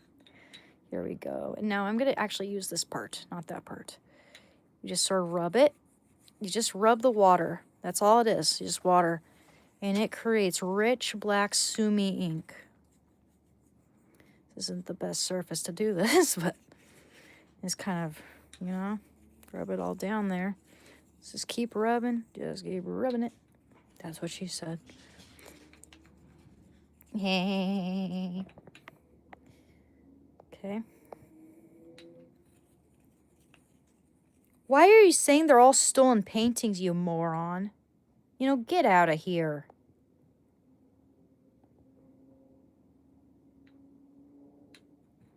Yeah, what an idiot. No, I don't allow that. Promoting lies. Like, wow. Can you imagine the nerve? He's just jealous. He's jealous of that one guy who donated like 150 to me, and he's and you know, being all nice to me. He's jealous of any guys on here who are actually being nice and saying nice things and contributing, and he's jealous of my artwork. It's sick. Yeah, I gave him way too many chances there. Way too many. Anyone who's going to come on here and say that my artwork doesn't belong to me, you know, screw them. There's absolutely, you know, screw them. Like, what, is he saying that women aren't capable of making good art? Or he's probably a sexist from the things he says, telling people he's like fucking married to me and shit. And what a creep. What a creep. But yeah. This is Sumi ink.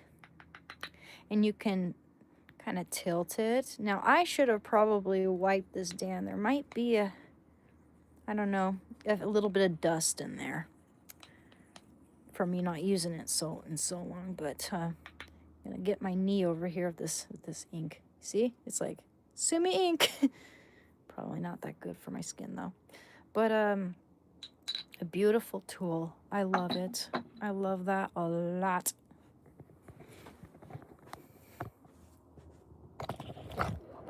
So let me show you a little demonstration on a piece of paper with a little paintbrush.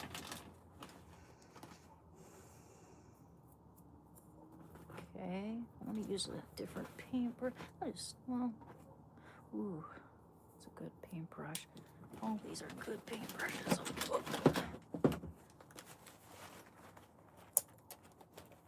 I mean, the fact that I have all these dirty paintbrushes, not dirty paintbrushes, but you know, this is like all used up, you can tell, and all these used paints and all these paint boxes is proof enough that these are my paintings. That's enough proof right there. What a fucking moron. Sexist prick. Disgusting cringe fest. Okay, well, we have this kind of broken one. I'll use that. Okay, let's see. It's kind of a watercolor too, I can tell, because it's so soft. I don't know. You can tell if it's watercolor paintbrush if the handle is short. Because in oil painting, the intention is to step away from your painting while you're painting it, and then kind of go back, and then you know, you want to kind of step back while you're painting it. Getting cold. Okay, let's see. So I'm gonna get a piece of paper. Any piece of paper that's throwaway. There we go. This is my testing paper. So I'm gonna take that ink, and you can keep mixing it just to kind of get more body in that ink. But here we go.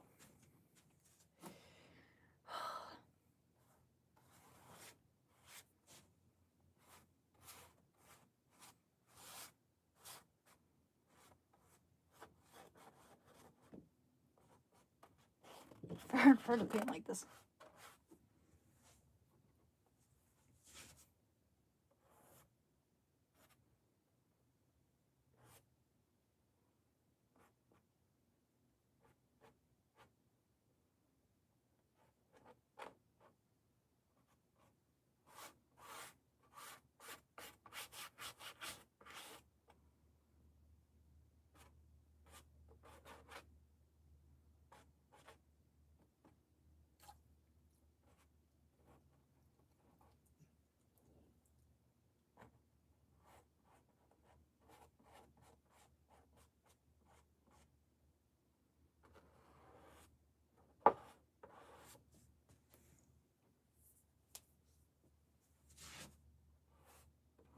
I'll bet that hurt poor little small weeby Coomer's widow ego, huh?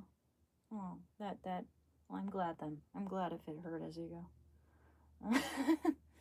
That's as vindictive as I'm gonna get here. Because I can't, no one's gonna tell me that my artwork's not mine. Fuck him.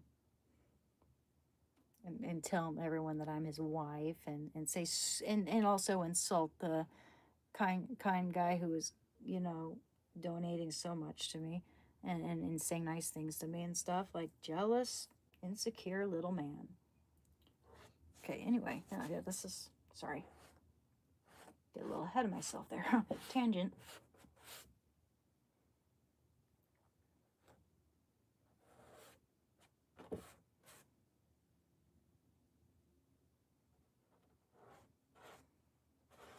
Can make the hair look pretty cool here.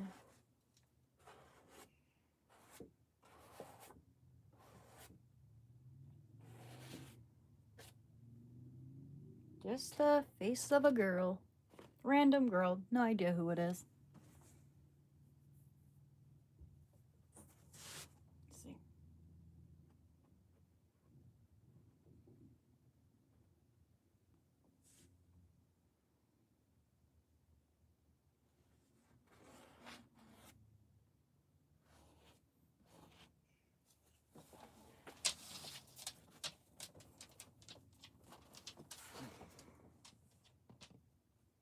There we go. That's just a rough little, ink drawing. And also you can make it look a little blacker. Just, just keep rubbing it with the ink. The little, what you might call it. This little block. Just keep rubbing it until it kind of, I guess we can make it even thicker. Rub it harder. Okay. And see, you get an even richer black.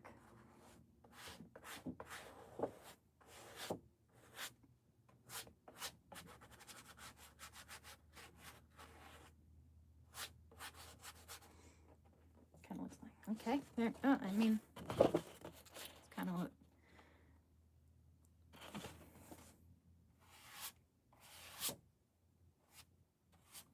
Just keep going in. And also, when you start out painting, you never want to think that you're painting shit at first, like upon the first freaking layer, because it's about layering. It's about adding detail. It's about scraping up and reapplying, redefining. It's that's the thing. It's just like people are so ignorant when they come up to an artist and be like, "Hey, you missed the spot." Well, can't you see I'm still painting it?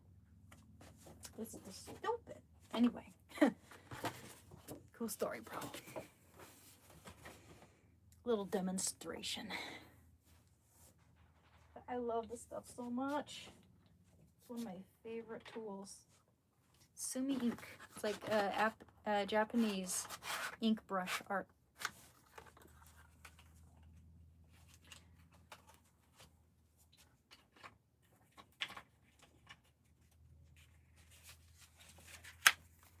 So what goes in there? Oh, look what I found. I found my old camera. Tetris. Mario. Oh yeah, I love this game. It's the one of Wario. Mario Land 2. 6 golden coins. Remember that game? I hope it's not broken. I think it might be the Game Boy that's broken. I hope it's not that game. Okay, I have all this ink stuff down here.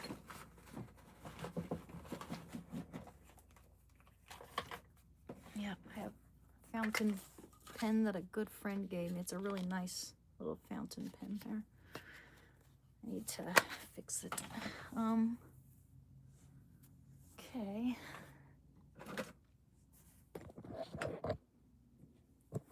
Got a bunch of other tools in here and stuff, like glue and tape, and I don't know, I just don't want that to break, but it's a matcha bowl.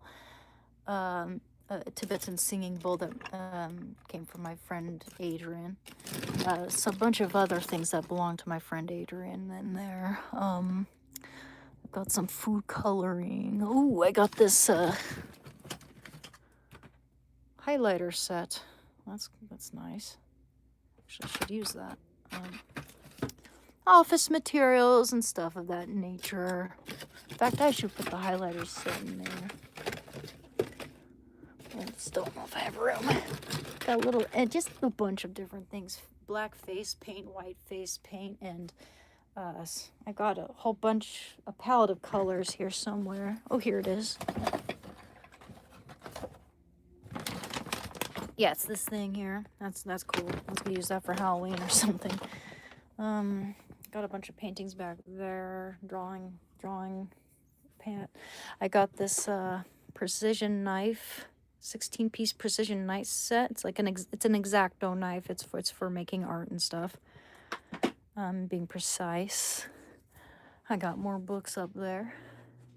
Got more books down there, and my painting and something I got from Berlin there, and something I got that rug in Berlin. That's pretty much it, guys. That's pretty much it. Thank you, Cookie Cat. I appreciate that.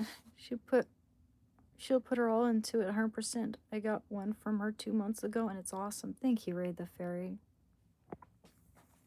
I'm most experienced with portraits, like whether it be humans or animals, and landscapes. I can do landscapes very well. And if you give me a challenge, I'll take it. But I might take a little while longer on it.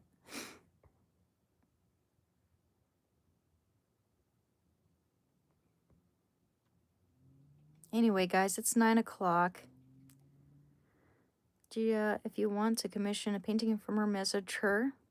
Instagram, anna.katria.art. Thank you, Raid the Fairy. Yes, either my Instagram or Discord. I'm painting a decorative oriental themed wall in my living room. Nightmare. I wish I could help you. That sounds fun to me. Yes, I would. Yes, I do sell my paintings, Gia. I do commissions. I have my information pinned here in the chat.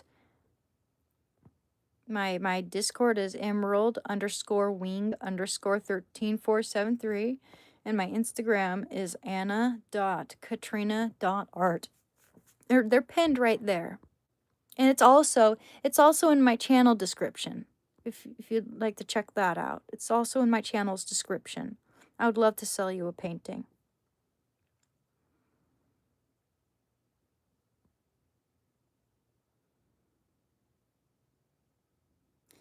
I can't believe it, Anne's sister. You just draw a picture in 4 to 5 seconds. That's amazing. Well, thank you. Well, I don't know how those seemingly random streaks on the paper turned into that, but it's impressive, to be honest. Thank you very much. I was afraid people would start trolling me, dude. Thank you, Ganshi. The little coolest thing I saw today. Thank you. Gia, wow, Anne's sister, your drawing skills are marvelous. I appreciate that. Thank you very much.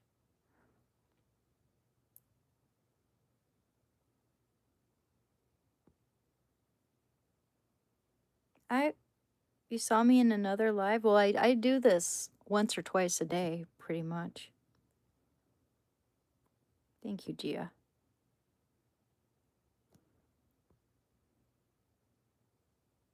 I don't know the trolls, man. They're just bitter, jealous that they can't get a woman, so they have to go online to bully other women. Thank you, Rusty Nuts.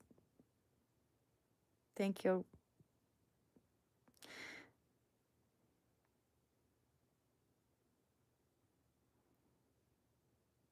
You know what? If I don't get DoorDash, and even if I were to get DoorDash, the crybaby is me. There's no fucking way they'd be on my live stream letting me know. They'd text me a notification. Wow, creepy. Absolutely. Ancestor, please forget about that Kumar. He's stupid and a hater. Oh, you're right about that. 100%. Thank you, ML. Damn, I guess I should have banned Kumar for 12 hours, then I assumed he wouldn't come back. Yeah, that's the thing. It's creepy guy, dude. Creepy guy. What, did he come back under a different name or something? Did he really come back? Whoa. Yuck. Oh, do you think the crybaby is me might be Kumar?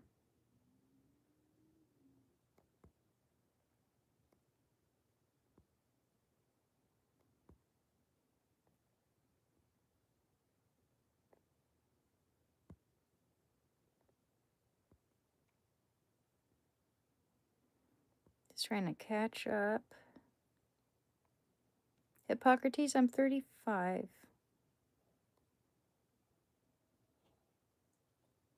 Okay. I think I am caught up there. Let's see. Okay. Oops. Oh, I can see your comments now, mailer soon. Sorry, I was way behind. What am I recovering from? I'm recovering from, I was a heroin addict for 6 years and I've been clean for 3. I've been clean for 3 years now, just a little bit, like 3 years and 1 month. Please give a colored candle. Absolutely. Good job. Good idea, because you know what? I'm about to end the live stream pretty soon. Hey, baby boy. Hi, bears. Little baby bears.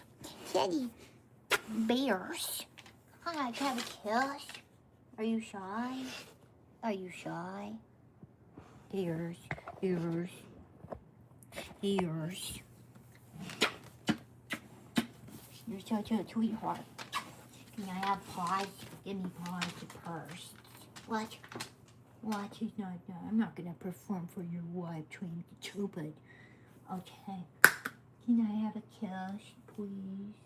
He's giving me the side eye, guys, because he knows what I'm doing. He's too smart. He's too smart. You're awfully cute in your little shirt. The way he looked at me there. You can just sense the disappointment. Gosh, you guys are making mess. You're tearing things up, huh? I'll bet that was art, though, because Shanda was with me the whole time. Ugh. Ooh.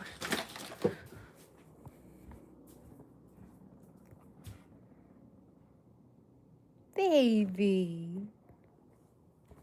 Can I just have a little kiss? Whoa, whoa, whoa. Pause.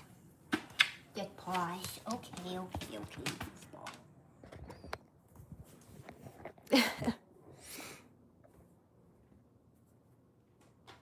He actually likes to wear that shirt.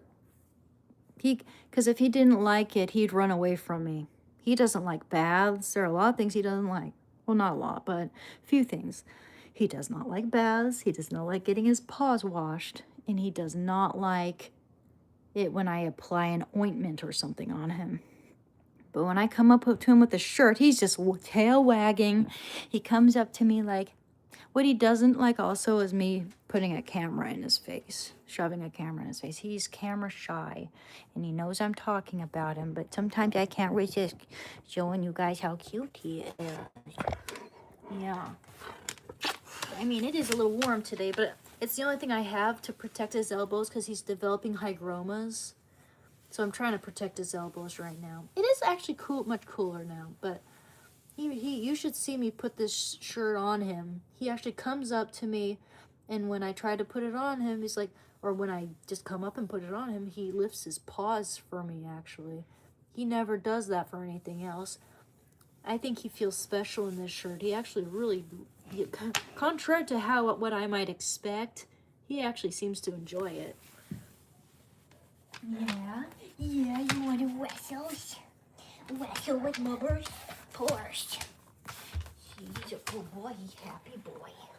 Happy boy. Camera shy? Yes, you play like a puppy still. Okay.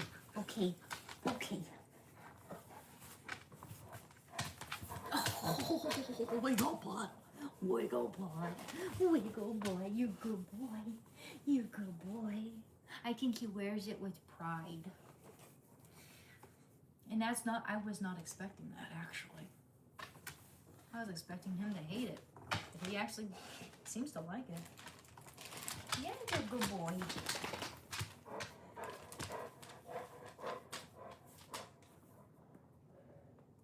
Yeah, what do you need, buddy?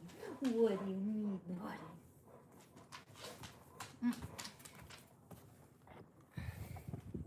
Oh! Yeah, you're a sweet boy.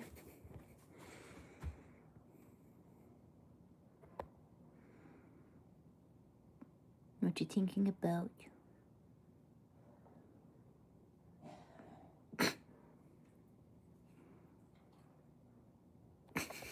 Sweetheart, I know if there's one thing he's never ever really been a fan of, it's even when I just try to take a simple photo of him, not even live streaming, just a simple photo of him. He turns his head and gives me the side eye. He stops doing the cute thing that he was doing and gives me the side eye. It's rare that I catch him, and he continues with my camera and he continues to do what he's doing. He's really camera shy. It's so funny. Oh, he's so cute. Absolutely, Cassidy. He's my baby. You want me to show you my biceps? Oh, sure. I'll show you some biceps. I don't work out per se, but every now and then I do lift with weights. But that's like only the weightlifting you've seen me do on live stream. I hardly ever do it otherwise. I carry a lot of things, and I work quite a bit with my arms, and hands, and walking a lot and all that.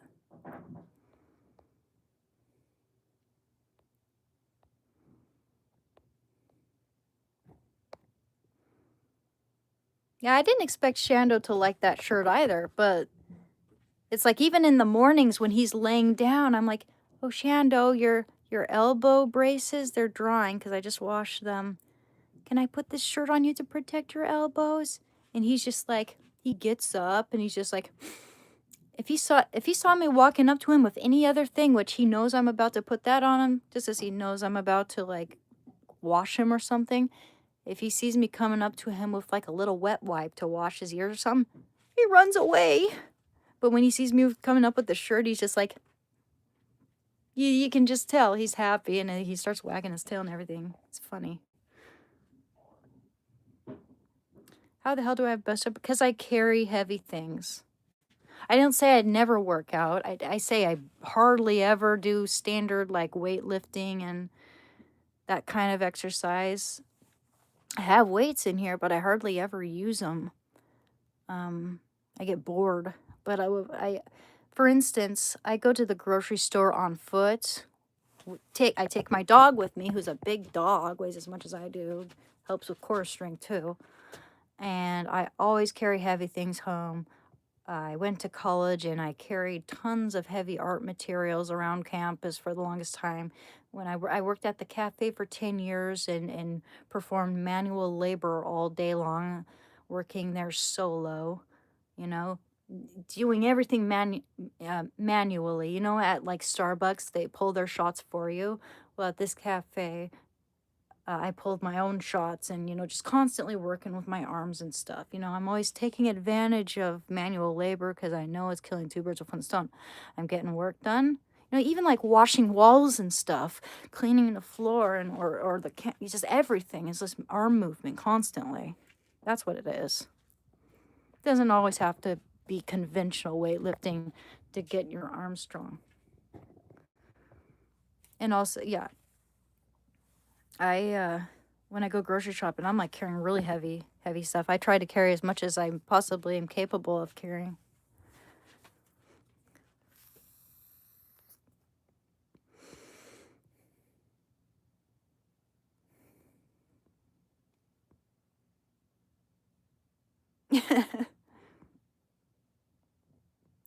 I know.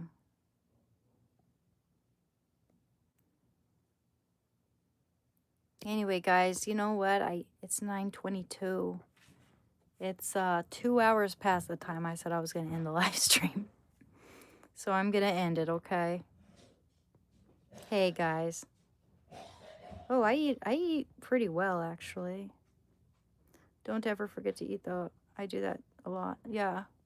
I mean, every now and then I intermittent fast, but that's granted that I have a huge meal in the morning and a huge meal in the evening, you know, and then I have like maybe a cottage cheese and another snack like cottage cheese and a smoothie for lunch or something, you know. It's usually a huge meal for breakfast, or a moderately sized meal, and then a snack, and then I have like a bigger dinner. Yeah, it's just, you know, I eat pretty normally. I move around, and I've always been slender. I've always had a kind of a fast metabolism. But yeah, I know I'm getting tired. I'm getting a little tired. So yeah, you guys, I really appreciate you. Thank you, Raid the Fairy. I appreciate you very much. Thank you, everyone. Thank you, Ganchi. Thank you, Kyoka. And yeah, I was addicted to heroin, cigarettes, alcohol. And the alcohol ensued when my best friend passed away. But the other things, yes, I was addicted to those for a long time. But I'm clean. I've been clean for 3 years. Thank you, Reed the Fairy. Thank you, Mailer Soon. And thank you, Fishman. Thank you, Gia. Thank you, Nicholas. Thank you, Heather. Thank you,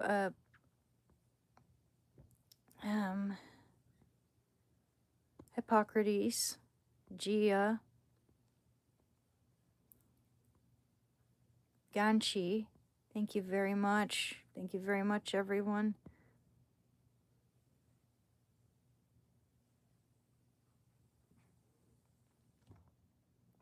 I'm trying to remember the name.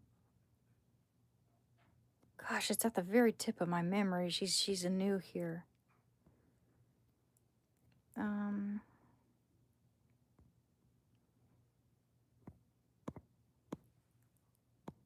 Gosh, I wish I could remember. Sorry, I'm really bad with names, guys.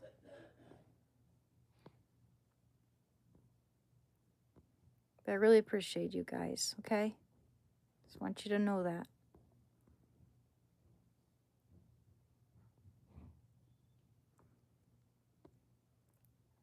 Thank you, Cassidy.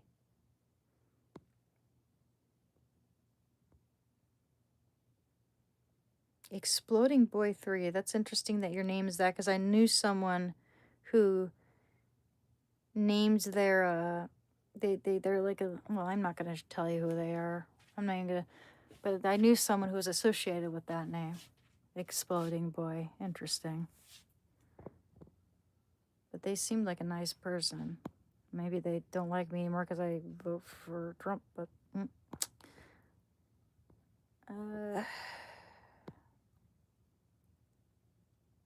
all right. Yes, your brain is malleable and it does rewire when you're not taking the heroin anymore. It goes back to normal levels. Your dopamine can revert back to normal levels. And many people are living proof of that. I don't crave it anymore. The only thing I crave is living a good life and choosing life and everything that it entails, which is art, which is nature, which is my dog, which is my family, which is my friends, which is good food and so many good things, man. All right. I mean, seriously, yes, your brain does revert back to normal. You're not a hopeless case. I know people expect instant gratification in the very moment, but trust me, you need to give yourself patience and time to heal. The brain is malleable. All right. Thank you, Harmonic. I appreciate that. Your eyes speak volumes. Stay strong. Keep pushing, homie. Thank you, Jadaville. I appreciate that. All right. Take care, everyone. 2 weeks clean good for you, Javille. And I hope you keep coming to my channel because, yeah, I'm here to try to support people like you who are trying to stay clean, get clean, or stay clean. And I'll say a prayer for everyone, okay? So withdrawal sucked, but I did it. I'm still going. And you will keep going, man. I know you will. You get strong. You will get stronger and wiser from it. And you will appreciate life more and more and more as the years go by. I promise you. All right. Take care, guys. Much love.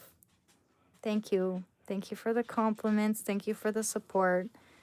And thank you. Thank you for everything, guys. Thank you. I'm actually learning a lot. I did it for my daughter. Well, much respect, man. That's very touching. I'll bet your daughter's a beautiful person too. And I hope you guys both have a good night or day, depending on where you live. Thank you, Harmonic. Thank you, Alex May. All right. Good night. Thank you, David Coate. Thank you, Abdul. Thank you, Dawn. Thank you, Adam.